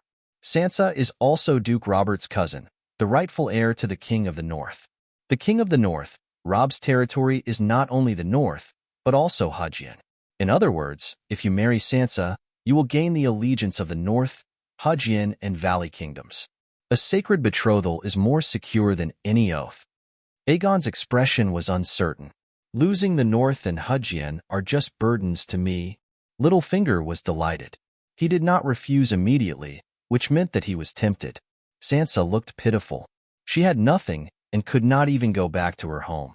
However, the truth was that Tywin and Old Rose were very fond of her identity. "Your Highness, do you want to be the King of King's Landing or the King of the Seven Kingdoms?" Littlefinger asked. "What do you mean?" The King of King's Landing only needs to take over King's Landing and only control King's Landing. The King of the Seven Kingdoms is like your ancestors, the King of the Undals, Loinars, and the Ancients, the protector of the realm. Of course, I am the King of the Seven Kingdoms, Aegon said. Littlefinger stopped smiling and said seriously, then you must solve the problem of the North and Hudjian.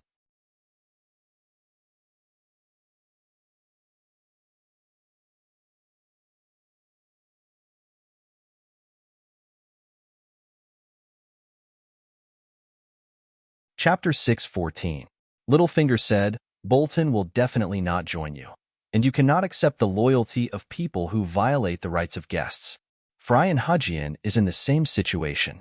Marrying Sansa will allow you to easily gain the loyalty of the nobles in the Northern Territory, and overthrowing Bolton will be easy.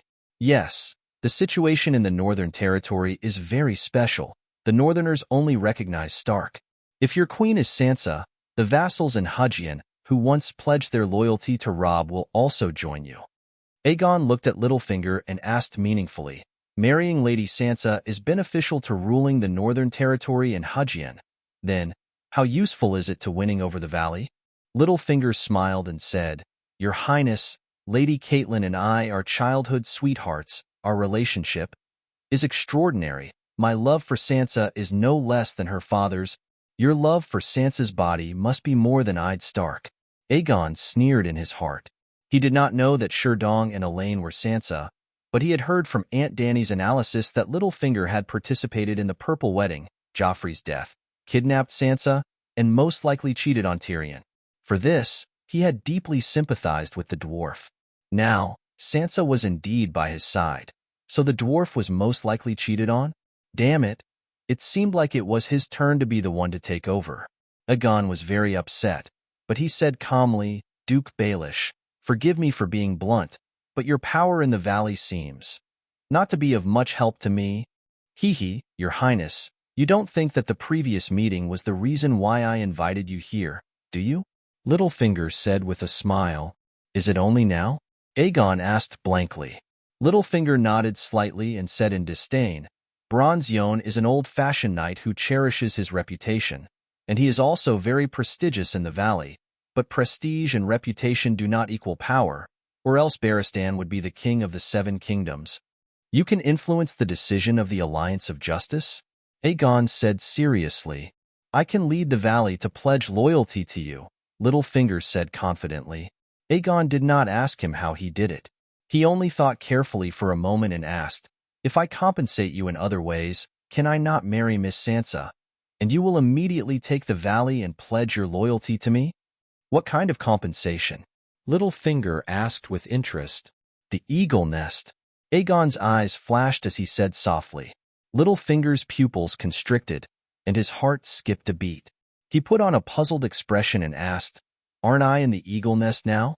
Aegon smiled faintly. Duke Belize, living in someone else's house is completely different from living in your own. I've experienced it myself. In Slaves Bay, my aunt treated me extremely well, but I still felt more comfortable in Storm's End Castle. I didn't deceive you and Earl Royce before. Robert Arryn had nothing to do with the War of the Usurpers, and Targaryen was not Lannister. He would not harm an innocent child, but Targaryen had no reason to protect House Arryn's lands and titles. I can leave the grudges of the previous generation until my aunt's great judgment, but I will not help Arryn, Stark, Theon Bella, and Tully protect their endangered and even lost positions without any benefits. For example, if I take over Storm's End Castle, Theon Bella will forever lose his clan's lands. For example, right now, no matter who it is, as long as he can lead the valley to pledge loyalty to me, even if he uses dishonorable means to take away Arryn's title, I will still recognize his identity. Littlefinger shook his head and said, Your Highness, you misunderstand. I have no ambitions for Arryn Valley. Duke Belize, there are only the two of us here. I've already been honest enough. Can you repay me with some sincerity? Aegon said unhappily.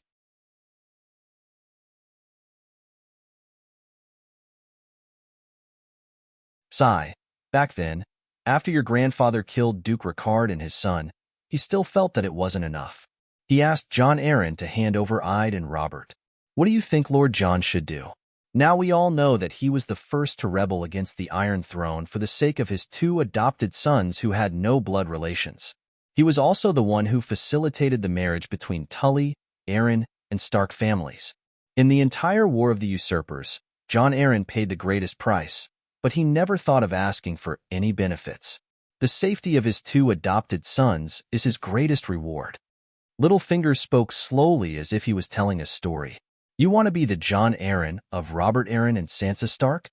Aegon's eyes widened in disbelief. Lord John is my benefactor. Uncle Finger rose to fame in Seagulltown and benefited from Lisa's pillow talk. Later, Uncle Finger rose all the way to King's Landing, which also helped him a lot. He is also my idol, just like how the younger generation of knights worship Sir Barristan. I'm willing to learn from Lord John. Littlefinger's eyes were clear, and his expression was serious. Aegon almost believed him. My daughter Sansa is charming, gentle, kind, and noble. Why do you keep rejecting her? Littlefinger asked in confusion. Aegon said, to be honest, even if we ignore her identity, Lady Sansa is the most charming lady I've ever seen in terms of appearance and temperament. However, I can't let down someone's loyalty. Who? Tyrion.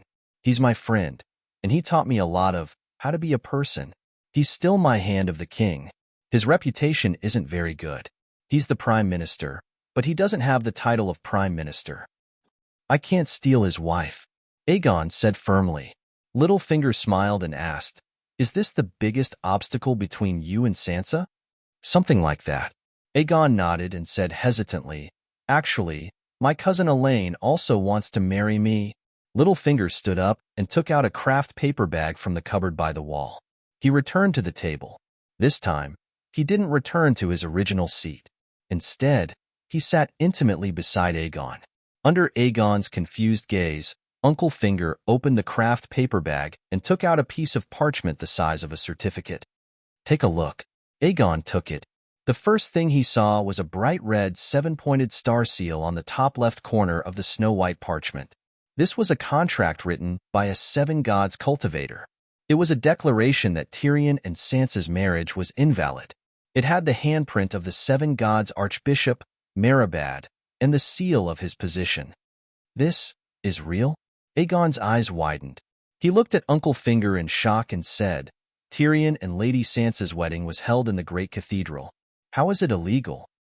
Lannister killed her father, brother, and mother. He took away her family's title, land, and castle. He destroyed the whole of Stark. Do you think Sansa will willingly marry Tyrion? Uncle Finger asked.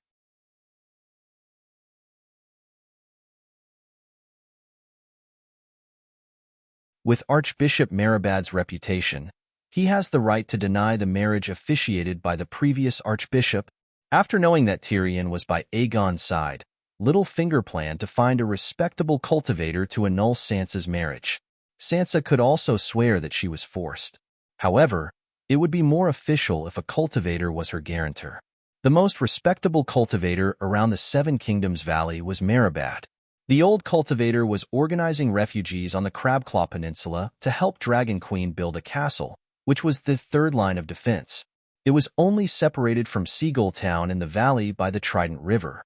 At first, Littlefinger planned to bribe the old cultivator with food. This was because making a guarantor would greatly offend Lannister.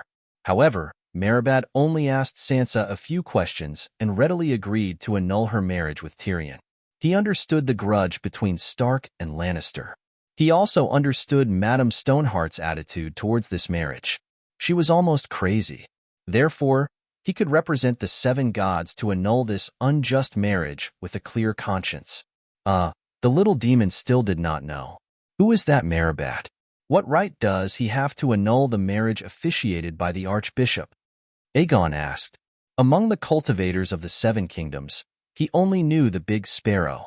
Do you know about Dragon Queen's disaster relief activities in the Three Rivers Valley? Aegon suddenly realized. So it's him. I heard from my aunt that Merabad rode a donkey to help the poor. He was persistent for decades. He is a true cultivator. Littlefinger nodded with a complicated expression. From the moment he received Dragon Queen's approval, Saint Marabad's reputation began to spread throughout the Seven Kingdoms. He has the right to annul Sansa's marriage. Saint Marabad? He has saved countless lives. Aegon's mouth twitched. Saint Danny, Saint Sparrow, and now Saint Marabad. In the thousands of years of history of the Seven Kingdoms, there was only one Saint Baelor. Now, there were three. However, they did not seem to devalue Saint. Then, should he also get the title Saint Aegon? Sansa complained to Bishop Marabad that Lannister forced her to marry Tyrion. The bishop also approved her complaint. According to the teachings of the Seven Gods, a sacred oath made against ones will not count. Therefore, your marriage with Sansa will not hurt anyone. Tyrion did not even consummate his marriage with Sansa. I swear to the Holy Father that Sansa is still a pure virgin. This can be witnessed by the roseless guard brain.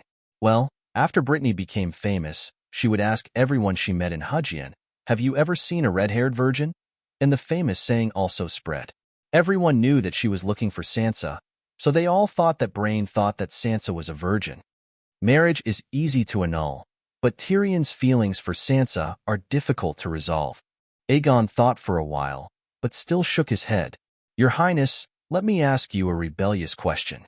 Are you the monarch, or is he the monarch? How can a monarch's empire be controlled by his subjects?" Littlefinger's face had a hint of mockery, but Aegon could clearly feel it. "Hee, Tyrion is my prime minister. If you want to drive a wedge between us, you are wrong." Aegon sneered. Littlefinger waved his hand and said, "You can trust the homeless Tyrion, and you can also support Sansa's marriage with him. The problem is, Sansa is not alone. She represents the power of the North, Hudgien, and the Valley. In the future, will you still dare to sleep peacefully in the face of the king's hand that controls the West, North, Hudgien, and Valley Alliance?" The sneer on Aegon's face gradually froze. "Tyrion will not betray me," he said in a low voice. "Yes, with the Dragon Queen around, no one dares to betray Targaryen."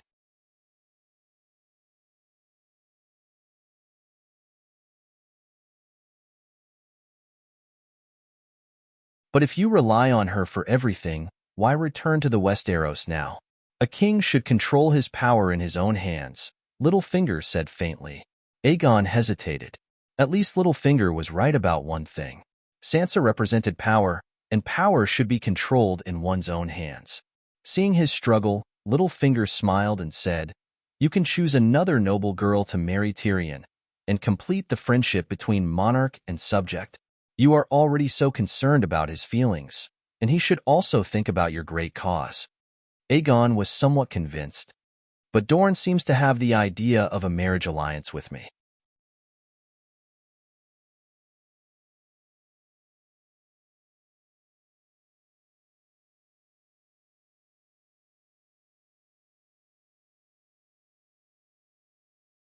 Chapter 6:15. "Your Highness, do you have a marriage contract with Elaine?" Pinky asked. "We're still discussing it," Aegon replied. Actually, they were just inspecting him. Elaine was inspecting Aegon to confirm his identity and determine his chances of seizing the Iron Throne. Littlefinger smiled and said, "Your Highness, this is actually a very simple multiple-choice question." "What do you mean?" "Let's say a knight wants to hunt a shadow lynx in the mountains. At this time, he only has a valiant attendant and an experienced mercenary. The knight also has a golden sword, and both the attendant and the mercenary want it. Tell me, who should the knight give the golden sword to?" Pinky asked with a smile. "I'm not an item," Aegon said angrily. "You're not. You're the king. Your marriage is the true sword." Pinky agreed with a smile. Aegon's internal struggle wasn't just limited to his heart. His expression was also very clear. Littlefinger saw this and felt proud in his heart. He said faintly, "Anyone would take out a golden sword to bribe a mercenary. Because regardless of whether an attendant is given a golden sword or not, he will still accompany his knight to hunt. This is the duty of an attendant. You're Prince Dowlong's nephew, so it's only natural for him to help you, just like how an attendant serves a knight. However, the Valley and the North are hesitating. The safest thing for the Valley is to wait and see. Once you defeat Lannister and Tyrell and take the Iron Throne, we'll announce our recognition of your rule. Will you strip us of our titles? Aegon wanted to say loudly, if you don't listen to me now, you won't be allowed to surrender in the future. Even if you surrender, you'll be stripped of your titles. However, he couldn't do it. Not to mention the valley was just watching.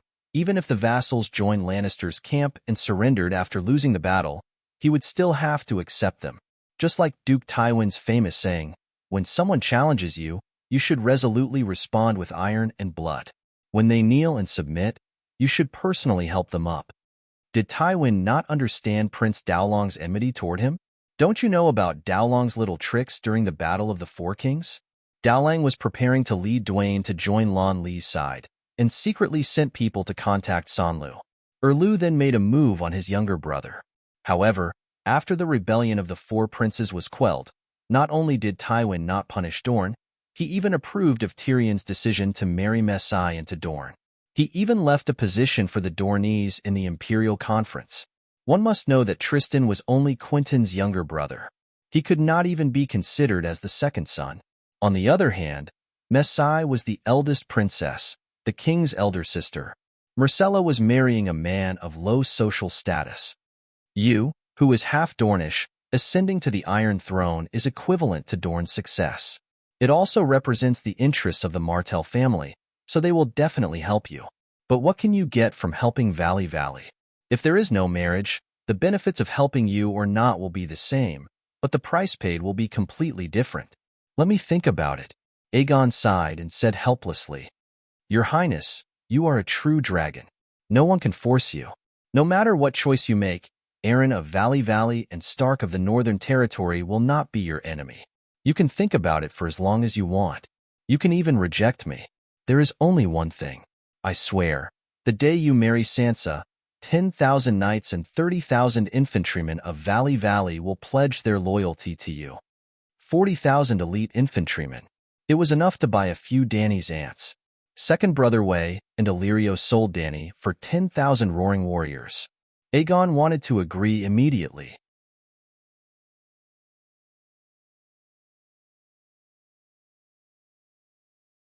However, Littlefinger stood up and calmly invited Aegon with a faint smile to attend the welcoming banquet held by the vassals of Valley. At the ball, Aegon and Sansa were like a couple that had walked out of a painting. The man was tall and handsome. The woman was charming and charming. The harmonious atmosphere and noble aura between the two of them made it impossible for the surrounding men and women to get in between them. As their ears rubbed against each other, he smelled her virgin fragrance, touched her tender and smooth skin, and was intoxicated by her charming smile, which was either naive, innocent, or seductive. Aegon suddenly realized that his heart was thumping. Tyrion, I finally met my first love. Back at Wind's End Castle, Aegon looked out of the window with a disappointed expression and sighed. Now I finally understand what you told me that day about the feeling of being with Tessa. Just by looking at her, it seems like the whole world is brighter. The air around her seems to carry the sweet fragrance of roses. Other than her, everyone else's image is fading and blurring. That's a good thing. If a person doesn't meet a girl who moves his heart in this lifetime, it's like a quarter of his life has dimmed. Tyrion was very happy for his little brother. But Aegon's face was filled with guilt. But she's Sansa. You're right. Sansa is really charming. Tyrion's face contorted. After a while, he gritted his teeth and said, Where did you meet Sansa? Sigh. Aunt Dany guessed right. Littlefinger kidnapped Sansa and went to the Eagle Nest with him under the identity of Elaine Stone. Aegon did not hide anything. He told the dwarf everything that happened in the Hall of the Moon Gate yesterday. My betrothal has been annulled again, Tyrion muttered in a daze. Should I agree to Littlefinger's marriage proposal? Aegon asked carefully. His voice was very soft, afraid that he would agitate the dwarf. He knew that this question was very hurtful to the dwarf, but if he did it behind his back, it would only hurt their relationship even more. He might as well be frank with him. Sansa is my wife. Tyrion growled. But she doesn't love you. She even hates you. She hates every Lannister to the bone. She told me this herself. Even Saint Marabad thinks that your marriage is blasphemy against the seven gods, Aegon said. Tyrion's eyes were red. He shouted. She cannot love me. She can break off the marriage with me, but not because of you. Even if Littlefinger fucked her, you can't take her. Let's talk nicely. This is not the Garden of Desire, and Sansa is not the Red Saintess. She is a noble and pure virgin. The roseless iron guard that my aunt conferred can testify to that. Aegon frowned and said angrily, Virgin? Tyrion raised 2 middle fingers at Aegon and sneered, Have you asked me about these 3 sticks? Aegon suddenly stood up and shouted at the dwarf, If you talk like that again, I'm going to get angry. The dwarf was really angry.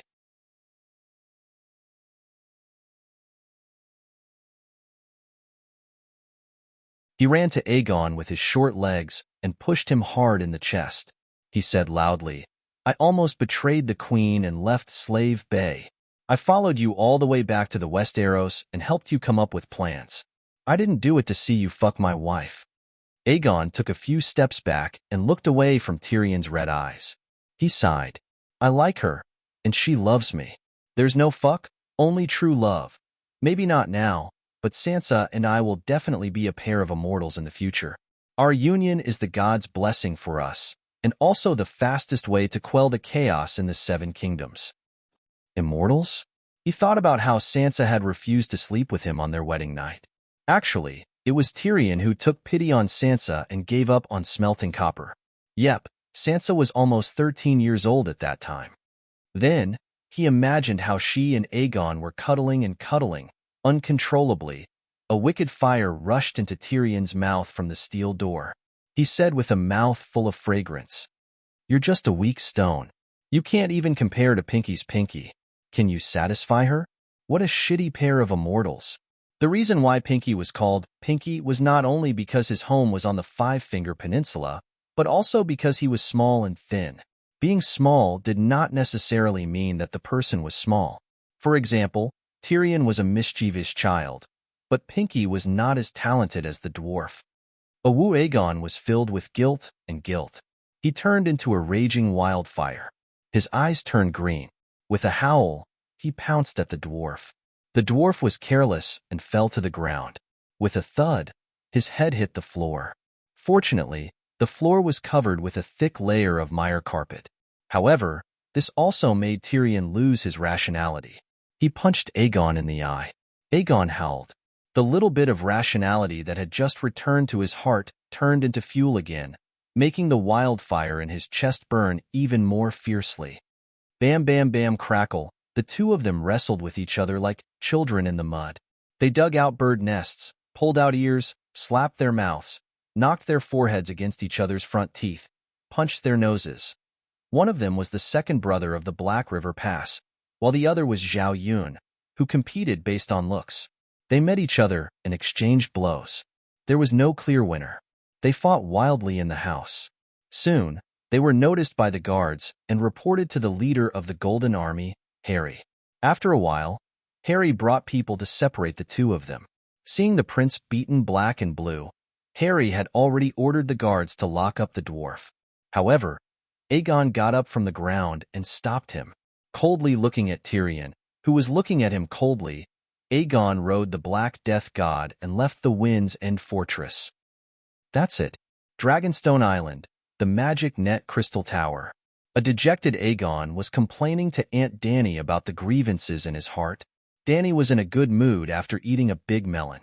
She did not show any displeasure to her nephew and spoke in a calm tone. So, why did you come looking for me? Well, this was the first time the two of them had spoken since Aegon left. Aunt Dany, what do you think I should do? Aegon sighed. Kill Tyrion. In ancient times, when an emperor wanted to take his minister's wife, he would first arrange a suicide mission for his minister. Dany held back her laughter. Aegon shook his head and said, But he didn't do anything wrong. If it were me, I would also be very angry. Any man would be very angry. Then restrain your lust. It's not because of her beauty.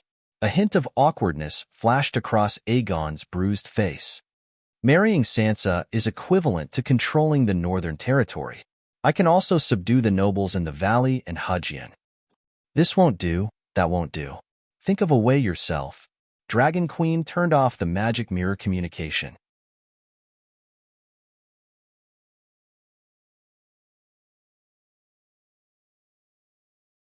Aegon was in a daze in front of the light blue magic crystal ball for a while. He only came back to his senses when the big crab, Bronn and the others came over to greet him. Where's Tyrion? Why isn't he here?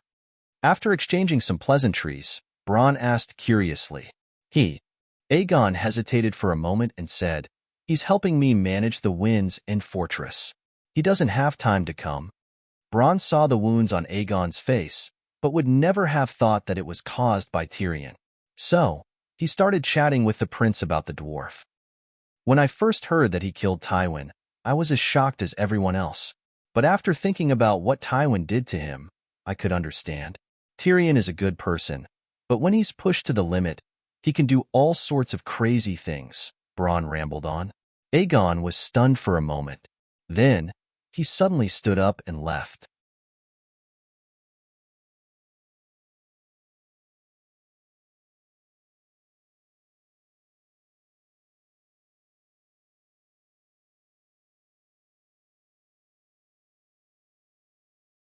Chapter 616. Sansa, I'm sorry. I love you, but I can't marry you, Aegon said sadly. After leaving Dragonstone Island, he flew straight to the eagle nest. In the garden, under the twilight, he listened to the rumbling of Elisa's tears waterfall in the distance. A handsome young man held the delicate hand of a beautiful girl with a complicated expression. His eyes were filled with reluctance. Why? Sansa's delicate face suddenly paled. She said pitifully, Is it Dragon Queen? She doesn't agree? No, my aunt doesn't object to this. Aegon shook his head and said hesitantly, It's Tyrion. Little demon? Sansa's beautiful face instantly twisted. What does he want? My marriage to him was not voluntary. Brother Meribad was also willing to be my annulment. He doesn't object to annulling the marriage. Actually, he always felt sorry for you, and always wanted you to live well. Sansa's expression changed several times. She wanted to tell the innocent prince not to be fooled by the little demon. But thinking about it carefully, the dwarf did not seem to have done anything bad other than looking at her naked body with lustful eyes. Then what does he want? She asked in a muffled voice. He can tolerate you marrying someone else, but the person marrying you cannot be me, Aegon said bitterly. Why? I will only be happy with you. Doesn't he want me to live well? Sansa said angrily. This is a matter of a man's dignity. He and I are kind of friends. If I marry you, it will hurt his dignity more than anyone else. Sansa asked loudly, What is this? You are a prince, his lord. It's his business if he doesn't feel good. Does a king have to worry about every unreasonable thought of his subject? Or is it that in your heart, your lover is less important than the little demon? Is your relationship more than husband and wife? Tyrion is indeed different from the other subjects. He has helped me a lot. Aegon pulled Sansa to a flower bed and sat down. He looked at the orange sunset flowing through the cracks of the mountain and sighed. Every place has its own unique scenery. No wonder Tyrion wants to travel the world. Then let him go and see the world, Sansa said. He is the only one I can use. My cousin Quentyn, Targaryen's direct vassals Valerian and Setagadu sigh. If I chase him away, I can only return to Slaver's Bay. Aegon smiled bitterly. You still have me, my foster father, Bronze Yohn, and countless nobles of the valley and the northern territory. Aegon shook his head and sighed. Tyrion told me not to lie to the one I truly love, so I will not lie to you. My cousin Quentyn, my cousin Elaine and the nobles of the Stormlands Arse nobles, are they Tyrion? In this world, other than my aunt and foster father, Tyrion is the most loyal person to me. I don't want to let him down, and I don't want to hurt you. The first part of the sentence made Sansa's expression darken slightly, but the last part made her confused. Hurt me how? Do you know why Tyrion killed Tywin? Aegon asked. Why? Because he loved his father too much, too passionately, but Tywin repaid him too little, too coldly. Tyrion was forced into a corner and went to extremes. I still don't quite understand, Sansa said blankly. Tyrion is very good to me, very loyal. But if I repay him with coldness and cruelty, I'm afraid that what happened to Tywin will happen to me. For example, after our marriage, you will definitely appear in front of him often. And every time you appear, It will be a provocation to him, like a slap to his face. Over time, he will be pressured to the extreme. I'm afraid that he will explode, just like how he killed Tywin with his longbow. Killing you and me? Aegon said angrily. Sansa looked at the prince in front of her with a strange gaze. Is this person an idiot? What kind of strange things are he thinking? However, Sansa was no longer the innocent 12-year-old girl she once was.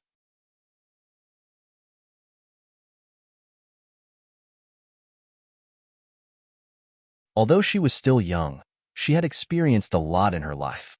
When she saw Aegon, an honest and sincere young man, especially when he was as handsome as the Prince Charming that she had dreamed of when she was a young girl, Sansa was touched. She felt as if she was a 30-year-old prostitute who had met an innocent young man. Prince Aegon was not stupid. The reason he acted stupid in front of her was because he liked her. It was not uncommon for people in love to be stupid. She thought of herself. Back then, when she faced Joffrey, that scoundrel, did she not stupidly open her heart to him? At the same time that she felt sad, Sansa suddenly felt some true feelings for the young man. Such a sincere, brave, honorable, noble, and handsome young man truly loved her. Wasn't that her wildest dream when she was young? She did not expect that after her dream was killed by Joffrey, the imp and Pinky, and thrown into a cesspool, her dream could be revived like a sparrow. Perhaps her meeting with Prince Aegon was the blessing of the Virgin Mary. You think too much. Time will only fade everything. My feelings for him are not as deep as you think. At this moment, Sansa's tone was exceptionally gentle and full of affection.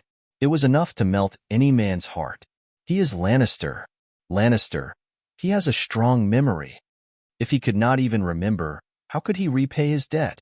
Aegon felt that there was nothing wrong with his words. Sansa's expression also became serious. That's right. I can't be too wary of Lannister. Are you going to give up on our feelings because you are afraid? Sansa pulled Aegon's hand and placed it on her soft chest. She said affectionately, I can feel that our feelings are not fake at all. Although we have only known each other for a few days, it is as if we are destined to be together. I am not afraid. Aegon pulled his hand back with difficulty but determination. He stood up and looked at the vast valley plains outside the balcony. He sighed. I am not afraid of Tyrion. I just don't want to kill him. Kill him? Sansa exclaimed. My aunt told me that if a king and his subject have a conflict because of a woman, he should quietly send his subject to his death. If I marry you, before Tyrion's hatred for us reaches its limit, I will kill him first. This is the magnanimity of a king. I do not lack it, but I do not want him to die. If that is the case, I will not have a conflict with him regarding women. So, I am sorry. Aegon made his decision without hesitation. He summoned the Black Death God and climbed onto the dragon's back. He looked down at the pale and weeping Sansa and said loudly, Sansa, even if we cannot be together, I will still treat you as my best friend. I swear, even without the help of Arryn Valley, I can take down King's Landing within 3 months. Then, I will lead my army north and help you take back Winterfell. Looking at the shrinking black figure in the golden sunset, Sansa felt lost.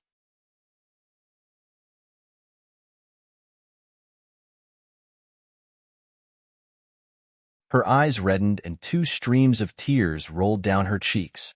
That night, after learning about Aegon's decision from Sansa, Littlefinger's expression darkened. He cursed, This kid is too arrogant. If I had not interfered, with the 2 winged dragons and the allied forces of the Golden Regiment and Dorne, he might have been able to quickly take down the king's descent. But since you have rejected my good intentions, don't blame me for doing something. What should I do? Sansa was worried, but did not show it on her face. Very simple. Secretly inform the Iron Throne and have them invite the allied army to set up an ambush. Littlefinger laughed coldly. Set up an ambush? Sansa's expression changed and she exclaimed, The allied army's winged dragons? Humph. The winged dragons are considered high-end goods in the Westeros. But in the war zone between the allied army and Slave Bay, just a small patrol team has 5 winged dragons. We only need to invite a small team of winged dragons over. There is no need for a battle. We can ambush around Storm's Rest Fortress and kill Aegon and Tyrion like chickens. Littlefinger laughed coldly. This? Sansa was worried for the elegant and gentle Prince Aegon. My dear, don't worry. Our plan will not fail. Littlefinger thought that his daughter was upset over Aegon's rejection. We are about to kill Prince Aegon, and the plan is not considered a failure? Sansa frowned. Who said that Aegon will die? If he dies, who will you marry? Littlefinger smiled and said, Didn't you say that you want the allied army to ambush him? Sansa was confused. Hee, I only said that I would give the Iron Throne a hint and ask them to invite the allied army to ambush Prince Aegon. But how can I let him die? If he dies, I can only deal with the shrewd and powerful Dragon Queen. She is not an easy person to deal with. She is not as easy to control as Prince Aegon. Littlefinger shook his head and said, What should we do? Let's send a message to our little Aegon. Littlefinger shrugged and said in a teaching tone, For the ambitious weak, the best environment for survival is chaos. Order represents stability. In the Westeros, under the stable pyramid of society, the weak will only be oppressed and exploited by the strong. They will never have the chance to rise again. Only chaos can provide us with opportunities. And the best source of chaos is at the top of the pyramid, where two strong people are evenly matched. Now, Aegon has the pterosaur. The balance between him and the Iron Throne has been broken. So, he can proudly say that he can take down the King's Landing in 3 months without the Valley's help. This is not good for me. When I use a little trick and call the allied pterosaur team over, Aegon will be killed instantly and the balance will be broken. This is also not good for me. At that time, I will help Aegon and warn him to be careful of the allied army.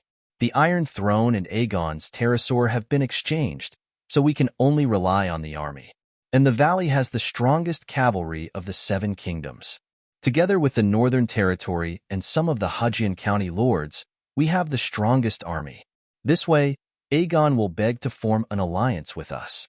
Between victory and defeat, even if Tyrion is his uncle, he will be mercilessly abandoned. Once again, Sansa was enlightened by Littlefinger's teachings. But tonight, she still used the excuse that she was not feeling well and rejected Uncle Finger's physical enlightenment, because the figure of that upright young man would appear in her mind from time to time. The next morning, at dawn, Sansa, who had been thinking about something and could not sleep well, woke up from the bed after a loud dragon roar. As if their minds were connected, she let down her fluffy long hair and put on a thin apricot yellow silk nightgown. Barefoot, she ran straight to the open-air garden beside the Moon Gate.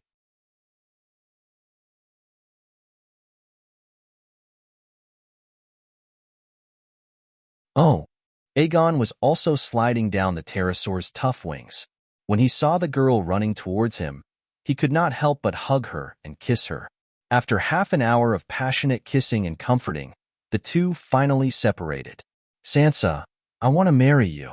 Aegon held the girl's face, which was as red as a peony flower after the rain. A day later, Dany received a notice that her nephew was getting married. What did the dwarf do to make him change his mind?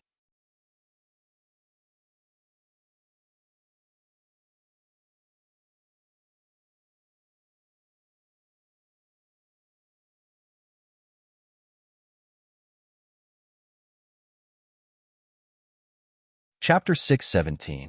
That morning, Tyrion and Aegon had fought over Sansa. It was Guan Yu against Zhao Yun, and they were evenly matched. Both of them were bruised and battered, their faces swollen and bruised. As for Aegon, he went to Aunt Dany and cried. Then, he cut off his feelings with the sword of wisdom and prepared to give up on this love that was not meant to be.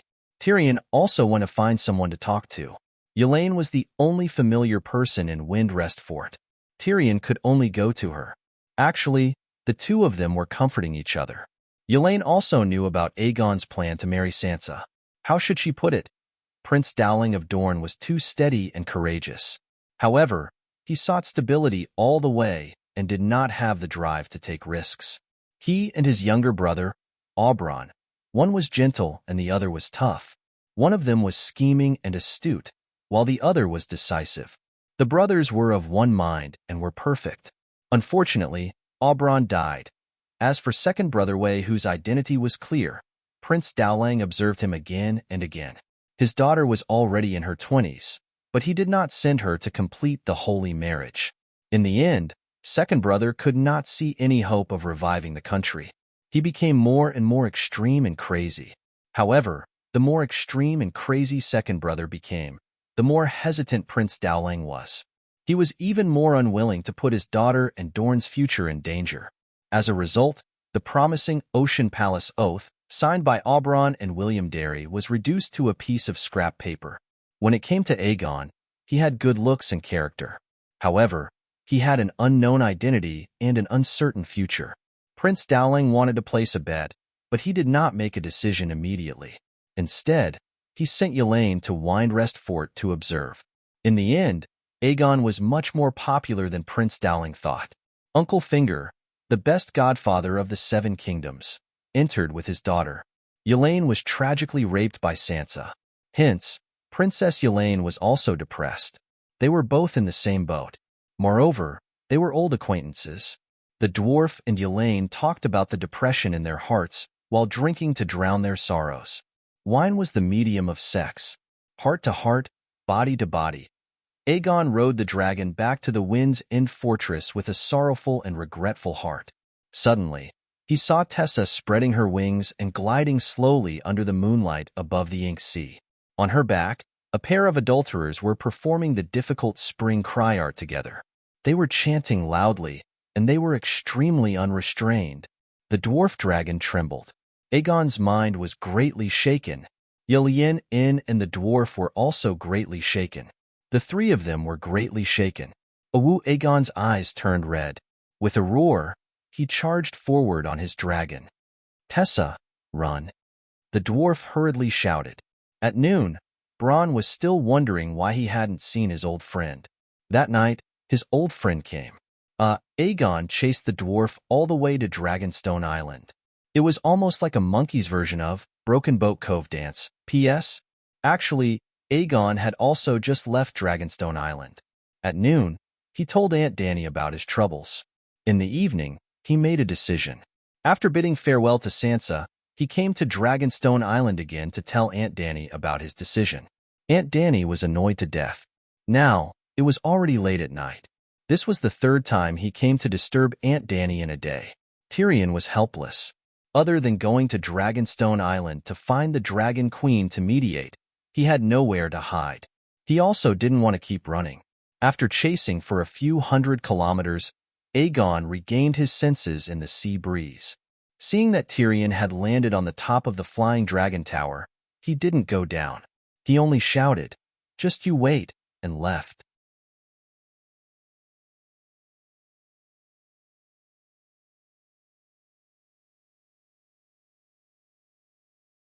Yes, he returned to the eagle nest without any psychological burden.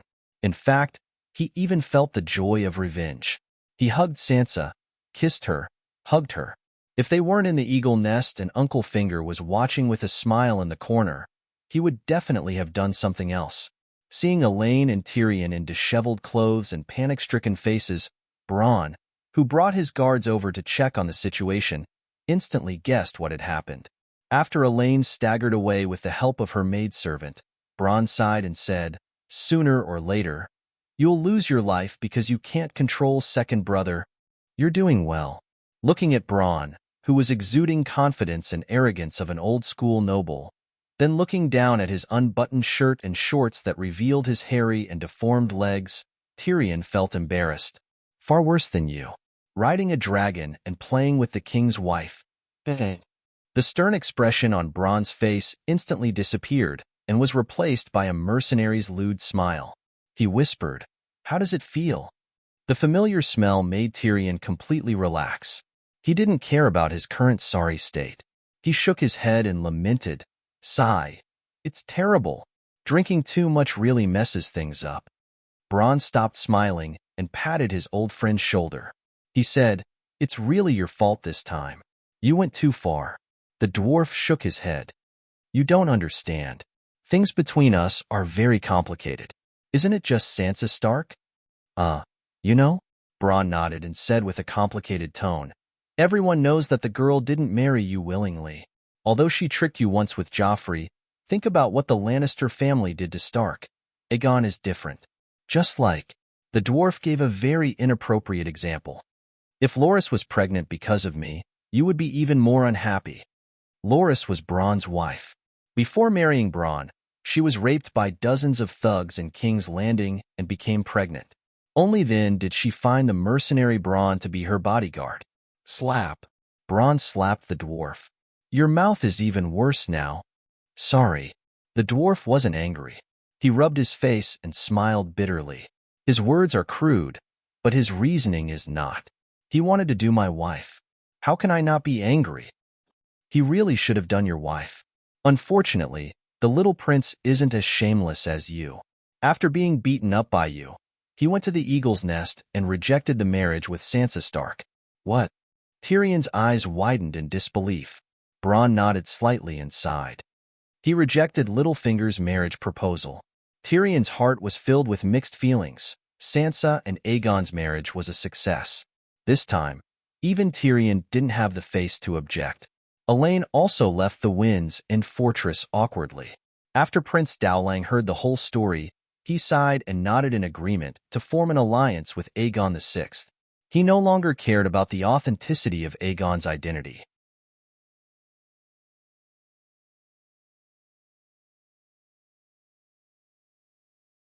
He only had one goal, to seek justice from Lannister. However, it was impossible to count on Uncle Dowling to fully support Aegon. Dorne was willing to send 50 ships, 4,000 marines, 3,000 cavalrymen, and 3,000 infantrymen. A total of 10,000 people would follow Aegon to the King's Landing. 10,000 people was already a lot. In the entire Dorne Hill, there were less than 500,000 people. To the stable Prince Dowling, bringing out 10,000 strong men was no less than a 5-card stud. The only thing was that the people of Dorne could bring their own rations all the way to the Winds and Fortress. However, Aegon would have to think of a way to provide rations for the army. Dorne didn't experience the rebellion of the Four Princes, so they stored a large amount of rations. If Aegon was really laid Jazzy and married Elaine, then Dowling would be responsible for all the supplies in the war. However, Dowling only treated himself as Aegon VI's ally. While he helped Aegon seize the Iron Throne, he also used Aegon's strength to complete his revenge. It was fair and just, and the goods and money were cleared. Aegon was very dissatisfied with this. Isn't it natural for an uncle to help his nephew? Tyrion stopped him. This is the politics of the Westeros. He is not only your uncle, but also Prince Dorne. Think about Theon Bella. Their ancestors were Targaryen's illegitimate sons. These two guys were fighting over a woman before, and now they're shamelessly reconciling. Prince Dowling's support for you has already surpassed Dorne's support for Targaryen during Aerys' time. Because of the matter with Lyanna, Dorne was very dissatisfied with Legger. In the early stages of the War of the Usurpers, they only watched from the side and did not participate. Why was Dany and second brother Way able to escape from the War of the Usurpers, but Legger's child died in the King's Landing? Although the Mad King was crazy, he was not stupid. After the Battle of the Bell, he saw that the situation was not right.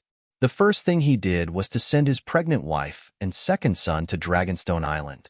However, he kept Princess Elia of Dorne and her children as hostages to force Dorne to send troops to deal with Robert. Dowling, come and save me. Otherwise, when the King's Landing falls, your sister, nephew, and niece will be killed by the rebels. This was the message that the Mad King wanted to convey to Prince Dowling. Isn't it annoying? Using his daughter-in-law and grandchildren as hostages to threaten his brother. The key was that his trick really worked. Dowling pinched his nose and led Dorne into battle. However, Dowling did not feel comfortable. Dorne did not use their full strength, and both sides suffered a tragedy. Legger died in battle at the Ruby Beach. Tywin tricked the King's Landing into opening the city gates, and Targaryen was slaughtered. The Mad King's threat actually came true. 2 children died tragically in front of his eyes, and the princess herself was raped and killed by the Demon Mountain. Elia could be said to be the most pitiful crown princess. After Aegon reached a preliminary agreement with Dorne and the Valley, news related to him spread like wildfire. Laegar and Elia's son, Aegon Targaryen, did not die. He had returned. Aegon Targaryen rode the Megalosaurus Black Death and took down Storm's End Castle. Aegon Targaryen was declared the Lord of Storm and called himself Aegon VI. Under Saint Maribad's witness, Aegon VI and Sansa Stark formed a sacred marriage contract. Aegon VI announced that Tommen I was a false king. Aegon VI announced the formation of the True Dragon Alliance and issued a declaration. Since the War of the Usurpers, the people of the Seven Kingdoms have withered, music has collapsed, etiquette has deteriorated, and people have become beasts.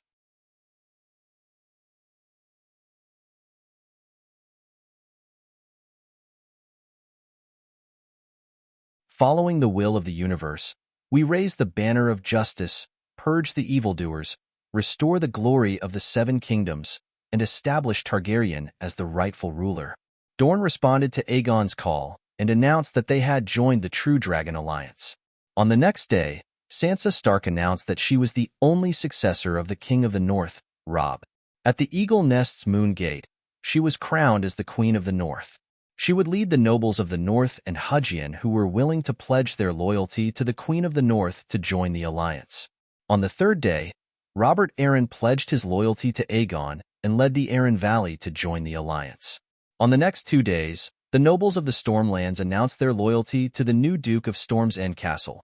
The king could also be a duke, and led their troops to Storm's End Castle.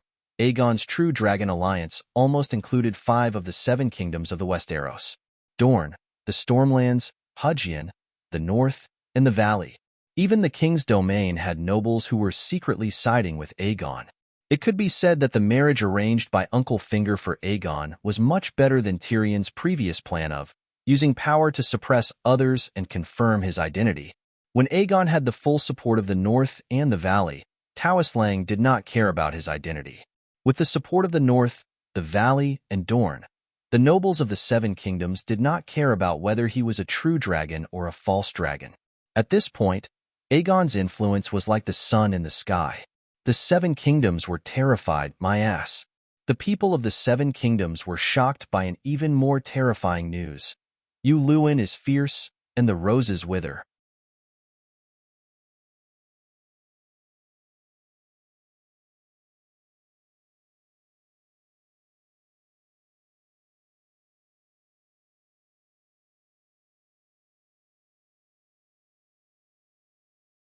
Chapter 6:18. Tyrion was a smart man. How could he not know that when the clam fought, the fishermen would reap the benefits? According to his original plan, the alliance between Aegon and Aegon, as well as the sacred marriage between Aegon and Sansa, were all top-secret information. His strategy was to keep a low profile, quietly gather allies, and accumulate military strength. In other words, he was building a high wall and slowly claiming the throne. This was because the conflict between Lannister and Tyrell had not reached its climax.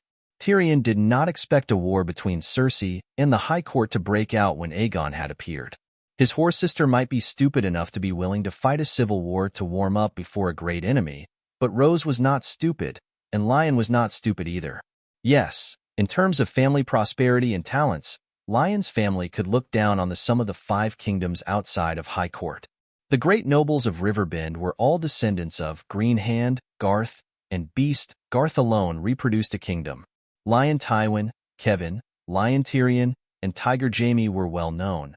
But Lannister was not weak, but not famous, only not famous among readers, but also famous in Westeros.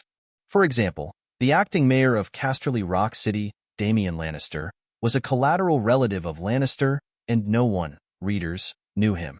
But without thinking, if Damian did not have the ability, would Kevin have handed over his home to him? It was said that the Fry family was the most fertile family in the Seven Kingdoms. Old Wade's descendants alone could form a cavalry squad. In fact, the Lannister family had the most clansmen. There was a saying, in Lannister Harbor, if you randomly grab 2 people, at least one of them will have the surname Lannister. It was not an exaggeration to say that Lannister's family had reproduced Casterly Rock City. Therefore, the Lyons did not lack talents. The talents of the Lyons also stood out under Tywin's rule and entered the military and political system of the Lyons. Therefore, Even though Kevin was dead and Cersei was foolish, Lannister's foundation did not crumble. That was why Aegon could not wait for Cersei and Tyrell to meet on the battlefield, unless he did not show up. In fact, Tyrion had been prepared for a third party, such as Randall Tarley, to mediate between Cersei and Tyrell for the third time. But keeping a low profile could numb Cersei and delay her compromise with Old Roose. By the time Aegon left for King's Landing, it would be too late for Cersei to work with Tyrell. His plan was very good, but he had neglected another person. Uluin. Uluin actually managed to wipe out High Court Tyrell's entire family all by yourself. Yep, I didn't even get to see the Dragon Queen once before Old Rose received a boxed lunch. Oh, I was about to receive a boxed lunch. Whether or not I received a boxed lunch would be up to the Dragon Queen. 2 days after the Gouting incident. What? Gouting is gone? How could it be gone? The Dragon Queen exclaimed. Dragonstone Island. The crystal tower that was the hub of the magic net. A circle of runes the size of a dustpan expanded on the surface of the light blue magic crystal ball. The blue light formed the shape of Dany's head, as if it was a 3D image of a blue light. Strangely, everyone in the hall felt that the queen's head was facing them no matter which angle they looked from. At this moment, Aegon, Tyrion, Marwyn, Old Crab, and Bronn were gathered together. Their expressions were indescribable horror and absurdity. Since the beginning of the War of Conquerors, Blackheart Harren's Hall family had been burned to ashes by Balerion. And in the past 300 years, thinking about it, it was really scary. The War of the Usurpers was still fine, but in the past 20 years, Targaryen, Theon, Stark, Arryn, and Tully had all been destroyed or were on the verge of extinction.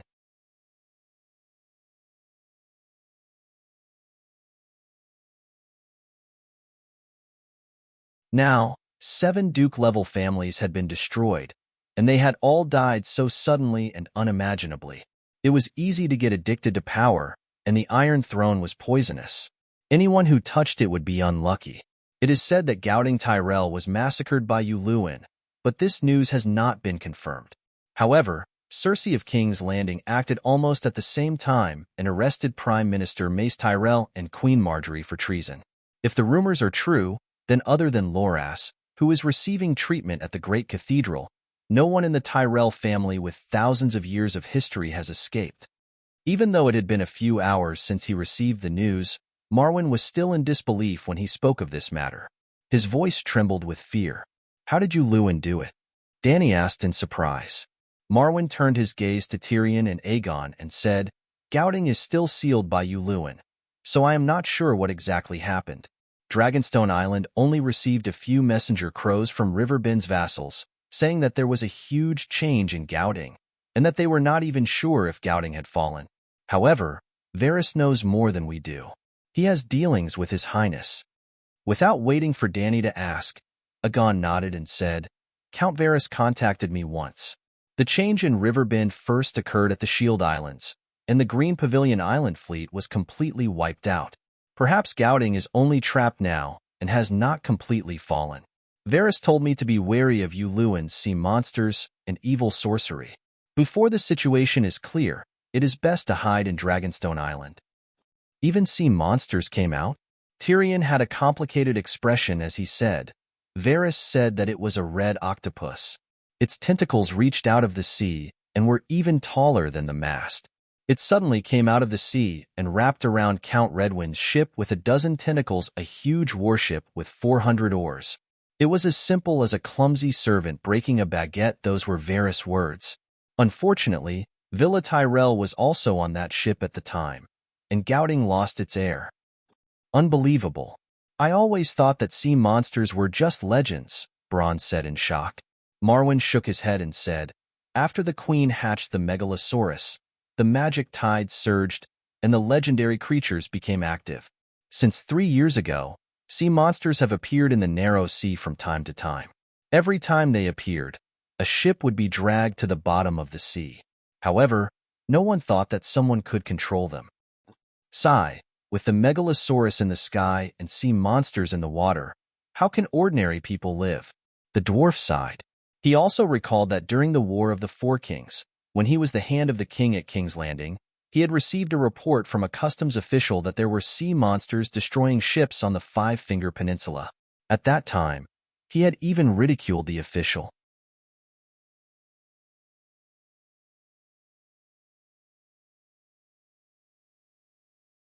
There are still sailors in Lannister Port who have seen mermaids.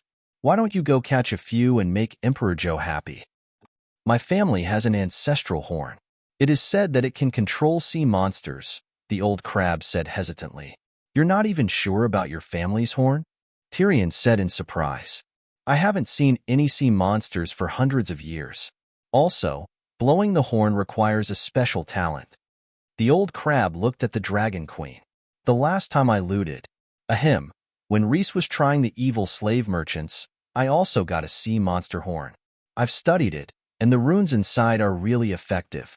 It's true that it can control sea monsters, but, facing the old crab's hopeful gaze, Dany shook her head regretfully and said, the dragon horn uses the soul of the old demigod dragon to intimidate ordinary megalosaurus, just like how a wolf controls a pack of wolves.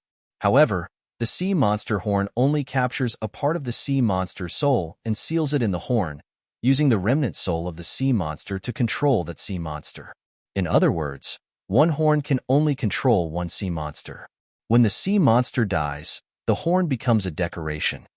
Tyrion gave an unusually flattering smile and said humbly, then, Your Majesty, can you create a new horn? Snatch you Lewin's sea monster. Yep, this was the first time he met the Dragon Queen after the betrayal of the revolution, slave liberation. Sea monsters are useless to me, Dany said calmly. Communicating with the Dragon Queen through the magic crystal, everyone could see her face, but everyone's expression was different.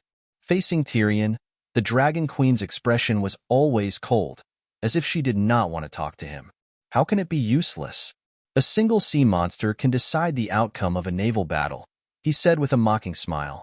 If you have the time and energy to look for sea monsters, you might as well train. The sea was vast and deep. How difficult would it be to find a single sea monster? What kind of magic can deal with sea monsters? Aegon asked. The Megalosaurus feeds on sea monsters and dared to use the same method to deal with Qing Ting Island's fleet against Her Majesty. Her Majesty can easily teach you Lewin a lesson, the old crab said proudly. What about the pterosaur? Aegon hurriedly asked. This? Why don't you try? The old crab said uncertainly. Try? Try with your life. If you fail, you won't be able to come back. Aegon was stupefied. Actually, it's easy to deal with sea monsters, Dany said with a smile. When the sea monsters break the ship like a towel, let the pterosaur descend from the sky and throw down a few cans of wildfire bombs. I guarantee the effect will be excellent. Even if there's no pterosaur, store a few 100 pounds of wildfire and a few dozen bags of flour in the cabin. When the sea monsters attack, throw the flour all over the cabin and ignite the wildfire. TSK. In this fantasy world, even the Megalosaurus was not invincible, let alone the sea monsters. Tyrion thought for a while and said, It's worth a try.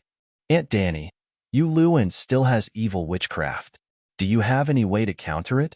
I can't hide on Dragonstone Island forever, Aegon said anxiously. The Storm's End Castle was built by the city builder Brandon. It's one of the only 2 evil-suppressing castles in the Westeros. You're neglecting the essentials by coming to Dragonstone Island to seek refuge. Oh, remember to guard the sewers. Don't let the wizards sneak into the inner castle from the bay, Dany reminded warmly. There were so many aristocrats in the Westeros. Every aristocrat had a castle, but only Winterfell and the Storm's End Castle were protected by spells to prevent magic from entering the castle. The Storm's End Castle was built to resist the divine punishment of the sea god and storm god.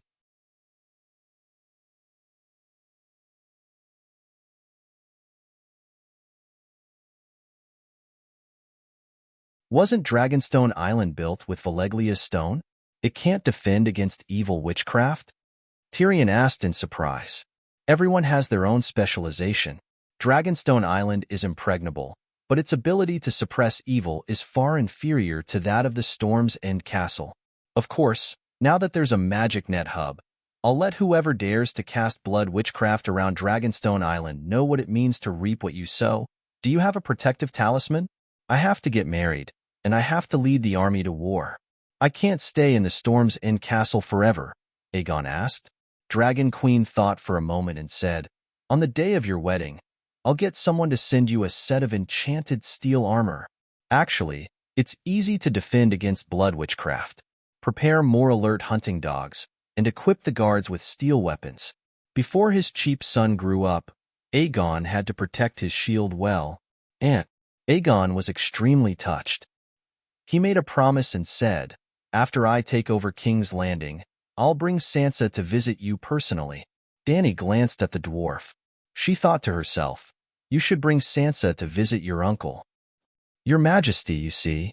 The dwarf rubbed his hands and smiled sheepishly. Can you know?